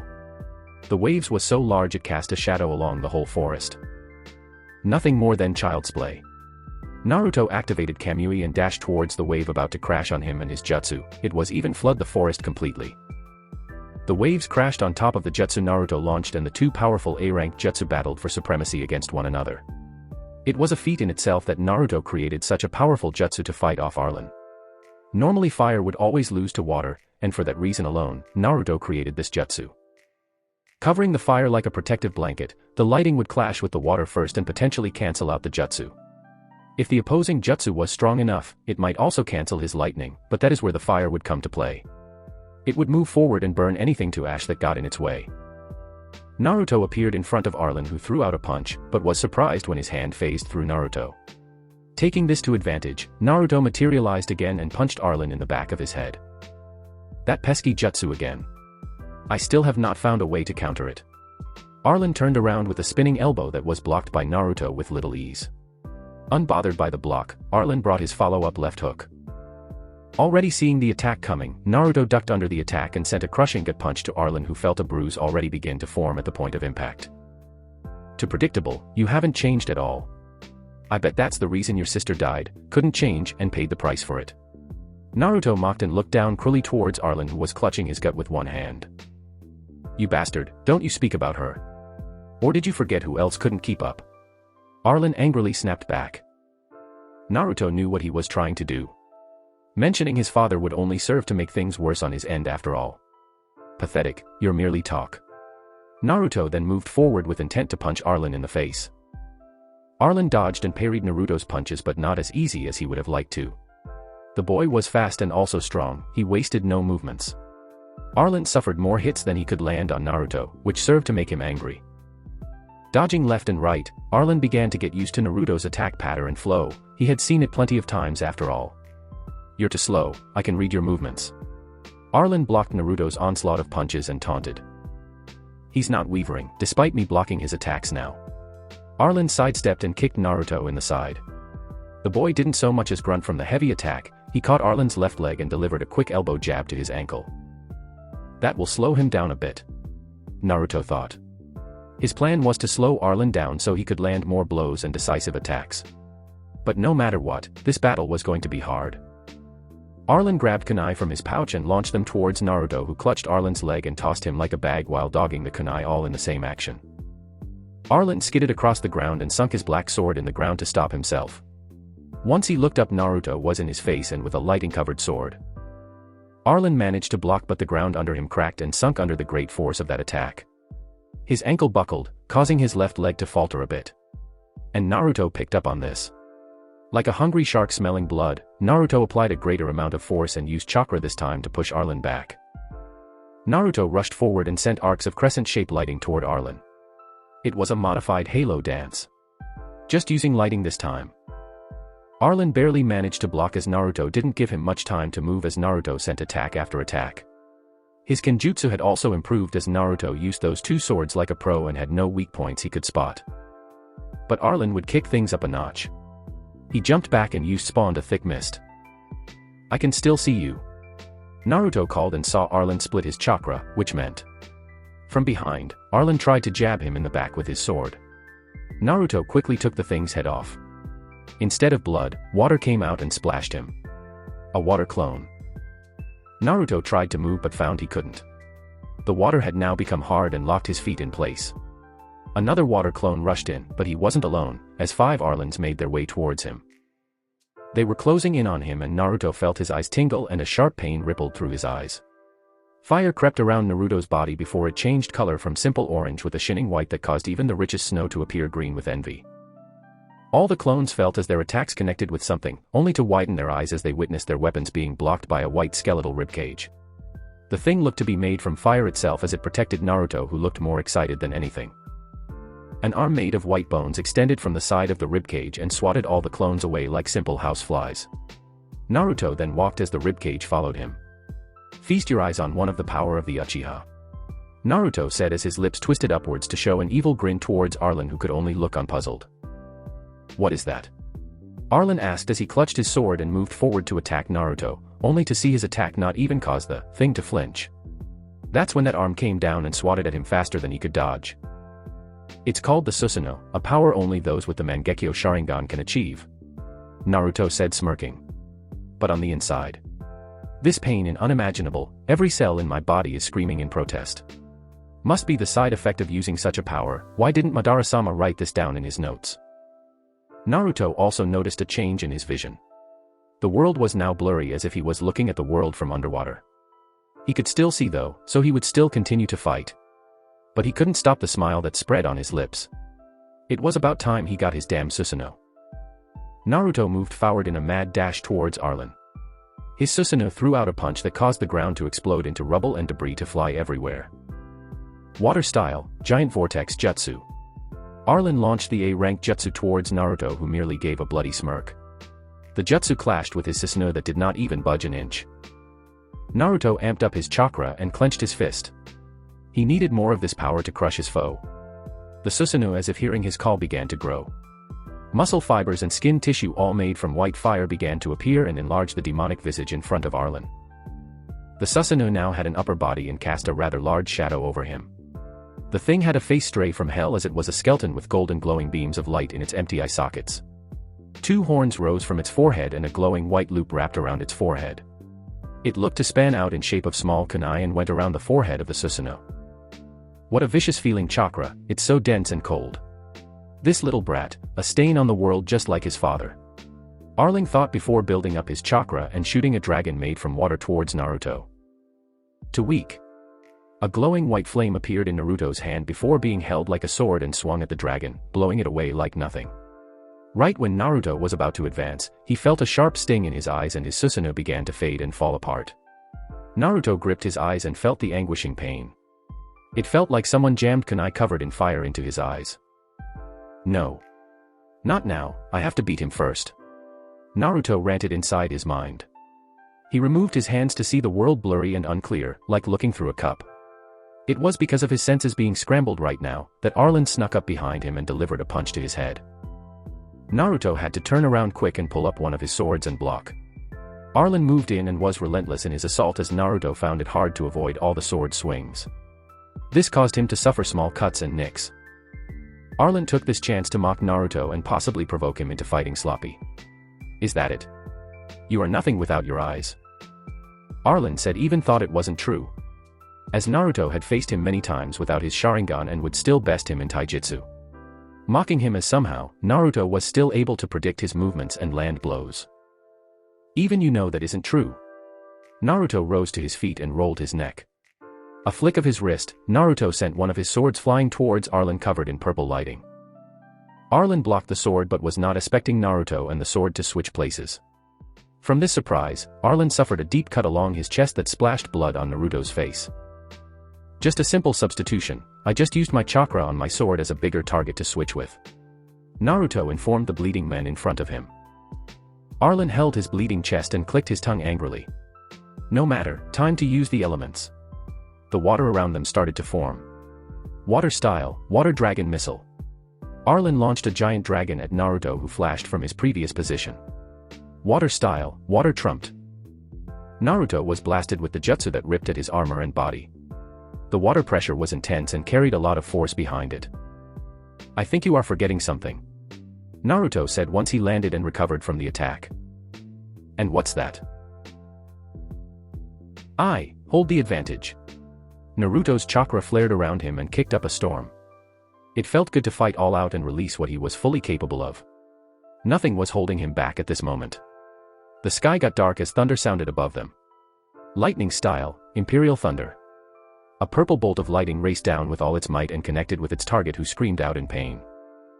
Arlin was struck with the full force of the attack as smoke rose from his body and crater. He could barely move and his body felt pain all over. But he had to. For his sister, for this stupid war, for his pride, for himself. Arlin pushed himself up and glared towards Naruto with a furious expression. No more messing around, time for you to die. Stealing my line. Don't you know worms don't speak?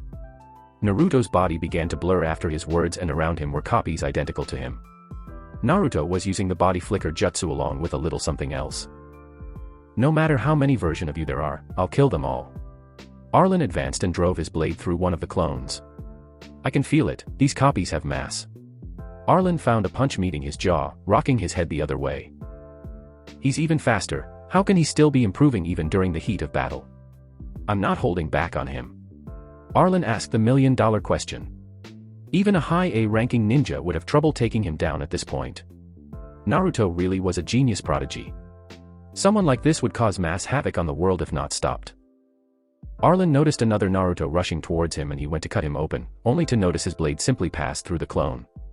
That is when another one rushed past him and went for an attack that passed right through him. Are his clones using Kemui? They feel different from the others. Arlin's thoughts were confirmed when he had to block the attack of another. This time, it did not go through him and Arlin could feel the strength behind this one. Arlin pushed the clone off of him to look up and see the clearing covered in Naruto copies. It was at least 30 and he could not tell which one was the real one. This is one of my personal jutsu, Phantom Dream. Naruto then raised his sword as he was not about to explain how the attack worked to his enemy. All the clones followed his every action and raised their sword. Uchiha style, Halo Dance. Only half the clones launched the attack as purple lighting raced out. Arlin saw that only half actually launched the attack, so that meant the ones that didn't must be regular clones from the clone jutsu. While the other ones were actually clones from the body flicker jutsu. Arlin smirked as now he figured it out. Confusing but a simple technique. That is when all the clones began to move around and circle around Arlin. You think you've got it all figured out, don't you? A Naruto rushed out from the line and cut Arlin on the arm. While another rushed from his blind side and only passed through him. A game of cat and mouse, Arlin now lose track of the real Naruto and the clones. He had to wipe all these clones out in one go. That is when multiple versions of Naruto rushed towards Arlin and began to cut him while others just passed through. Arlin gathered his chakra and finished his hand signs for this jutsu. Water style, super exploding water shockwave. A wave that could only be called that of an ocean spewed from Arlin's mouth. It flooded the entire area in water and even rose above the trees. That ought to do it. Arlin said victorious on top of the giant wave of water. He overlooked the chaos his battle had caused with Naruto. Where the forest once rested was now covered by water and destroyed trees floating atop the water. Although Arlin didn't want to admit it, Naruto had really pushed him in this battle. But after such a powerful jutsu, the chaotic wave currents commingled with the water pressure should have broken Naruto's body and killed him. That is when his heart sank and his bones shook in fright as he heard the roar of an angry deity. Exploding from the depths of hell was the white Susanoo in all its glory. But it seemed different and bigger. Naruto's white Susanoo now had what looked like skin and muscle while fiery clothes in the form of a robe covered the torso. Its once skeletal face was covered by what seemed to be a helmet in the shape of a dragon's head. The helmet left only the glowing golden eyes visible as the loop still rested around the helmet. In the middle of the dragon's head was a diamond-shaped jewel with fire burning inside the inside of it. What really made Arlin's eyes go wide was the sight of glowing white flames in both hands of the Susanoo. Arlin Grail. Naruto spoke darkly from within the midsection of the Susanoo. This battle ends here. With a mental command, the Susanoo began to move its two arms in preparation for the great attack it was about to launch. Naruto Uchiha, a mere brat. I will kill you, no matter what. Arlin said in resolve as his chakra flared up around him. Arlin would unleash his most powerful jutsu yet. As this was no mere S-rank jutsu. Among the S-rank water jutsu, this one rose to the top. A jutsu he discovered from the Uzumaki. The hidden mist village held a good amount of the Uzumaki's treasure after all. Arlin would be sure to put this to good use. Water style, Azure Dragon. A humongous dragon made of blue water shinned as it formed with red eyes showing a murderous intent only matached by Arlin. The dragon produced a powerful roar that caused the air to tremble and waves to kick up. A simple party trick won't save you from this. Naruto spoke unfazed by the dragon matching his Susanoo. Naruto commanded the Susanoo to attack as it performed a slash with its scythe. As the action was performed, destruction followed the flying chakra of death like a magnet. The lake they were fighting on parted and allowed the ground to be carved apart as a trench formed. Arlin sent the dragon moving forward to meet the attack head-on as this was the final move, which would determine it all. The dragon carried a beam of chakra in its mouth that glowed before shooting out towards its oncoming target. Kaboom. Triple X. Estth was clashing her rapier against the great sword of Tatsubi. They moved in quick movements as their sword swings were precise, well at least Estth was. Tatsubi just swung her sword around and used brute force. Ice Talon. Estth tossed out her hand in a grabbing motion. Heading her call, and bird's talon made from ice formed and grabbed Tatsubi in a tight grip. I've got you now, pest. Estth gave a dark smile as she squeezed her hand tight and grinned in excitement at the pain she was inflicting on Tatsubi. That is when their battlefield was rocked by the chaotic explosion caused by Naruto and Arlin's battle. Rushing from the forest line was waves of water that both sides of the fighting army had to avoid. Brother. Jinkasu was alerted to Naruto's battle and rushed off to see how everything was going. Due to this, Estth lost focus and allowed her grip to slip and Tatsubi escaped and charged her. Estth barely recovered in time and still suffered a deep cut on her left shoulder. Ah! You've lost this battle, Yuki demon. Can't you see? Your army is dead. Tatsubi motioned for the general to look. With regret and sorrow rising up in her gut, Estth slightly turned her head to see the rivers of blood. It was the blood of her comrades. What was looking like an easy victory soon turned into a losing battle for them. The loyalists had managed to regroup with their lost squads and their numbers became too much to handle after hours and hours of fighting. Weaklings. Estth said sorrowfully inside her mind. Those ninjas still able to fight held onto their bit of strength and stood straight and radiating a serious demeanor. They looked death right in the eyes and still walked through the valley of death, stepping over the fallen bodies of friends, comrades, lovers, and even family. With one goal in mind. Victory. Victory, in hopes of seeing tomorrow and being able to look back on this battle like a distant dream. Going to call them weaklings, aren't you? It's fine, I know you are. Once Arlin is done over there, you guys will all be done for. Tatsubi finished with a minical laugh that mocked the effort of the rebels. That is when Ditomi wobbled up next to Estth with blood dripping from one of his empty eye sockets. Heh, I wouldn't bet on that. The person Arlin is fighting is a very incredible young man. I've only known him for a short amount of time, and yet I am willing to lay my life down for him and the cause he fights for. Ditomi finished and spit out some blood. So I won't let some worthless trash like you undermine us any longer. After Ditomi finished, everyone felt a sudden surge of courage and fought harder. Now I can see why this place is still standing. Estth smirked weakly at the words of Ditomi. Tatsubi scoffed in disgust. A meaningless effort, you're all going to die here. The armies then rushed forward head-on as the final moments of the battle were now on their way. As Jinkasu stopped on a fallen tree. He was suppressing his chakra and looked on in shock at the destroyed battlefield. Brother Naruto is this strong. I can't even imagine what kind of power Lady Naori holds. Currently, he was observing as the white Susanoo began to rapidly fall apart around Naruto. The purple-haired boy clutched his eyes again and fell to a knee. Seeing this, Jinkasu wanted to rush out and help his brother stand to his feet. Naruto didn't look good on his knees. To him, Naruto was someone who always stood proud and tall. Like a savior coming to save everyone from an overlooming threat. God damn it. My body is giving out on me. It's getting hard to see as my body feels like it's about to fall to pieces. But even thought his body felt like it was on the verge of falling apart. Naruto got up and began to walk over to a downed Arlin with his black eyes and bloody face. Naruto picked up his lost sword on the ground and dragged it across the ground. As he walked slowly towards Arlin, who lay on his back defeated. I knew you could do it, brother. Jinkasu complimented Naruto inside his mind as a smile crept on his face. What did I tell you? I've already won this fight. Naruto said as he stood merely inches from Arlin and held the sword at his neck. Arlin spit blood at Naruto's feet. Why you, spawn of a garbage man? That is when pain erupted in Arlin's body. Naruto stabbed him right in the gut and twisted the blade. You know nothing. Naruto gave the man a dark look as he always hated how he disrespected his father. Naka was the person he admired the most. And he'd be sure to make the leaf pay for killing him. What are you going to do now? End the W war? Fight Yagura.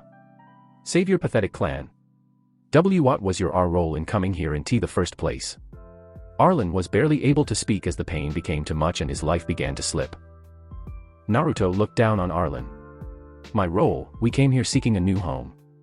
We are currently fighting this war which will soon end as we launch our attack on Shigakure. The Uchiha will rule the Hidden Mist Village and become the strongest out of the 5 great nations. Naruto halted in his passionate speech and spared a small glance towards Jinkasu's hiding spot. But my role is to face this eternal hatred plaguing my clan. The pain that never heals, I'll do it all on my own. I'll walk in front of everyone, enduring all the pain so my brothers and sister don't have to. Naruto finally finished with passion filling his voice. Brother, but that's not what the clan wants. You don't have to do this alone. We can all overcome this together. Jinkasu desperately thought as he wished for his words to reach Naruto. Why couldn't he understand? Jinkasu didn't want to just walk behind Naruto, but beside him. After hearing Naruto's goal, Arlin simply blinked. Impossible, your clan is possessed by evil, as something like that will never happen. Arlin shot down Naruto's dream with brutal efficiency. He knew firsthand the hatred brewing inside the Uchiha. Whether you believe it or not doesn't matter, you won't be here to see it. Naruto coldly reteared and raised the sword one final time and shoved it in Arlin's heart. He stood over Arlin, watching as the life faded from Arlin's eyes. Naruto had won. He killed Arlin Grail, a rank ninja of the Hidden Mist Village. Now, it was time to get back to the battlefield and help the others. But in his current state, it might not go over too well as he couldn't even activate his Sharingan. Naruto dropped to a knee again but kept himself standing by his sword. Naruto walked over and sealed his Ganabi back and was about to move to Jinkasu's location. When suddenly, a sword ripped through his back and lifted him from the ground. Naruto turned and saw a woman with messy brown hair mated to her face from sweat. Honeycomb Eyes looked at him with a deep hate. Her outfit was a mess as it was barely being held together and blood stained her skin. Blood quickly rushed from Naruto's mouth as he put his hands on cold metal piercing his body. And no. I can't fall here. Brother Jean, leave. Quickly return to camp. Naruto yelled in his mind but even his thoughts seemed weak. Brother. Jinkasu shouted in panic inside his mind and got ready to leap out from his spot. No. Naruto shouted in defiance. This was to stop Jinkasu and also distract Tatsubi. What are you yelling for? You're going to die. Tatsubi yelled and punched Naruto off her sword. Naruto shakily got to his feet and felt the deep wound on his chest. It was fatal and he might actually die without help, and this fight would only make things worse for him. But he had to fight. So Jinkasu didn't jump out and die with him. Why did he let his guard down? What a failure, how could he forget something so simple? I won't die. Not yet. Bull. Tatsubi moved forward and punched Naruto in the face. On the ground, Naruto motioned for Jinkasu to flee while Tatsubi wasn't looking. Gritting his teeth in sadness and anger at his own powerlessness, Jinkasu thought about what to do. Stay here and help his injured brother fight. Or flee back to the quarry for possible help. He made up his mind. Jinkasu turned his back and ran off with all his speed as the hot tears fell down his face. That's when his eyes began to burn and change. His two tomos spun and combined until they were simply black tendrils swirling around the black pupil of his eye. This was his Mangekyo Sharingan. As Jinkasu leaped through the trees, a chaotic chakra began to release from the boy as it took the color of a deep royal purple. The things around him began to die and be destroyed from the magnitude of the force. Jinkasu had to quickly get back to the quarry and alert everyone. Walking off, Tatsubi held a limp and unconscious Naruto over her shoulder. She then tossed him in the back of a wagon as his body landed alongside Estth, who was also heavily damaged. Ditomi also laid in the back, knocked out. They were being taken somewhere and going to be tortured for information. All they could do was endure the suffering ahead. Estth slowly opened her eyes. She cracked them open to see Naruto bandaged up, but just enough to stop the bleeding and keep him alive, as the same went for all of them. She looked to her chest to see a seal placed there. Chakra suppression seals, how'd they get such high-quality ones? Damn, we lost. Estth then looked around for Jinkasu. At least he got away, he should reach the place by at least 3 o'clock in the morning. Estth then fell back into unconsciousness as she attempted to save her strength and possibly find the strength to endure the hell to come. Just like Estth had predicted, Jinkasu was approaching the camp. He was surrounded by rebels who had their weapons aimed at him. That was until they got a look at him and put their weapons down. They moved in and grabbed Jinkasu and quickly brought him into the camp. Now, Jinkasu was sitting in the war room. Sitting down was a healing Mei who looked just as defeated as him. Harabelle sitting across the table with arms crossed and looking impassive. But the worst of all, and the person Jinkasu was finding it hard to look at, was Naori along with Mira, who had came along. "Brother Jean, where is Naru?" Mira asked, a little more quiet than she normally would as she felt nervous, as if she didn't want an answer to this question. "Yes, where is everyone else? Why are you the only one who came back? And in such bad condition?" Naori asked, impatient and feeling an unsettling tension in her stomach. Her mind already coming to answers she didn't want to believe. "They're not here," Jinkasu said, just above a whisper. With his head down. "Not here? Then where are they?" "At the medical bay," Naori asked, once again clutching at her skirt as her eye showed how desperate she was to hear the answer. Her heart was pounding and she was feeling lightheaded. Jinkasu shook his head, navy blue hair swaying side to side from his gesture. His throat began to burn and his eyes blurred from tears. Once he looked up again, it was to show his changed eyes. "They're dead. Everyone. Including Naruto." Seeing his eyes, Naori's thought processes was confirmed and she immediately stood from her chair. This couldn't be. Naori's world began to crack. No way. Her world turned upside down. Her son, he was alive. Naori looked at Jinkasu's eyes one more time. This was proof of Naruto's passing. Jinkasu wouldn't lie about this. Naori's world shattered into a million pieces as her last remaining family was now gone. All she could do was shed silent tears at the news. She dropped back into her chair. No, this can't be true. My son isn't dead. Silent was Mira. Silent was Mira. What could she say? Brother Jinkasu had just told her that Naruto had died in battle. She was feeling a wreck as tears spilled from her eyes in an uncontrollable manner. Naruto, her best friend. The boy she known since forever. He died. Naruto died. And she could never tell him. Mira could never tell him how she truly felt. That she loved him. And not just as a brother or friend, but cared for him deeply. Yes, she was only 8, but matured quickly in this war. Mira knew what it felt to love and hate. She hated the people who killed Naruto, she hated the Leaf for putting them in this situation, but she loved seeing Naruto. She loved when they talked together, training together, or anything. Mira was just happy to be around Naruto. But now it was no more. That's when her tears turned to blood of fury. Her eyes began to shift and the black tomo around her eyes spun and broke off into 8 trainalges positioned around her black pupil. It looked like a sun trapped in her eye. Through the traumatic news of the whole situation and world coming to a halt, Mira Uchiha had awakened the Mangekyo Sharingan. The room fell silent and only the sounds of the grieving mother and crying little girl. Mira was now sitting in the lap of Naori as they embraced each other, seeking some kind of comfort from one another. Naruto-kun. Mei said sadly and wiped away a tear from her eyes. She felt devastated that such a person like Naruto passed away so young. Haribel closed her eyes and silently mourned the deaths of everyone.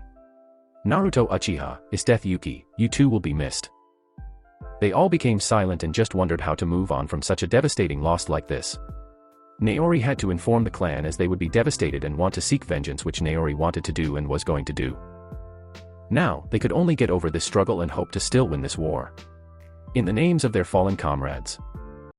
Alright, that's it, hope you enjoyed, and if you did, please like, subscribe and comment, and don't forget to share the video with your friend, and check out my Patreon for early access, lemons and exclusive content, and that special picture-in-picture mode for all y'all mobile listeners, and support the story's author. Link to all that will be in the description. See you in part 3.